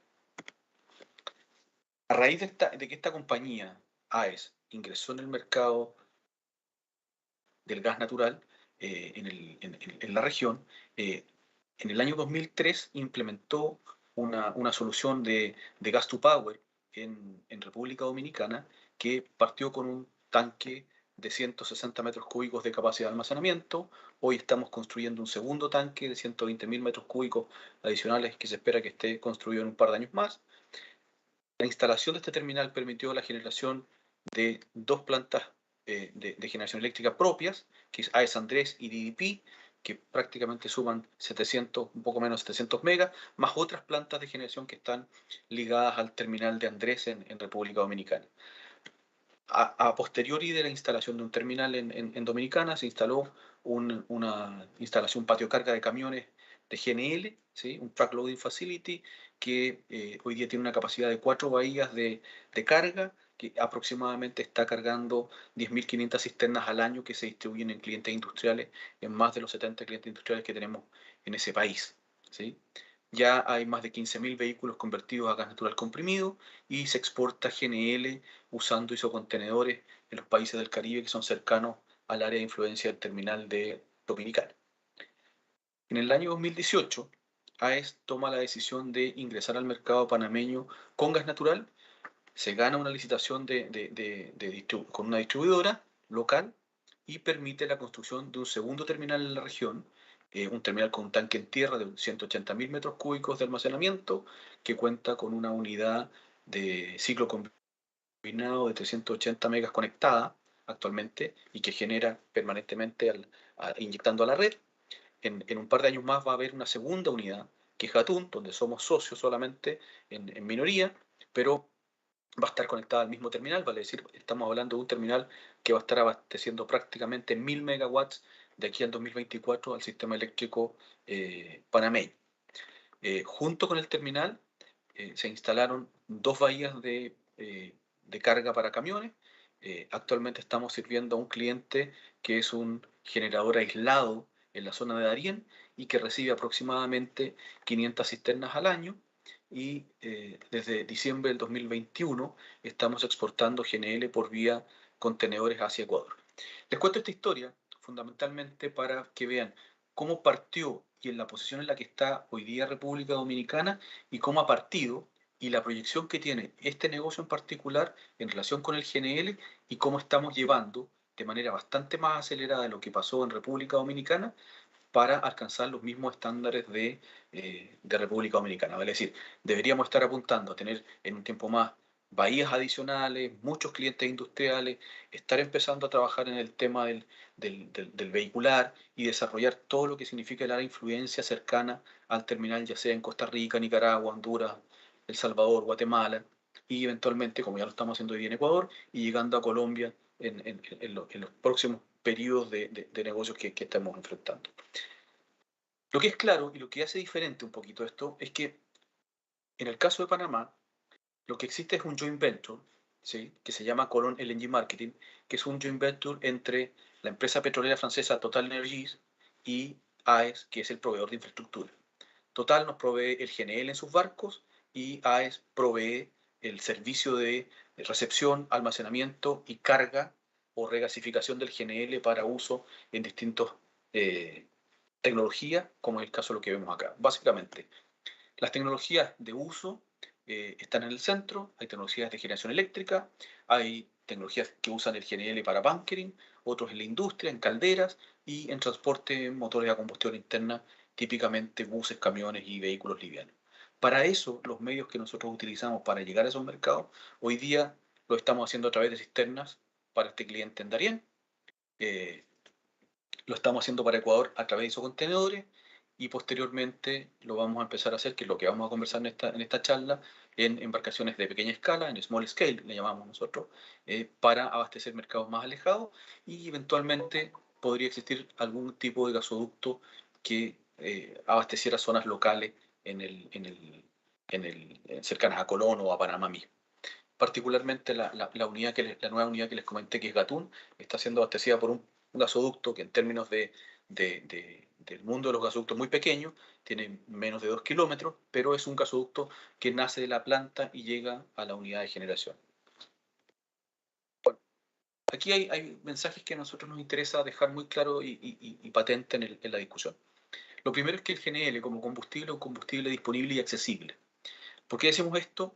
Porque afortunadamente el gas natural y particularmente el GNL es un combustible que se encuentra en diversas regiones del mundo, no solamente en países geopolíticamente complejos, sino que lo podemos encontrar en Estados Unidos, lo encontramos en Australia y también en los países típicamente petroleros, como es el caso del Medio Oriente.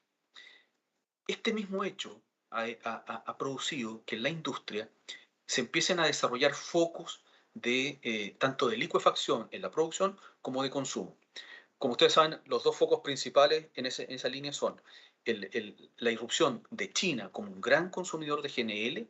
China hoy día superó al líder Japón, que por muchos años fue el principal consumidor de GNL del mundo, y en particular, lo más interesante es que Estados Unidos se transformó de ser un importador neto, eso seguramente más de alguien lo sabrá, a un exportador neto de GNL, ofertando al mercado internacional su GNL de manera abierta e indexada a los indicadores americanos. En particular, el caso de Centroamérica, y en el caso nuestro en Dominicana y en Panamá, estamos siendo abastecidos fundamentalmente con gas que viene desde las plantas de licuefacción que están ubicadas en el Golfo de México, vale decir, estamos vinculados por naturaleza geográfica directamente al mercado americano. Eso es una gran ventaja. Creo que es interesante entender que la accesibilidad del GNL en el mercado mundial es completamente abierta, hay muchos productores, hay muchos traders trabajando en este negocio y obviamente estamos todos los que estamos en el mundo de la compra con los terminales que ustedes pueden ver acá abajo. Algunos de ellos estaban, en este caso, en esta imagen, algunos estaban en construcción y ya están construidos, otros están en proyecto y están en ejecución, etc. Pero básicamente lo importante de esto es que el mercado de GNL ha crecido, se ha desarrollado tanto en oferta como en demanda y estamos viendo que este es un combustible que va a tener una consolidación, ya está teniendo una gran consolidación, pero va a ser mucho más a raíz de la crisis de Ucrania. Segundo mensaje, el GNL es un combustible limpio.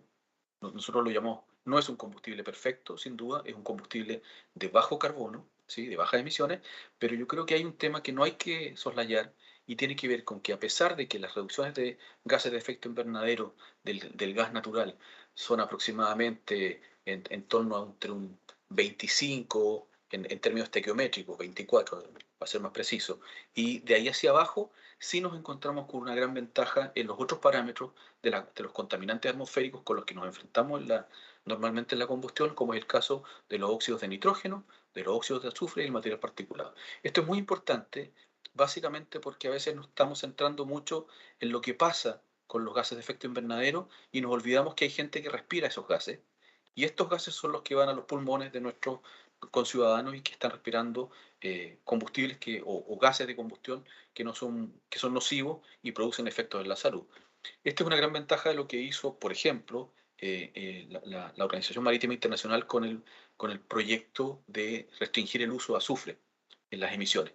Esto hizo muy bien a la industria y demostró que es posible alcanzar un acuerdo y no solamente mirar una dimensión de los contaminantes, sino hay que mirarla en forma integral y completa. El tercer mensaje que les queremos pasar es que el GNL es un combustible dúctil.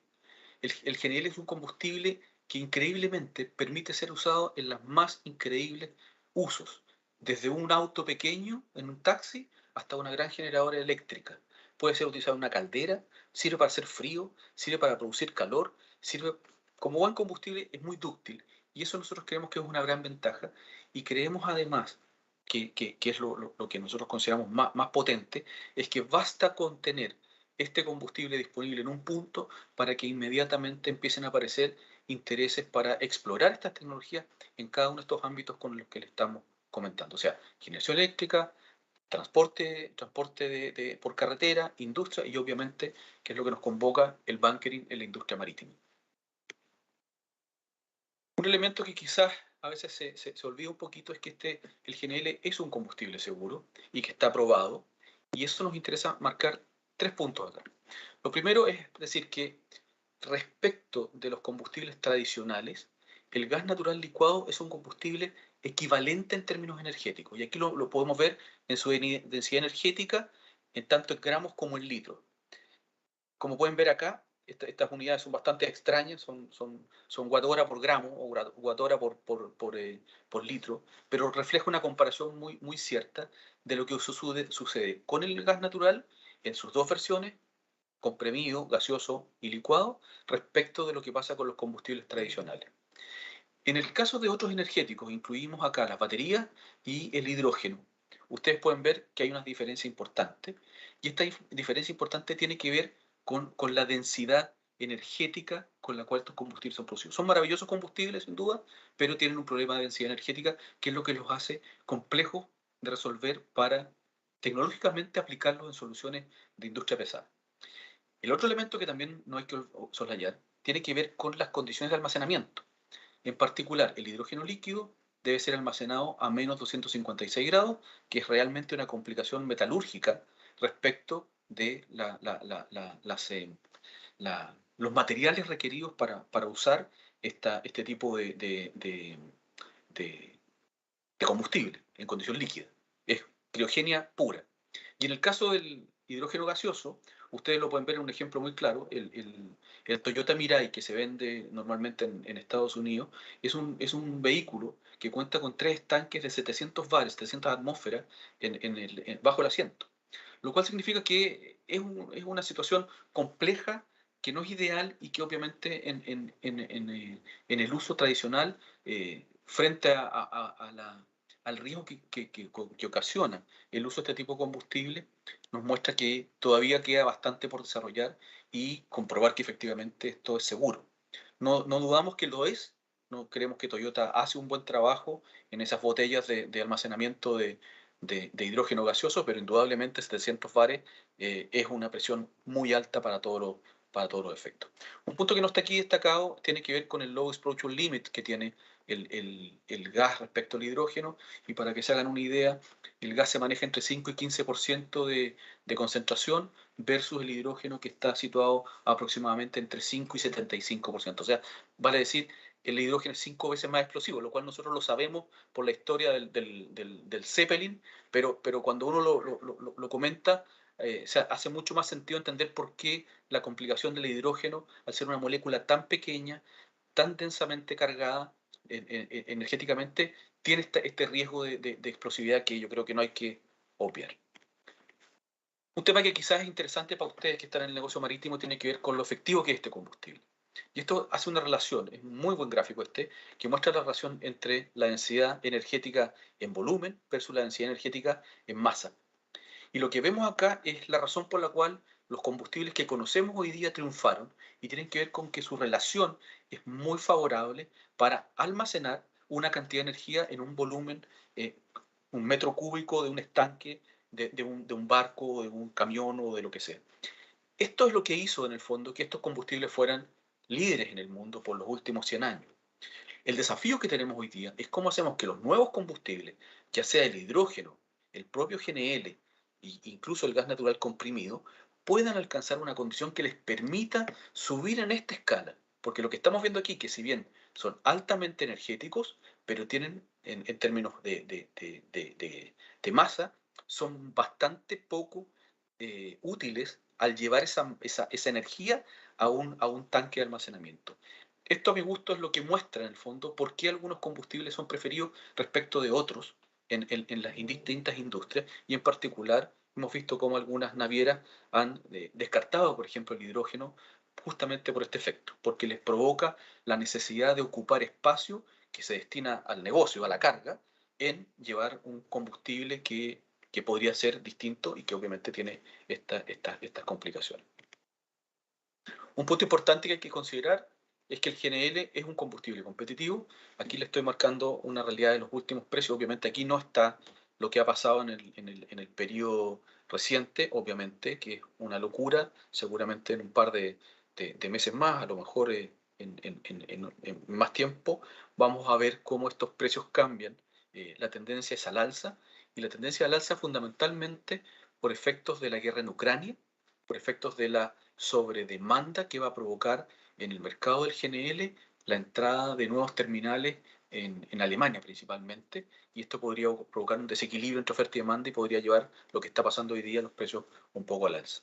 Pero lo interesante de este gráfico es mostrar cómo la entrada de Estados Unidos al mercado del GNL produjo esta baja de precios. O sea, cuando hay más oferta, como es el caso de los americanos, que es la línea roja en el Henry Hub, el indexador americano por excelencia, cómo eso arrastró finalmente lo que ha terminado pasando en este último periodo. Esto que ustedes ven acá, básicamente, es el efecto Fukushima, ¿sí?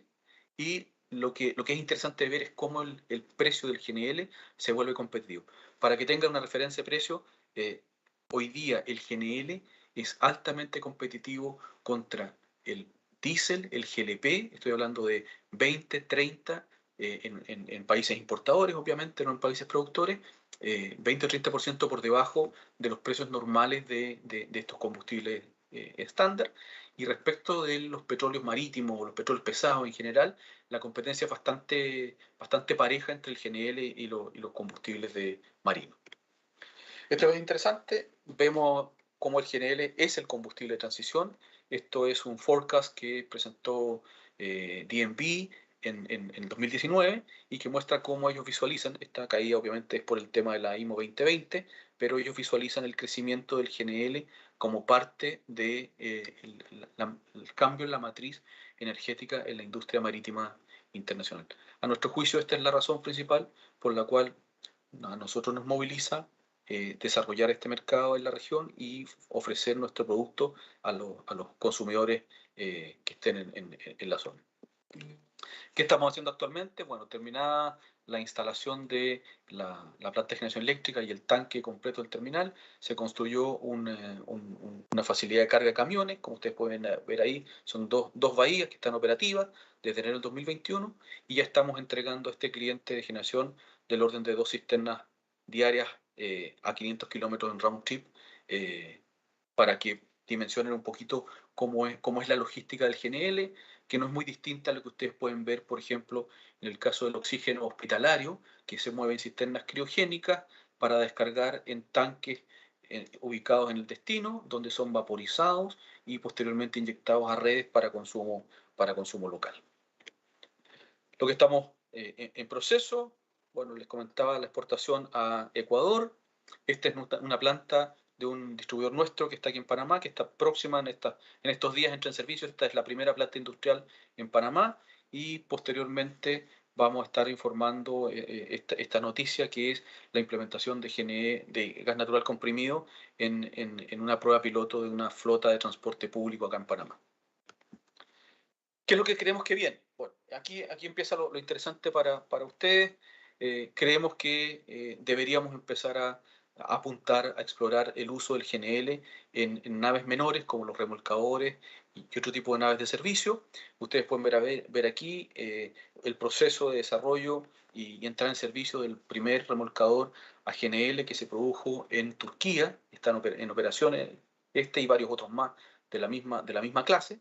Como pueden ver acá, este es un remolcador que tiene al frente una cisterna criogénica que lleva GNL y que la carga por la vía tradicional como si estuviera cargando cualquier combustible como diésel.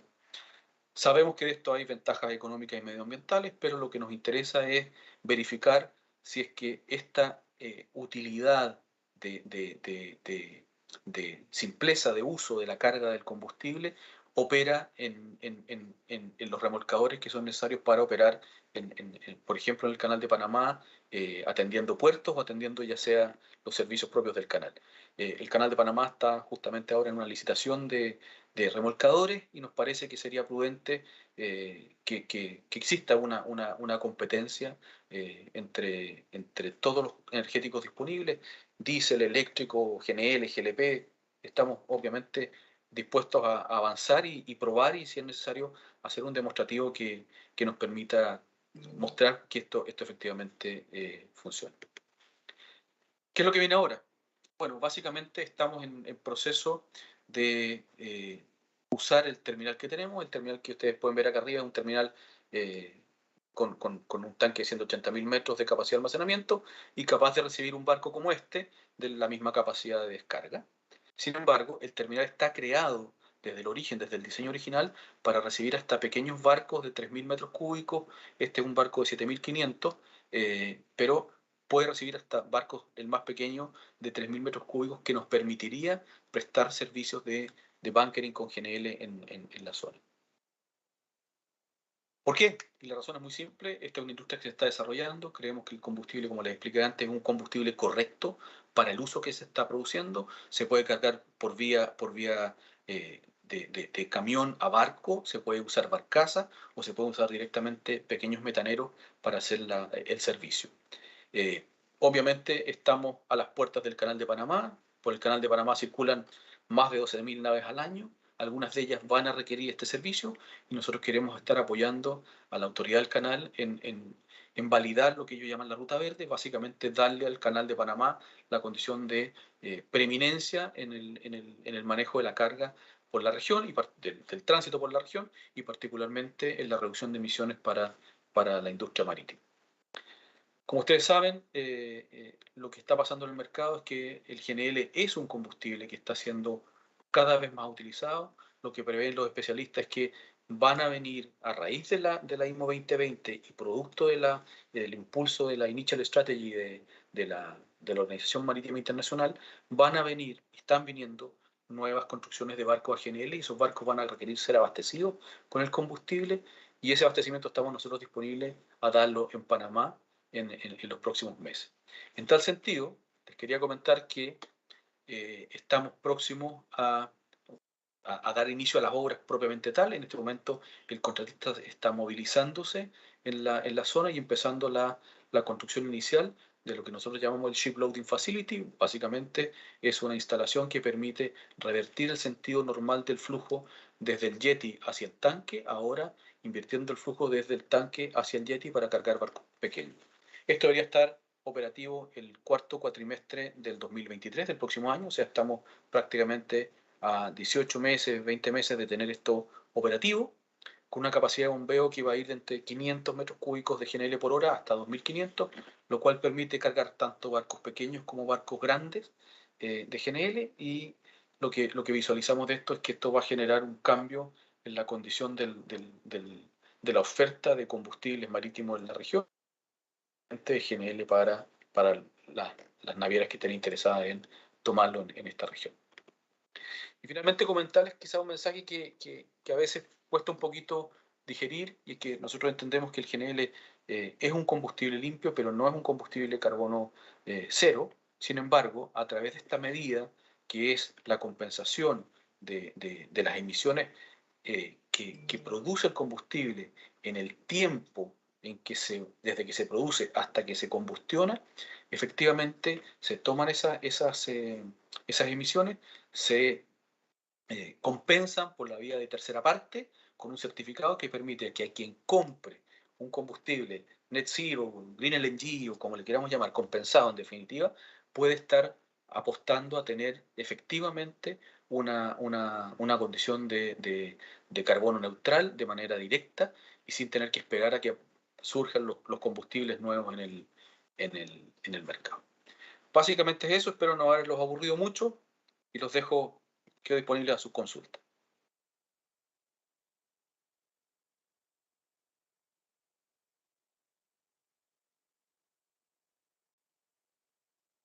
Muchísimas gracias por la excelente presentación, doctor Oscar. Excelente intervención y nos ilustra sobre todo lo que está sucediendo a nivel nacional y regional en cuanto a la utilización del gas natural licuado y todos los proyectos a corto y mediano plazo. Hemos recibido también algunas preguntas por parte de nuestra audiencia, lo cual queremos dirigirle a usted. Por ejemplo, la primera pregunta sería, ¿cómo afecta la situación de precios actual por el conflicto en Ucrania? Sí, como les comenté antes, el conflicto en Ucrania lo que ha pasado es que ha producido un efecto de sobredemanda, particularmente en algunos países europeos, que gatillaron unos precios que no se habían visto nunca en la historia del GNL, esa es la verdad. Sin embargo, ya esto se está ido calmando. Esperamos que en los próximos meses la calma vuelva a la industria, y particularmente ya se han declarado la construcción de algunos terminales en Alemania, en particular algunos terminales flotantes, básicamente de recepción de GNL, lo cual permitiría efectivamente que la oferta y la demanda vuelvan a un equilibrio como el que teníamos hasta hace algunos meses atrás, y por lo tanto deberíamos estar alcanzando una condición de pricing razonable, que es lo que hemos visto en los últimos años. Ok, excelente, doctor Oscar, muy bien. La segunda y última pregunta sería, ¿cómo se compatibiliza la opción de hidrógeno verde en transporte marítimo con el gas natural licuado como combustible de transición? A ver, nosotros creemos que efectivamente cuando los problemas del hidrógeno, y digo los problemas tecnológicos fundamentalmente, de altas presiones, de densidad energética, de costo de producción, hoy día, por ejemplo, la referencia que tenemos más retail del costo del hidrógeno está en Estados Unidos. En California hay hidrogeneras que están operando, sirviendo estos Toyota que yo comentaba en la charla. Pero el costo del hidrógeno puesto en un auto, en un Toyota Mirai, cuesta, no sé, $100 el millón de BTU. Y el gas, en precios normales, en Japón, que era el gran comprador, o China, debe estar costando en torno a la misma escala, o sea, vale decir, en un auto, debe estar costando $18. Entonces, la diferencia son 5 veces. Entonces, en la medida en que el hidrógeno verde logre consolidarse como producto y resuelva todos estos desafíos tecnológicos que enfrenta, efectivamente el hidrógeno verde va a ser un combustible. No tenemos ninguna duda de eso. Lo que pasa es que la pregunta es cómo lo hago hoy día para ser carbono neutral y cuánto puede durar esta transición. La transición puede durar 5 años, 20 años, no lo sabemos. Los combustibles tradicionales, los marine gasoil y la gasolina que usamos en nuestros autos, lleva 100 años operando. Y por eso insistimos, la transición no es un periodo que esté definido por reglas, no está escrito en piedra. Puede durar mucho o poco, depende de los desarrollos tecnológicos, de la innovación y de cuán masificado sea efectivamente el mercado. Si el mercado no es grande, es muy difícil. Ya el GNL lo ha vivido, ¿eh? Para serles bien transparente. El GNL ha vivido ese periodo de incorporación a los mercados y la entrada es compleja. Es complejo cambiar camiones a gas, es complejo cambiar carboneras a gas, es complejo cambiar calderas de petróleo pesado a gas, porque hay historia, hay experiencia, hay técnicos especialistas y uno se empieza a complicar encontrando soluciones que resuelvan estos problemas. Y eso toma tiempo. Al hidrógeno, sin duda, el hidrógeno va a estar, pero va a pasar un tiempo. Y en eso hay que ser muy realista. Excelente, excelente, doctor Oscar. Para nosotros ha sido definitivamente que de mucho aprendizaje y muy significativo todo el aporte que usted nos ha brindado, por lo que le agradecemos muchísimo por su participación, conocimientos brindados, y en nombre de la Universidad Marítima Internacional de Panamá y el MTCC-Latin America queremos presentarle este certificado. Conferencistas de esta tarde, por su excelente intervención y por el apoyo y decirnos que sí a esta conferencia desde el primer momento que contactamos con AES Panamá, y esperamos pues seguir trabajando en colaboración en nuestros futuros proyectos y conferencias. Muchas gracias, doctor Oscar. Encantado de ver a todos, y a las personas que escribieron en el chat, les voy a contestar directamente en el chat las preguntas que dejaron ahí para que no tengan dudas. Muchas gracias. Excelente. Saludos, doctor. Muy bien. Continuando con nuestro programa de la conferencia, en el tercer bloque, le voy a dar la palabra a mi colega, el ingeniero Ervin Vargas, para que pueda continuar. Adelante. Muchas gracias, Javier, por permitirme el paso. Bien, a continuación presentaremos a nuestro siguiente expositor, que es un placer y un orgullo poder contar con un expositor a nivel internacional, como lo es el capitán Jorge de la Fuente Manrique, en representación de Directemar Chile. Vamos a presentar una pequeña biografía del capitán. En el año 2002 ingresa a la Escuela Naval Arturo Prat de Chile, egresando con el grado de Guardia Marina en diciembre de 2005.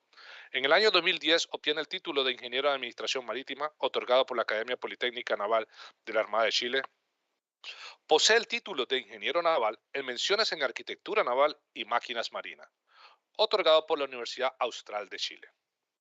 Ha efectuado diferentes cursos como inspector del estado de abanderamiento, curso avanzado MARPOL, curso de Código Internacional para los buques que operan en aguas polares, curso de inspector del estado rector del puerto. De igual manera se desempeñó como oficial del Departamento de Seguridad y Operaciones Marítimas de la Capitanía de Puerto de Valparaíso. Jefe del Departamento de Inspecciones Marítimas de Estado de Abanderamiento de la Gobernación Marítima de Talcahuano. En el 2018 a la fecha se desempeñó como jefe del Departamento de Inspecciones Marítimas de la Gobernación Marítima de Puerto Montt. 2020 y 2021 integra el grupo de trabajo de la Organización Marítima Internacional para el desarrollo de directrices para la reducción de la intensidad de carbono. De igual manera, integra el grupo de la OMI, del Steering Committee, para la evaluación del impacto de los estados de las medidas de corto plazo para reducir los gases de efecto invernadero. Actualmente ha escrito varios documentos sobre temas técnicos, sí, para los diferentes comités y subcomités de la OMI. Participó en los programas de eficiencia energética de la OMI, como podemos mencionar, los UMIP, y también algunos como expositor de las conferencias internacionales que ha desarrollado el MTCC-Latin America. Y actualmente asesora al Ministerio de Relaciones Exteriores de Chile en materias de eficiencia energética de los buques. Para nosotros es un placer y poder presentarles al capitán Jorge de la Fuente Manríquez con el título Estrategia Nacional de Chile sobre el hidrógeno verde. Bueno, Erwin, muchas gracias por la presentación. Sin duda que para mí también es un placer poder participar nuevamente en una conferencia organizada por ustedes que sin duda que aportan a la cooperación técnica nacional, internacional, latinoamericana y de todos quienes participamos constantemente en esto. Así que te agradezco mucho las palabras, agradezco también la organización, que he visto las presentaciones durante todo el día y han sido excelentes. Sin duda que dejan mucho que aprender todavía y permiten ver a cada país y a cada participante hacia dónde va nuestro futuro, hacia dónde va el transporte marítimo y, como decimos los marinos, hacia dónde llama la cadena. Así que te agradezco mucho esas palabras y voy a continuar con mi exposición.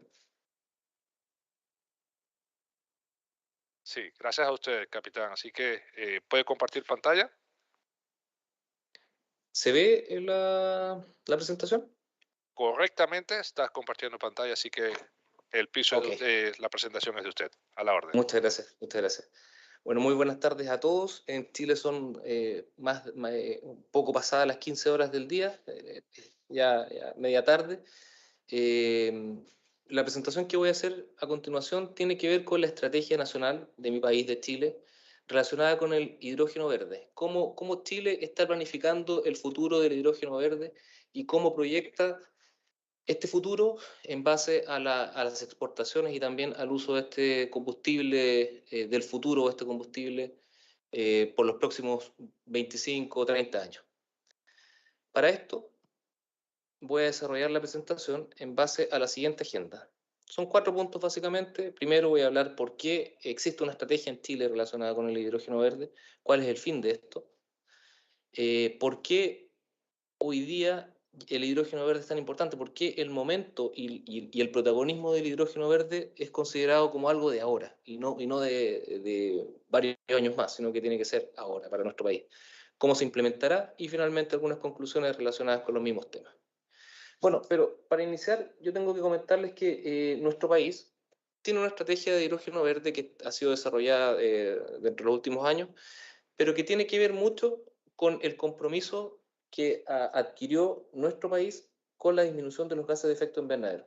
Sin duda, el cambio climático es algo que nos está afectando a todos. Yo creo que ningún país tiene duda de eso y hay países, por supuesto, que tienen impactos mucho más altos y así se ha analizado en los últimos años, pero el compromiso es generalizado. O sea, todos los países están en esta línea, las universidades que estudian constantemente este tema también van en esta línea. Y Chile, por supuesto, que dentro de sus compromisos se incluye la disminución y ojalá lograr frenar el cambio climático mediante la disminución de gases de efecto invernadero.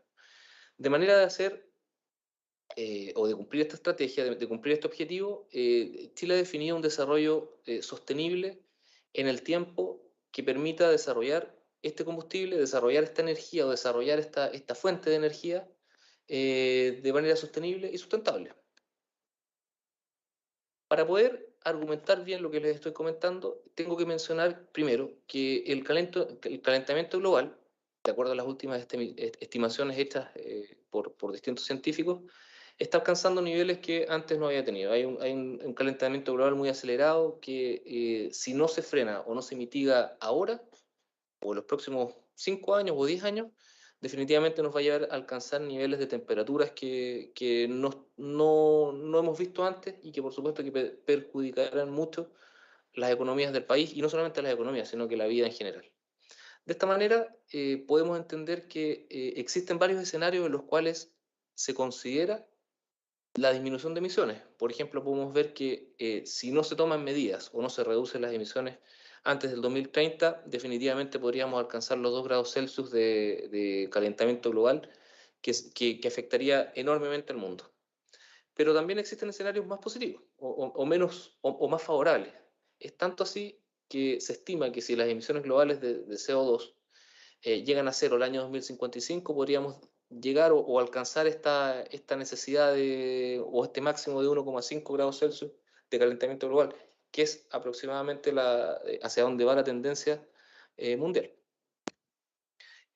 Además, es importante conocer y saber que las emisiones globales de gases de efecto invernadero son distintas por sector, siendo el sector energético, que incluye el transporte, vivienda, otros tipos comerciales, etcétera, supera el 70% de la producción de gases de efecto invernadero. Por otra parte, también tenemos la agricultura, por ejemplo, con un 18%, y bueno, y cada factor energético del mundo se puede ver reflejado en este gráfico. Por lo tanto, entendemos que la energía hoy día, siendo el factor más relevante o el que abarca la mayor torta de producción de gases de efecto invernadero, es el que hay que enfrentar. Y una forma de hacerlo es mediante el hidrógeno verde. Este desarrollo sostenible que les comenté un par de diapositivas antes de esta, se va a basar básicamente para nuestro país en la utilización de 3 tipos de energía, pero siempre considerando que son energías verdes. La primera, y que está bastante desarrollada en el norte de nuestro país, es la energía solar, mediante estos campos fotovoltaicos que hoy día abastecen principalmente de energía a la industria de la gran minería, que es nuestro factor principal económico en el país. Por otra parte, se han desarrollado bastantes campos eólicos con la instalación de estos aerogeneradores en el sur del país, bueno, y también a lo largo de toda nuestra angosta y larga faja de tierra. Es tanto así que los proyectos hoy día están apuntando a la instalación y el aprovechamiento de vientos desde el sur o de la zona de Magallanes, que nosotros denominamos, y que está ubicada en el sur austral de nuestro país. Y por otra parte, yo creo que en una menor medida, pero no por eso menos estudiada, hoy día se está trabajando bastante en el estudio y desarrollo de la energía mareomotriz y su utilización para el abastecimiento de las distintas industrias. Ya, esto yo lo comento porque, sin duda, siendo un país eminentemente marítimo, con más de 4.000 kilómetros de costa, no es raro que se desarrolle este tipo de energía y este tipo de tecnología. ¿Ya? Así que está bastante de moda, por decirlo de alguna forma, está siendo bien estudiada a nivel educacional, universidad y otras industrias que están aprovechando estos conocimientos. ¿Qué es lo que pasa hoy día? Bueno, hoy día sin duda que el hidrógeno no es algo nuevo. El hidrógeno usado como combustible es un tipo de combustible que proviene o se genera a través de combustibles fósiles. Por lo tanto, hoy día el hidrógeno que existe se le denomina de alguna forma hidrógeno gris, porque sin duda que el hidrógeno como tal, al momento de la combustión, no genera gases de efecto invernadero. Su generación o su separación o la electrólisis principalmente sí lo genera. ¿Por qué? Porque se usan combustibles fósiles para poder abastecer aquellas industrias que producen hidrógeno.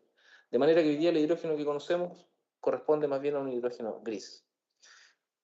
Esto es lo que se debe yo creo que la tendencia va a limitarlo. Si queremos disminuir los gases de efecto invernadero, frenar el cambio climático, necesitamos, entre otras cosas, utilizar menos combustibles fósiles. De manera que hoy día la base de generación del hidrógeno verde es mediante energías eléctricas renovables. Y para eso están estas que les mencionaba, la energía fotovoltaica, la energía eólica y por supuesto que la mareomotriz. Entre otras. Yo estas tres las menciono porque son las que conocemos que por lo menos en Chile ya han tenido bastante desarrollo y que se usan actualmente. Para poder establecer esta estrategia y entender hacia dónde podemos llevarla, fue necesario analizar el potencial de la descarbonización mediante el hidrógeno verde. O sea, entendiendo que el hidrógeno verde es un factor fundamental para la descarbonización, podemos analizar que existe un potencial tremendamente elevado o grande mediante su generación, partiendo por supuesto por energía eléctrica limpia, con la generación de este hidrógeno verde en base a electrólisis, podemos abastecer y suministrar energía y combustible a distintos tipos de industria, incluida por supuesto el transporte, que es lo que podríamos asociar con nuestro buque, con nuestro común y constante transporte marítimo. A mí me pareció muy interesante la exposición que hizo mi compatriota anteriormente, porque sin duda que lo que él comentaba tiene total razón en cuanto a que falta mucho todavía por desarrollar en cuanto a tecnologías de hidrógeno verde, pero sin duda que la tendencia va para allá. O sea, hoy día la OMI lo está discutiendo bastante, se entiende que es poco lo que conocemos, pero sí que urge la necesidad de desarrollarlo de manera rápida, de manera segura y también de una manera sustentable. Y por eso Chile creó una estrategia, porque Chile entendió esto, entiende que la tendencia no puede estar ajena a nuestro país y que el hidrógeno verde puede ser producido en Chile gracias a varias condiciones naturales que nos permiten lograr un hidrógeno verde mucho más barato, mucho más, no sé si fácil es la palabra, pero mucho más simple de generar, ¿ya? Por eso podemos decir que el momento del hidrógeno verde es ahora. Se nos juntaron varios factores. El hidrógeno verde creemos que es un protagonista para la descarbonización del mundo. Y nuestra estrategia así lo analizó y así lo va a utilizar. Distintos países tienen políticas e iniciativas públicas de apoyo al hidrógeno. No solamente Chile, por supuesto, en Latinoamérica hay varios países. Este es un gráfico que podemos analizar, que es del año 2020, y que muestra, por ejemplo, Australia, que tiene una estrategia disponible. Uno la puede buscar en Internet, analizar y leer. Chile también la tiene. Hay otros países que definitivamente no lo tienen evaluado aún o que están en vías de este desarrollo. Pero en la práctica, hasta marzo de este año al menos, existían 376 proyectos anunciados, de los cuales 146 iban dirigidos al uso industrial a gran escala, como por ejemplo refinería, desarrollo de amoníaco, electricidad, metanol, etc. 100 de ellos también están relacionados con el transporte, para distintos tipos de transporte, trenes, buques, camiones, etc. Otros 60 tienen relación con la economía de hidrógeno verde integrada. ¿A qué se refiere esto? Bueno, a la multiindustria y proyectos con distintos tipos de usos finales. Por otra parte, hay 32 proyectos relacionados con la producción a gran escala, con hidrógeno, electrolizadores para hidrógeno verde, mayores a 1 gigawatt, por ejemplo, y otros proyectos. Y además de 38 proyectos de infraestructura que se relacionan directamente con el hidrógeno verde. Entonces, vemos que cada país está tomando mayor relevancia y está tomando en cuenta el hidrógeno como un factor relevante no tan solo para el cambio climático, sino que además para otros tipos de industria. Y nosotros queremos ser parte de eso y por eso nuestra estrategia está diseñada de esa forma. Además, bueno, de alguna forma esto tiene que ser viable, es decir, no podemos nosotros crear una estrategia si no creemos que el fin que queremos alcanzar no incluya la viabilidad, de manera que la demanda global de energía suministrada con hidrógeno fue analizada, por lo menos desde el año 2015 hacia el año 2050, y nos indica que para los distintos tipos de requerimientos, tanto de generación, de almacenamiento, como transporte, industria, otros usos, etc., para el año 2050 alcanzaría los 22 petawatts. ¿Ya? Y nuestro país tiene considerado abastecer el 13% de esta demanda mundial. Esa es la proyección, esa es la ambición que tiene nuestra estrategia. Entonces, para eso, por supuesto, hay que trabajar bastante, hay que hacer varios cambios, hay que crear una política, etcétera, y eso es lo que nuestro país ha desarrollado con distintos actores, tanto públicos como privados, porque sin duda que la combinación de ambos es urgente y necesaria y prioritaria para alcanzar lo que estamos buscando. También se analizó el costo actual, porque efectivamente hoy día generar hidrógeno y además de generarlo, el requerimiento de transporte, el uso, etcétera, es carísimo, tiene un costo muy elevado. Pero sí se proyecta que las matrices energéticas y economías del mundo, gracias a que buscan lucir más verdes a futuro, se proyecta que a futuro y de aquí al año 2050 existirá una disminución proyectada de los costos de energía renovable y electrólisis. Esto, sumado por supuesto a la necesidad de descarbonizar todos los sectores de las economías, impulsarán un mercado global del hidrógeno verde y sus derivados que fomentará los proyectos, que fomentará la exportación, que fomentará el uso de hidrógeno verde en las distintas industrias. Se proyecta, o de acuerdo a las proyecciones que tiene nuestro país para su estrategia, se proyecta que el mercado de exportación alcanzará los 300 billones de dólares. Y ya en el 2050 se habrá disminuido el costo de electrolizar en un 80%. O sea, la proyección es bastante positiva, es un escenario muy positivo y se espera que así sea. Por otra parte, ¿por qué Chile, además de viendo los números de costos y números de proyecciones, Chile estima que el momento del desarrollo de esta tecnología es ahora? Porque nuestro país, que es una larga, como les comentaba, una larga y angosta faja de tierra, tiene mucha potencialidad en base a los distintos climas que tiene y a las distintas condiciones geográficas y oceanográficas que tiene. Por ejemplo, no se estima, esto fue calculado, se entiende que Chile cuenta con más de 509 gigawatts de concentración solar de potencia. Podemos ver una imagen acá de una planta de energía solar que está ubicada en el norte de Chile, en el desierto, donde la radiación es muy alta, por lo tanto se aprovecha muy bien, y esta energía que se produce acá es la que aporta la mayor parte de sus condiciones para la gran minería, del cobre específicamente, y mayormente. Por otra parte, nuestra capacidad en gigawatt de energía solar fotovoltaica es superior a los 1180 gigawatts. La energía eólica, por ejemplo, también alcanza y se estima que supera los 191 gigawatts en cuanto a energía onshore, porque también tenemos y podríamos usar y podríamos analizar lo que pasa offshore o lo que pasa en el mar. Sin duda que eso también es algo que se está desarrollando y que se está estudiando, pero hoy día lo que se calcula y lo que se está proyectando es para energía eólica con base en tierra. Finalmente, nuestra potencialidad supera los 1800 gigawatts. La energía renovable, sin duda que para nosotros es fundamental y equivale, analizando solamente nuestra capacidad o nuestro potencial, equivale a 70 veces lo que Chile demanda. Nuestro país es un país pequeño, alcanzamos los 18 millones de personas o más, pero siendo un país pequeño, la verdad que no nos sobra todavía, pero se espera que a futuro este exceso de energía o este exceso de potencial pueda ser compartido con el resto del mundo. Un ejemplo de esto es la energía solar fotovoltaica, donde Chile en los últimos 6 años ha duplicado su capacidad de generación. Como les comentaba, y lo que muestra esta foto, es que estas instalaciones han abastecido los suministros requeridos por la gran minería, que tienen un factor preponderante para nuestra economía. Y por supuesto que el costo energético que tienen ellos también es muy alto.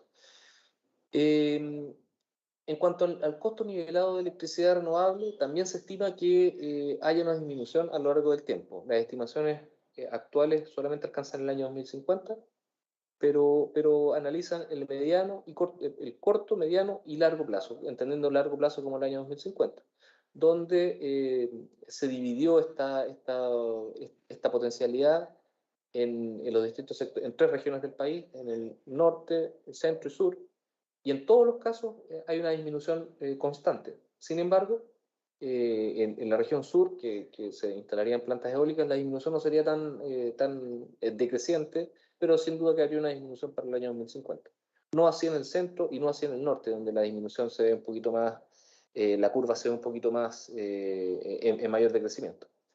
Por otra parte, Chile concentra la radiación solar más alta del planeta, por lo tanto es un factor que nos permite potenciar nuestras capacidades y que también llama a los distintos inversores, a inversionistas, perdón, a poder involucrarse en esto y ser parte de este proyecto.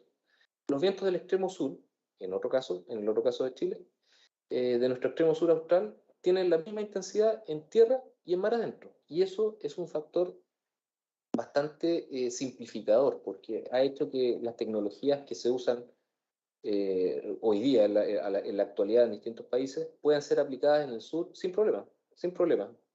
De manera que tener el costo de tener, por ejemplo, un aerogenerador instalado en el mar es más alto que tenerlo en tierra, por lo tanto, eso también haría que los costos se mantengan bajos o relativamente accesibles. Pero ¿qué pasa con el hidrógeno? Pero el costo nivelado de hidrógeno se proyecta también que tenga un decrecimiento desde aquí hasta el año 2050, partiendo del año 2025, porque las proyecciones se consideran a contar de ese año, considerando que ahí ya se espera tener, de acuerdo a las etapas que les voy a mostrar a continuación, se espera tener esta producción que buscamos. Bueno, entendiendo esto, podemos decir que la producción o el costo nivelado de este hidrógeno verde va a ir en constante disminución. Partiendo, por ejemplo, en la zona norte con un costo de $2 por kilogramo producido, hasta el año 2025 a un 0,8 para el año 2050. Esas son las proyecciones que se tienen.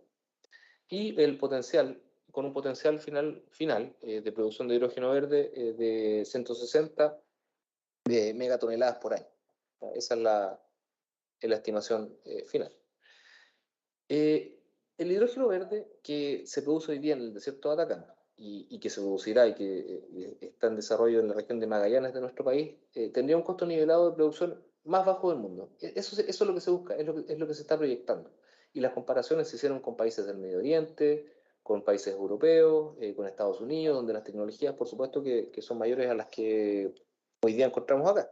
Sin embargo, la calidad de nuestros recursos renovables hacen posible que podamos tener a futuro un hidrógeno verde más barato. Eso gracias a estas potencialidades que les comentaba. En cuanto a la proyección de mercados chilenos de hidrógeno verde, se espera un crecimiento anual de 15%, si bien en una etapa inicial del año 2025 se espera que la aplicación sea principalmente doméstica, o sea, se busca satisfacer primero al propio país, para en forma posterior y mediante el desarrollo el desarrollo de nuevas tecnologías, mediante el desarrollo de más hidrógeno verde, podamos comenzar la exportación. ¿Para qué? Para que el año 2050, nuestra proyección en base a este crecimiento anual, alcance esta capacidad de exportación necesaria y barata, dentro de lo posible, que nos permita ser los líderes que estamos y abastecer este 13% mundial que les comentaba. El desarrollo proyectado de estas aplicaciones de hidrógeno verde busca o tiene su principal desarrollo en base a tres olas o tres etapas. La primera oleada, que busca abastecer o aportar energía al consumo doméstico de gran escala nuestro, es una oportunidad que tenemos en el corto plazo, ¿ya? Y lo que busca, entre otras cosas, es el reemplazo de amoníaco, por ejemplo, que traemos del extranjero. ¿Y de qué manera se reemplazará? Mediante la producción local. Además se reemplazará el hidrógeno gris utilizado en las refinerías de nuestro país, por ejemplo, que les comentaba anteriormente. Para luego ingresar al negocio del transporte. O sea, la idea es que de aquí al año 2028 se pueda abastecer el transporte de pasajeros y cargas pesadas con hidrógeno verde. En forma posterior, una segunda oleada que se verá más hidrógeno en transporte, ese será uno de los puntos relevantes, y además se iniciarán las exportaciones. Y para continuar con una tercera oleada que busca la apertura a nuevos mercados internacionales, en base a la misma experiencia que se vaya ganando con la segunda oleada, con la exportación, se van a buscar mercados de exportación para ir escalando en esta estrategia. Hoy día, la verdad que hay varias instalaciones de hidrógeno verde que están en desarrollo, pero hoy día nuestra principal o nuestra estrategia está enfocada en el desarrollo de proyectos en el sur de Chile. Ahí, como se puede ver en la imagen, en la región de Magallanes, que tiene vientos muy fuertes, con mucha intensidad. Entonces se entiende que ese tipo de energía es fundamental y no se puede perder. De esta forma, para el año 2024 se busca, ya en 2 años más, se busca producir metanol y gasolina verde a partir de esta energía eólica que les comentaba. Asimismo, el año 2026 se espera que se comience la exportación de amoníaco verde, para posteriormente, el año 2028, producir amoníaco verde en otra planta. Ya también habría competitividad, mejorarían los precios, y para ya el año 2030 tener plantas de producción de amoníaco verde y mediante un parque eólico que hoy día se encuentra en desarrollo en esa zona del país. Ahora, ¿cómo se implementará? Bueno, básicamente nuestra estrategia cuenta con 3 etapas. La primera etapa es una anticipación en la práctica del despliegue de hidrógeno verde en 6 aplicaciones prioritarias para el país. Estas aplicaciones son refinerías, uso en refinerías, desarrollo de amoníaco, uso en camiones mineros, camiones pesados, buses de larga autonomía, inyección en redes de gas también hasta un 20%. Por otra parte, ya en una segunda y tercera etapa, se busca definitivamente tener como principal factor de desarrollo la exportación, y en una etapa 2, por ejemplo, se busca apalancar esta experiencia que se gane mediante la exportación para entrar con fuerza en mercados internacionales.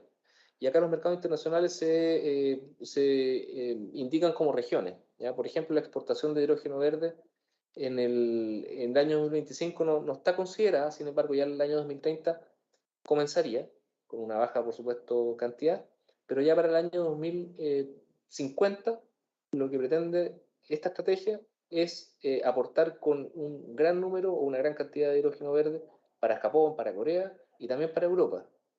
Y por supuesto que si existen otros tipos de mercados donde se pueda entrar con esta estrategia, también serán considerados. Y la ambición es para el año 2025 ser el número 1 en inversiones de hidrógeno verde en Latinoamérica. Que nuestra capacidad en gigawatt de electrólisis construida y en desarrollo alcance un valor de 5, además que podamos tener la capacidad de producir 200 kilotoneladas por año en al menos estos 2 polos de hidrógeno verde que tenemos en Chile, tanto en el norte de nuestro país como en el sur austral.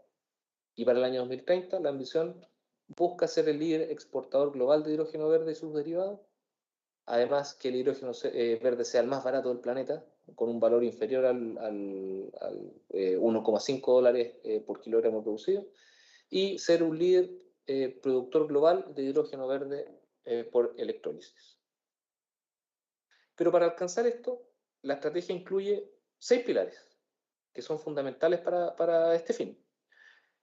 Empezando con una política orientada por misiones, donde el Estado será un facilitador, además de un coordinador e impulsor de la misión de establecer esta nueva industria con esfuerzos multisectoriales. Como les comentaba anteriormente, esta estrategia necesita y requiere esfuerzos públicos y privados. No sacamos nada con tener uno de los dos, porque la estrategia así lo establece y así indica que es la mejor forma.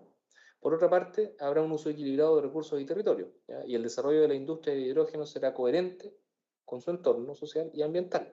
Y esto va de la mano con el compromiso que comenté al principio de esta exposición, que tiene Chile sobre y para frenar este cambio climático. Por otra parte, como nueva economía de exportación limpia, el hidrógeno verde habilitará una nueva economía chilena de exportación basada en energías limpias y productos de baja huella de carbono. En cuanto a una ruta eficiente, hacia un país cero emisión, podemos decir que nuestro país está comprometido en la transición a la carbono neutralidad. Y creemos que el hidrógeno verde tiene un rol protagónico en esto, y así fue planteado inicialmente. Por otra parte, el hidrógeno verde como motor de desarrollo local establece o nos permitiría que todos estos proyectos y la industria de este combustible limpio generen polos de inversión, de innovación y de actividad local. Y como último pilar, no podemos decir que la apertura internacional que desarrollará la economía del hidrógeno verde nacional y global será a una velocidad o tendrá una velocidad que es la que el planeta requiere para alcanzar esta descarbonización o carbono neutralidad. Finalmente, y para concluir, quisiera señalar que Chile está comprometido con la descarbonización del mundo. ¿Ya? Eso es algo indudable y creo que cada país también así lo tiene dentro de sus estrategias. No creo que ningún país esté en contra de esto. Sabemos que es algo que nos va a afectar a todos y por supuesto que a nuestras generaciones venideras. Los proyectos de desarrollo buscan ser sustentables y sostenibles en el tiempo, utilizando las energías que la naturaleza nos da, que la naturaleza nos entrega de la forma más eficiente y eficaz posible. Y por último, la política nacional integra y combina el accionar público y privado para sumar a esta eficiencia y a esta eficacia los factores requeridos para el logro del objetivo y de esta estrategia de hidrógeno verde nacional. Agradezco mucho su participación, espero que haya sido una exposición interesante y por supuesto que quedo abierto a cualquier pregunta que tenga.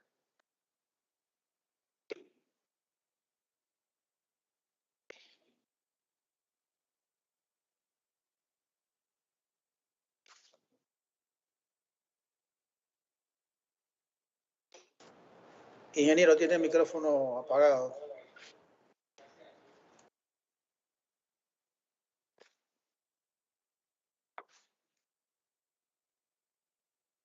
Aún no se le escucha.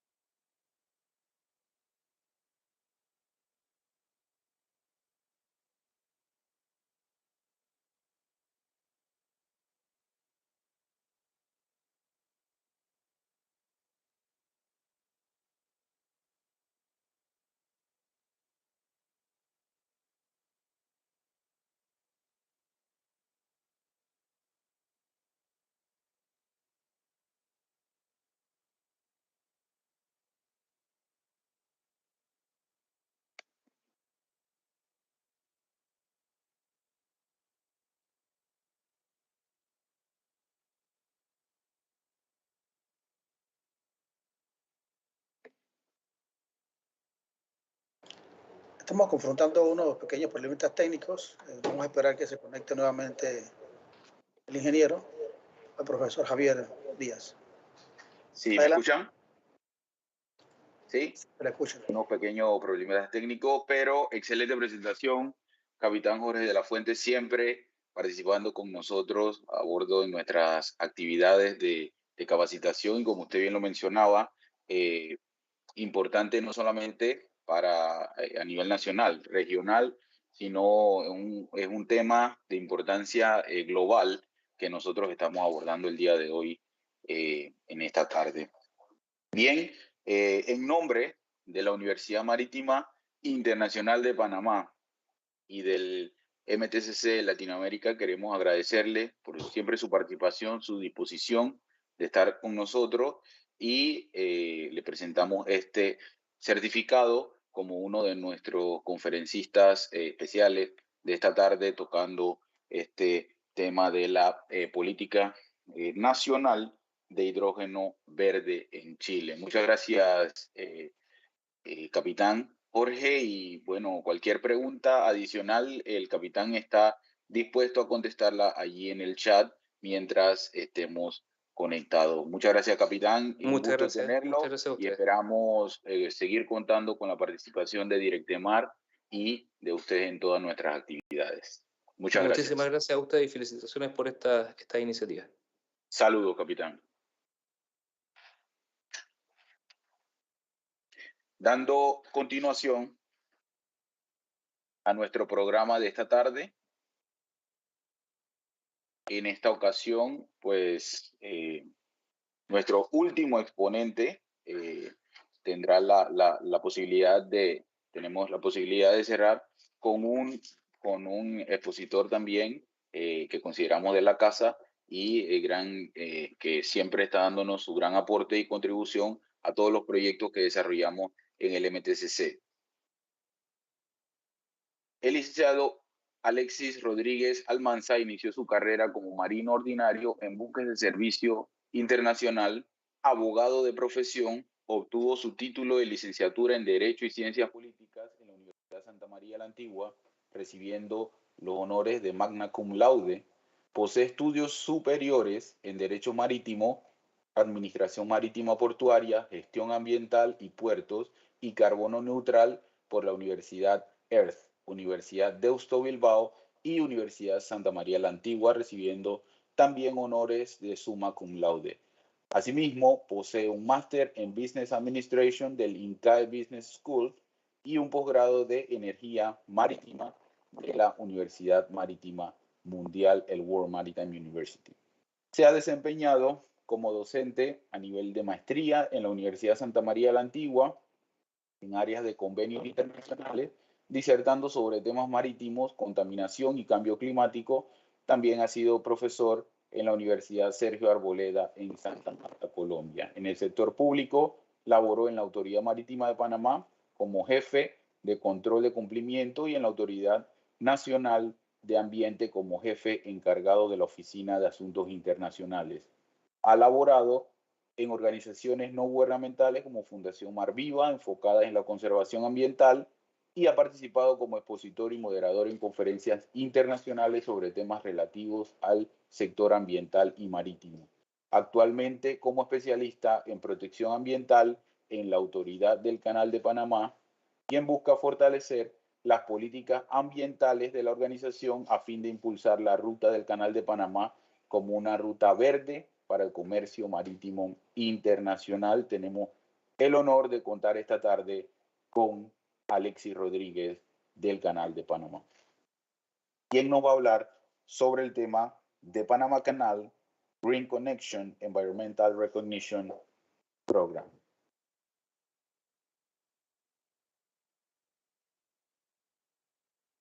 Buenas tardes a todos. Wow, después de todo, desde la mañana que están en esta conferencia, ¿qué puedo decirles yo? Y que vamos a ver cómo hacemos algo interesante estos 15 minutos que quedan y de tema de cierre. Y vamos a ir explicándole un poco la visión que tenemos en el Canal de Panamá, pero principalmente parte de la experiencia ahí que hemos ido ganando como país durante los últimos periodos. Así que vamos a tratar de conversar brevemente y cumplir con el tiempo para que podamos irnos todos tranquilos. Ok, perfecto. Mire, hoy vamos a conversar un poco sobre básicamente lo que llamamos las acciones climáticas de transporte marítimo internacional y algunos de esos mitos, retos y demás que tenemos en la parte del combustible.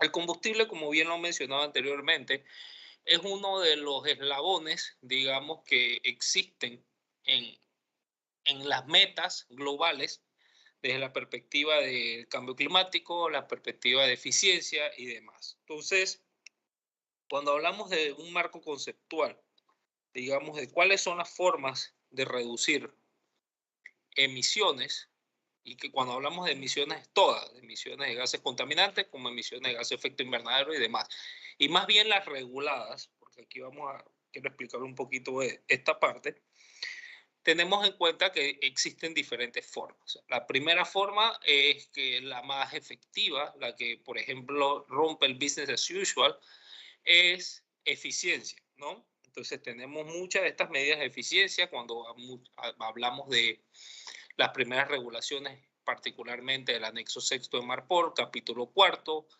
la regla 18, 19, 20 en adelante, y justamente estas reglas comienzan a tener, digamos, alguna incidencia posteriormente a su entrada en vigor en el año 2013. Y de ahí es como dicen, es el inicio desde el punto de vista de la implementación de eficiencia y medidas regulatorias que han ido entrando, como el Energy Efficiency Index, Design Index, después entró el CEMP, Ship Energy Management Plan, o el Plan de Manejo de Eficiencia del Buque. Posteriormente comenzaron a entrar la evolución o las fases del EEDI, hasta la entrada o la mezcla, digámoslo así, en el año 2020, justamente, cuando en el 2018 se toma la decisión de dos aspectos importantes. Primero, la estrategia de la Organización Marítima Internacional sobre reducción de emisiones, que debe ser revisada para el año 2023, y justamente la decisión que estaba postergada, que era la modificación de la regla 14 del anexo cuarto del anexo sexto de Marpol, capítulo cuarto, particularmente sobre capítulo tercero, disculpe, que era particularmente sobre el azufre, en donde se toma la decisión en el 2018, la modificación de la regla 18, que dice que para el fuel availability, en base al estudio que se realizó en la Organización Marítima, tendría que el IMO 2020 ser en el 2020. Y por eso es que se le puso la palabra IMO 2020, porque no se sabía ni siquiera cuándo tenía que ser. O sea, justamente era una decisión que tenía que darse posteriormente un estudio. Entonces, tenemos ahí dos breaking points en esta parte, el tema de eficiencia y el tema de combustible. La parte de eficiencia, digamos, y esto es un poquito la historia, para ver cómo llegamos al combustible, es cuando justamente se da la situación que en el año 2013, cuando entra este capítulo cuarto, las embarcaciones comenzaron a diseñarse con puesta en quilla de 2013 o en adelante, le aplicaba la norma EEDI. Y se comenzó a ver dos particularidades primero. Los buques de nueva construcción se estaban diseñando con un EEDI por encima del 40, 50, 60% del require. El require es lo que te pide la regla que tuviese que tener el barco. Y el segundo tema era que, a diferencia del ISM, el Código de Gestión de Seguridad, el CEMP, o el manual Ship Energy Efficiency Management Plan, no tenía un método coercitivo. Y comienzan a darse estas tendencias de que uno de los puntos principales de la eficiencia es el continuous improvement. O sea, que mejoras un año, sigues mejorando, sigues mejorando, sigues mejorando. Esto generó justamente una tendencia, la tendencia, digamos, del otro lado, que es el combustible. ¿Por qué? Porque justamente, como lo mencioné, tú puedes eliminar emisiones por eficiencia, o sea, reducción del consumo, o por la fuente. Entonces comenzó esta tendencia de la fuente. Todo el mundo en el año 2018-2019 pensábamos que el mundo generalmente iba a haber complicaciones, fuel availability, o complicaciones desde el punto de vista de especificaciones de combustible, etcétera, etcétera. Bueno, no pasó.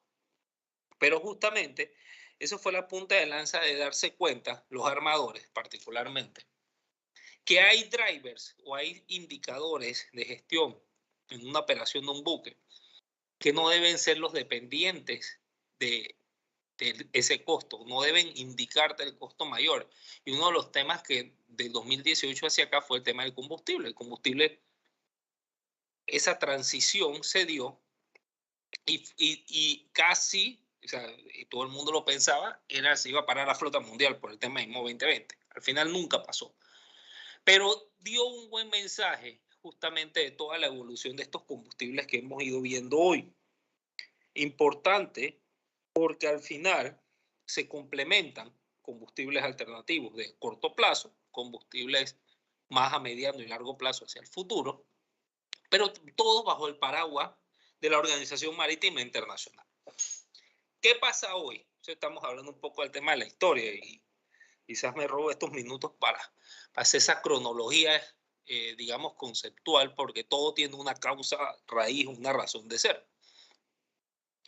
Hoy en día, cuando comenzamos entonces a hablar de combustible, es la fase 2 casi de lo que hablaba de la estrategia de emisiones de la Organización Marítima, que justamente los que conocen y los que no conocen el sistema, cómo funciona la Organización Marítima Internacional aquí presente, saben, les indico que el proceso regulatorio puede demorar de 1 hasta 5 años, justamente que entre o que se modifique una resolución o una nueva regulación que aplica a las embarcaciones, y teniendo en cuenta que aplicará en la mayoría de los casos a nuevas construcciones y que la fase anterior, por ejemplo, que se aplica a buques ya existentes, en materia de emisiones es muy complicada, y le puedo mencionar, por ejemplo, la enmienda que entra el próximo año, el 1 de enero del 2023, que es el EEXI, que es Energy Efficiency for Existing Vessels and Carbon Intensity Index, que van a ser algo revolucionario desde el punto de vista de medición de combustible, etc. Pero no es la materia de hoy. Pero es importante porque al conocer la causa raíz y la génesis, nosotros vamos a entender la rapidez y la evolución que ha ido este sector marítimo, digamos, que nos ha llevado a esta disyuntiva de qué tipo de combustible es, cuál es el mejor, cuál puede ser y cómo puede ser. Entonces, esta discusión, que, o por lo menos conversatorios que tenemos hoy en Panamá o regional, no son los mismos conversatorios que se tienen, por ejemplo, en los países nórdicos, en Asia, en Europa. Son totalmente diferentes. Las perspectivas, la visión, la infraestructura va, digamos, diferente. Lo que se habla, por ejemplo, en Estados Unidos también es un poco diferente a estas áreas, y todo tiene que ver con un tema geopolítico desde el punto de vista de la implementación de las normativas. Culminando este marco conceptual, esta idea de por qué hoy estamos hablando de esto, es muy importante que tengamos en cuenta cuál va a ser el futuro de estas conversaciones, porque hoy en día estamos hablando de combustible, hablábamos de eficiencia y de operacional hace varios años. Bueno, los próximos diálogos y conversaciones serán sobre el mercado de carbono, sobre los mercados, cómo se va a comportar el mercado y demás. Entonces, siendo esto, quisiera explicarle un poquito cómo vemos nosotros la perspectiva de estas acciones climáticas y el transporte marítimo sostenible. Ya no como de una perspectiva de flag state, porque no lo somos, pero sí como uno de esos actores dentro de esa cadena de valor que justamente, independientemente cualquiera sea el combustible, cualquiera medida de eficiencia, y que no estamos regulados bajo la Organización Marítima, vamos a hacer ese canal, digamos, que funcione o no funcione, y cuando digo canal es ese paso de situaciones coyunturales que son necesarias para la operación de un buque. Y ahora es justamente cómo vamos a ir identificando esas medidas de independientemente del combustible. Así que la perspectiva que van a ver hoy es una visión de valor a cualquiera, promoviendo cualquiera de esos combustibles dentro de las fases que se va a acomodar y demás. Teniendo algo muy importante, que el movimiento que tiene la Organización Marítima Internacional es muy diferente a los movimientos, digamos, que están promoviendo la industria actualmente. Y eso es importante que lo identifiquemos, porque si, como le expliqué, la evolución regulatoria desde un subcomité, comité, subcomité, nuevamente el comité que se aprueba, que ahora con el tema virtual, etcétera, etcétera, estamos hablando de un promedio de 5 años, la industria está tomando decisiones a otra manera. Y esa es parte de la identificación que tenemos que tener en cuenta, porque nos va a hacer evolucionar la necesidad de acomodarnos a un mercado de oferta y demanda, pero particularmente en bienes y servicios que brindamos. El cambio climático justamente es una situación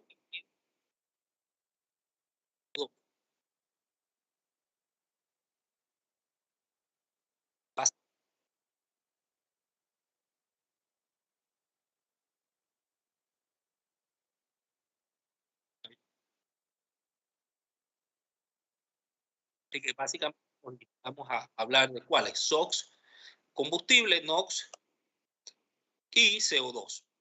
Principalmente uno viene de la máquina, el otro viene de la fuente y el otro es generalmente el proceso integral del consumo. Y nuestro transporte marítimo internacional representa en la actualidad un 80% más de un 80% del transporte global de la mercadería. que mínimamente es un 3% de las emisiones aproximadamente según el cuarto estudio de la Organización Marítima Internacional.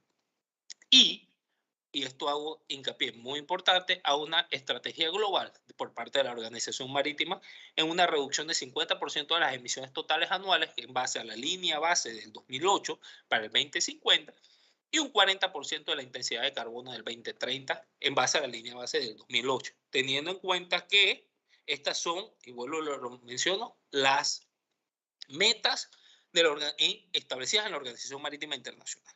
Sin embargo, hay temas importantes que este año celebramos, que año de pandemia, años difíciles, no tenemos en cuenta. Este año se celebran las nuevas tecnologías para un transporte marítimo más ecológico. Es el lema de la Organización Marítima Internacional.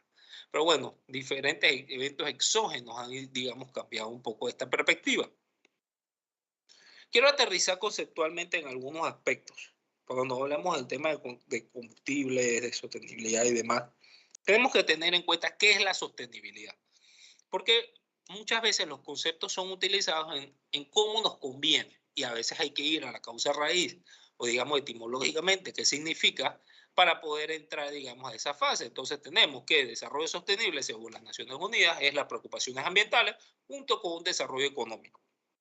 Y es que no hay nada, y esto yo siempre lo he mencionado en la experiencia que he tenido, es en la parte ambiental, siempre lo digo en la UMIP, por ejemplo, no hay nada que llegue al límite desde el punto de vista del MPC, Comité de Protección del Medio Marino, hasta que toque el MTCC. Y ya desde el punto que toque el tema del Safety Committee, que es el tema de seguridad marítima, ya se acabó el tema marítimo. O sea, y poniéndoselo un ejemplo muy suave, puedo ponerle la eficiencia más grande al casco, pero si el casco llega al thickness que me compromete la navegación y la seguridad marítima, olvidémonos de la eficiencia.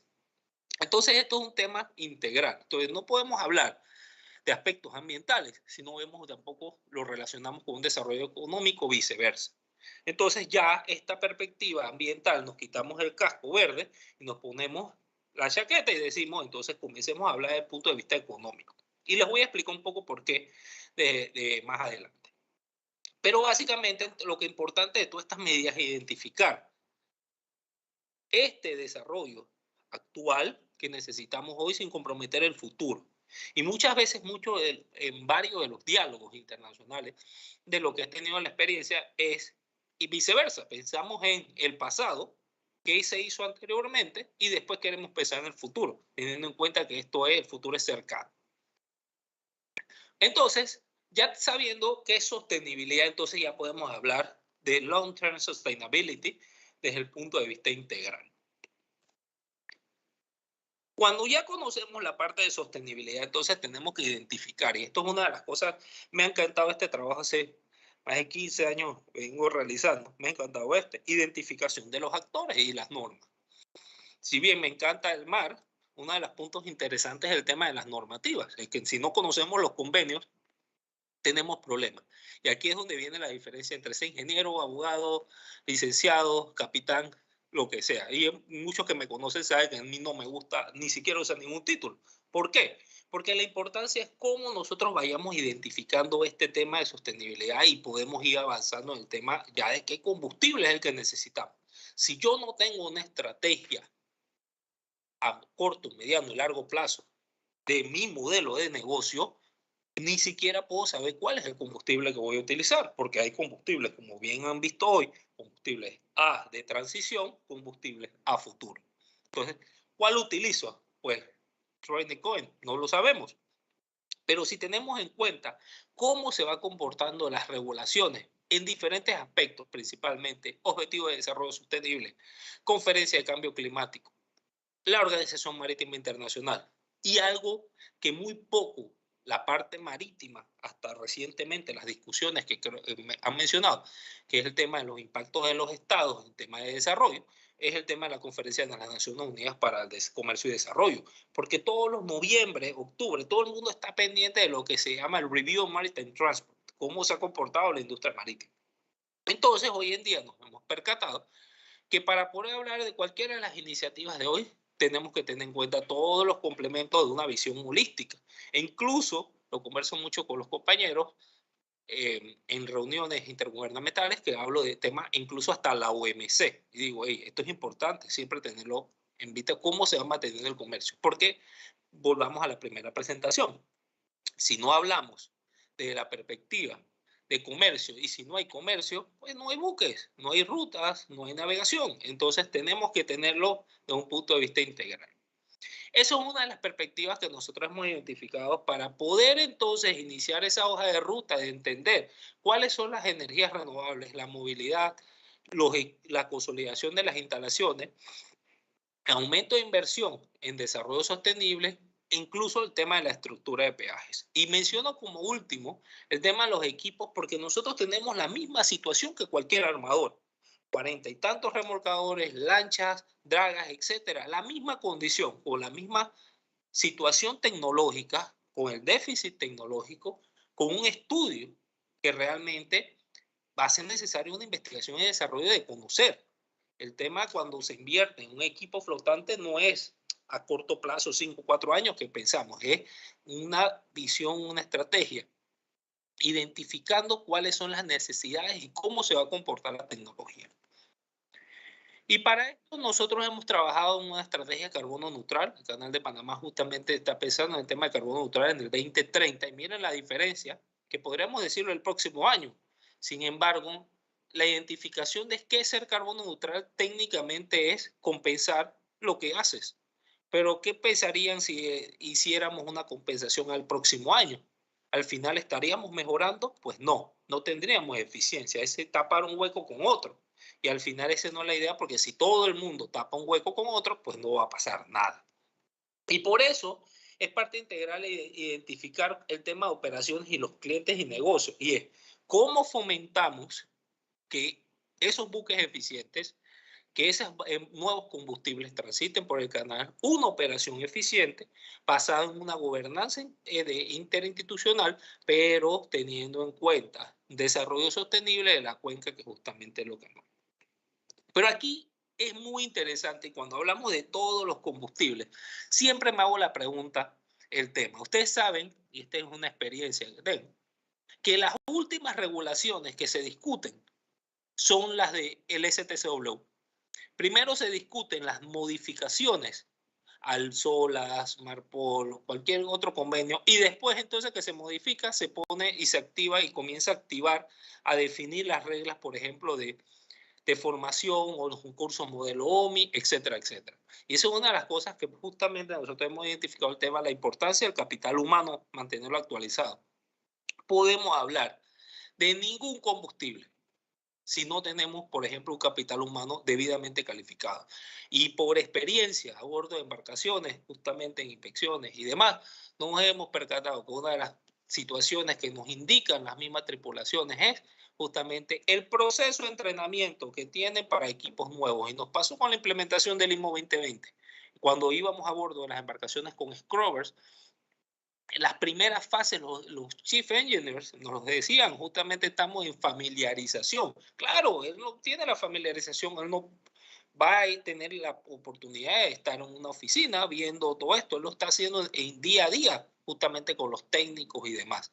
Y esa es una parte muy importante, con la segunda, transformación digital, pero lo más importante para nuestra región, investigación y desarrollo. Y ese es quizás uno de los mayores gaps o faltas que tenemos en nuestra región. Por eso les mencionaba, cuando hoy estamos viendo una conferencia de esta manera y vemos una en Europa o Asia, están hablando de cosas casi similares, pero la implementación es totalmente diferente, porque están a otra situación y metiendo, digamos, recursos en investigación y desarrollo para poder saber cómo implementarlo. Porque al final la palabra lo dice y lo mencioné, es la sostenibilidad.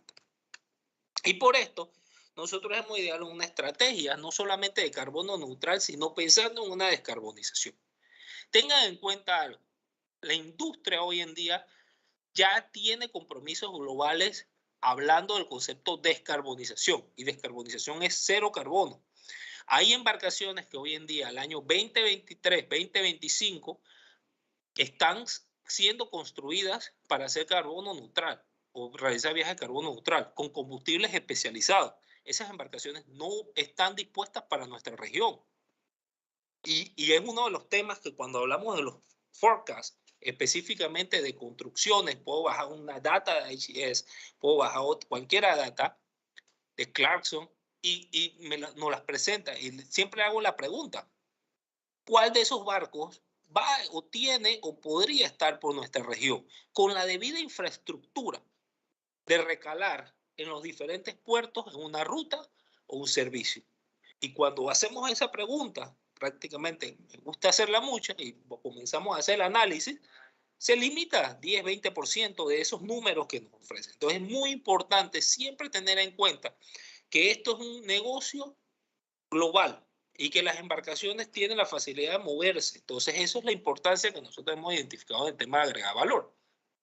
Por eso estamos hablando de un plan justamente a largo plazo, 2050, que contemple la importancia de poder reconocer, promover que esas embarcaciones que van a tener las partes tecnológicas como de combustible tengan las facilidades de, por ejemplo, estar en nuestra región y pensarlo desde un punto de vista integral. ¿Por qué? Porque se los puedo decir con toda propiedad que las embarcaciones no van a venir, o por lo menos esas embarcaciones de eficiencia no están diseñadas para venir para acá.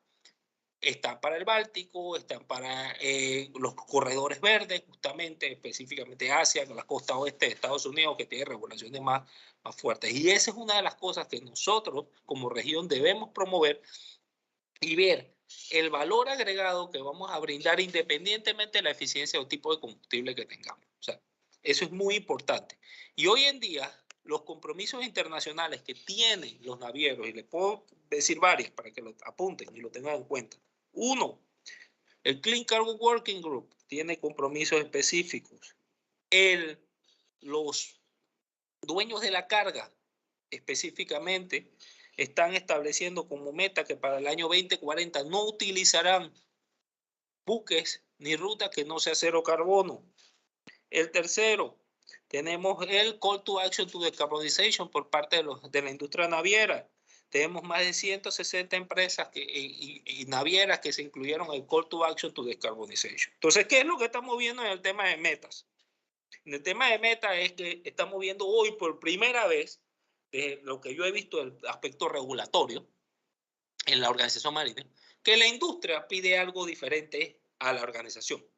Y esto es interesante de la perspectiva de verlo, digamos, cuando tienes el tablero lleno y tienes todas, digamos, las figuritas pegadas. Entonces tú comienzas a ver que justamente hoy en día, mayormente, este mapa que vemos hoy en pantalla, tenemos que tener todos los actores identificados, como comportamientos, tipo, infraestructura y demás. Y en la medida que tengamos eso identificado, vamos a ir viendo cómo va el crecimiento. Por eso hay unos buenos estudios de la Organización de Energía Internacional, del World Economic Forum, que justamente te van haciendo mapeos de lo que llaman first movers y te van diciendo los primeros en movimiento y te van dando quiénes van creando esa infraestructura. ¿Por qué? Porque en la medida que vayamos creando esa infraestructura, tenemos que tener en cuenta que los demás lo van a hacer. Entonces, cuando hablamos de combustibles limpios, en el tema de infraestructura, ya particularmente, tenemos que, por ejemplo, lo que es el Cabo Buena Esperanza por intermedio de Sudáfrica, en la COP26, que estábamos en el panel en Glasgow, del UNTAC, presentó que tiene un proyecto inmenso de combustibles limpios. El canal de Suez acaba de firmar hace 2 semanas para la producción de metanol, específicamente asegurándose esos barcos que están saliendo con metanol para que transiten por Suez o estén por Suez. Y nosotros en Panamá estamos justamente brindando el tema de fortalecer valor agregado integral. Entonces tengamos esto muy en cuenta cuando hablamos de regulaciones, porque hoy en día estamos viendo algo que no había sucedido.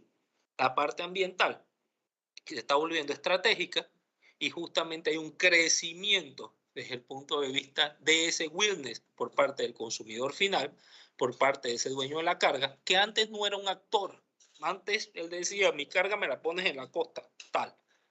Hoy dice, sí, me la pones allá, pero con una ruta que sea más baja en carbono, con un combustible tal y demás. Y entonces todos esos factores son los que hoy están influyendo en lo que generalmente nosotros conocemos. La biodiversidad.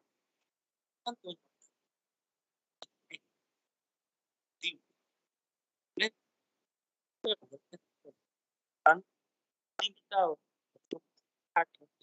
por el tema de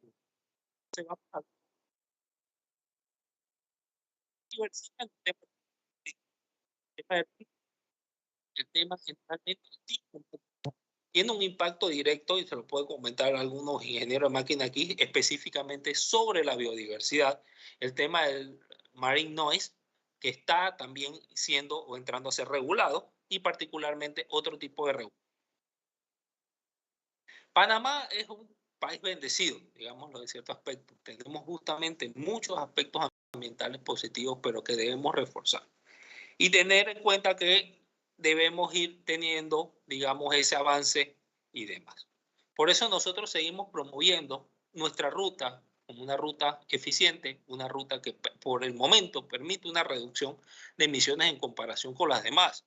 Y va a depender de nosotros, y esto quizás cerrando, justamente en la medida que queramos poder como región mantener nuestra competitividad, teniendo en cuenta las inversiones necesarias, como justamente lo planea el canal, pero también las otras áreas de infraestructura, para que podamos seguir brindando un servicio. Porque la física es sencilla.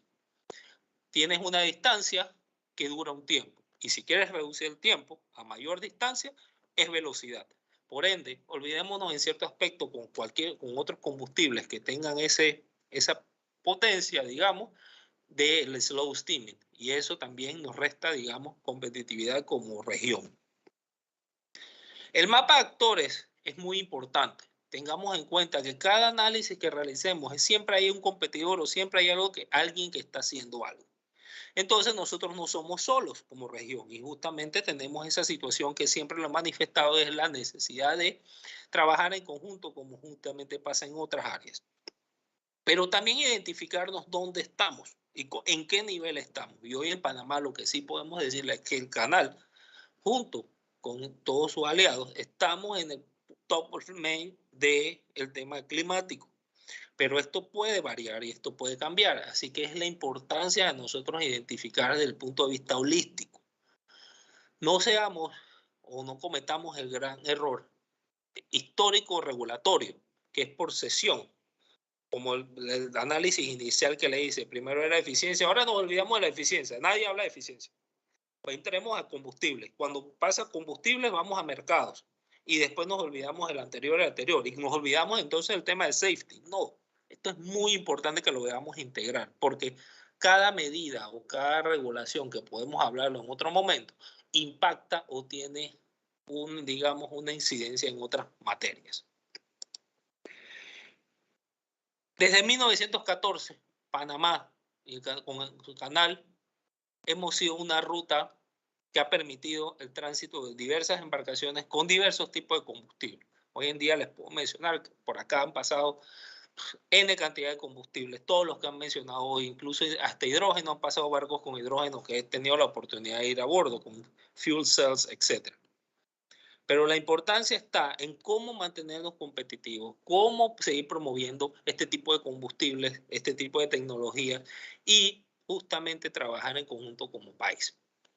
Y en parte ese es el trabajo que nosotros hoy en día estamos realizando, de ver a futuro, con una visión a futuro, a largo plazo, manteniendo la sostenibilidad, pero justamente no ser solamente la ruta verde que siempre hemos sido, sino el corredor verde natural, que justamente hoy en día vemos que se habla mucho de estos corredores verdes, es como nosotros seguimos siéndolo y manteniendo esta competitividad. Muchas gracias y traté de ser lo más breve posible en mi presentación. Si cualquier pregunta a la orden. ¿Aló, me escuchan?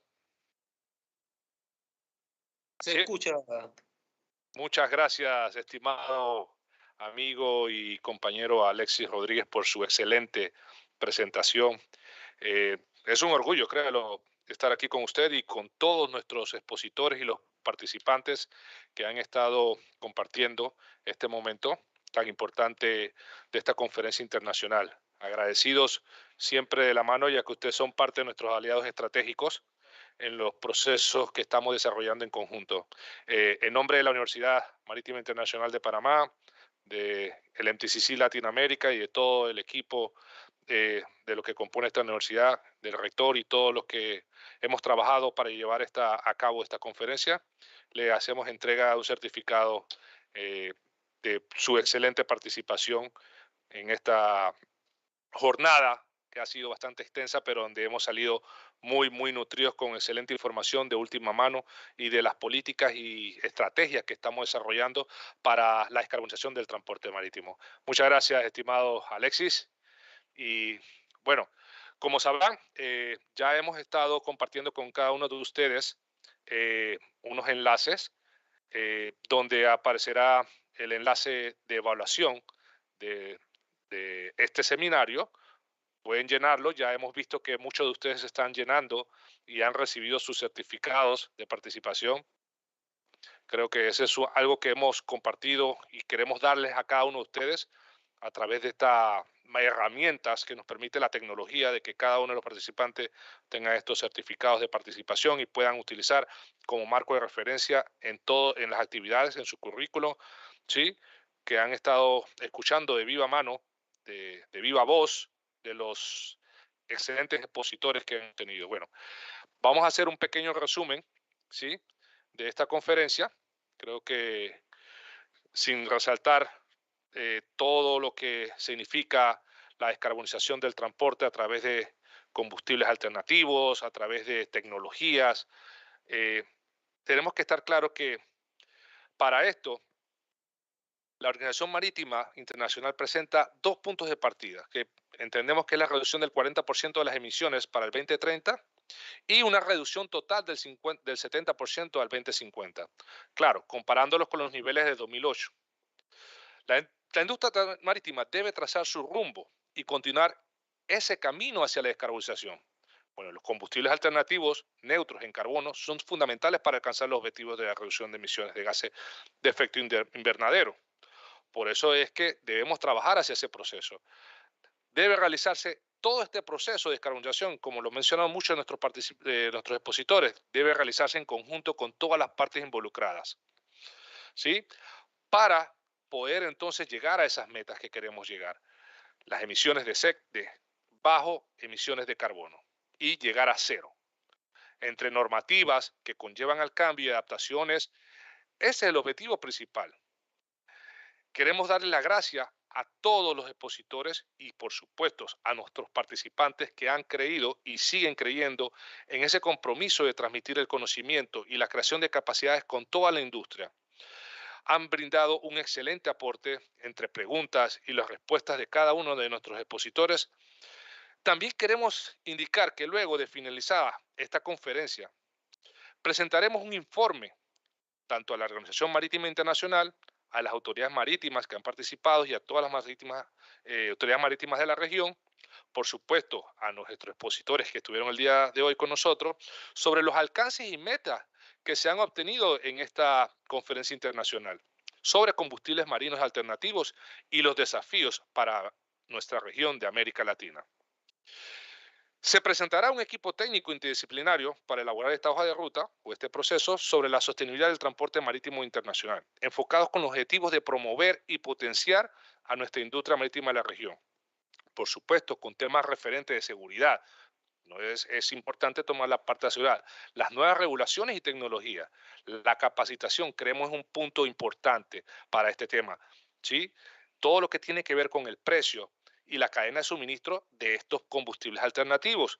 ¿Para qué? Para llevar entonces a la reducción de las emisiones de carbono, ¿sí?, a la atmósfera.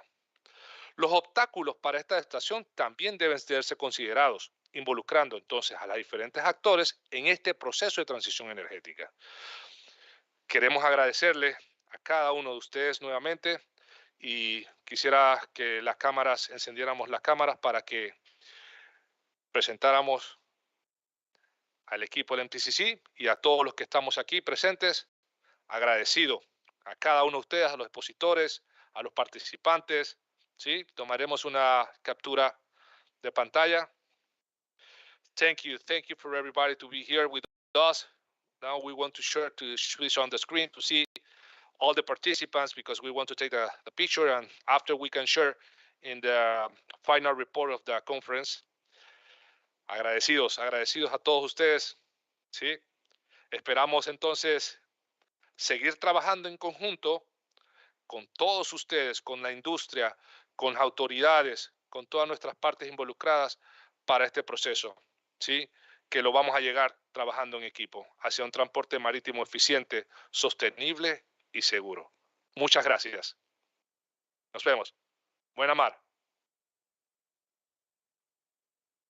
Gracias, Erwin. Muy agradecido a toda la organización. Felicitaciones. Excelente tarde a todos. Gracias.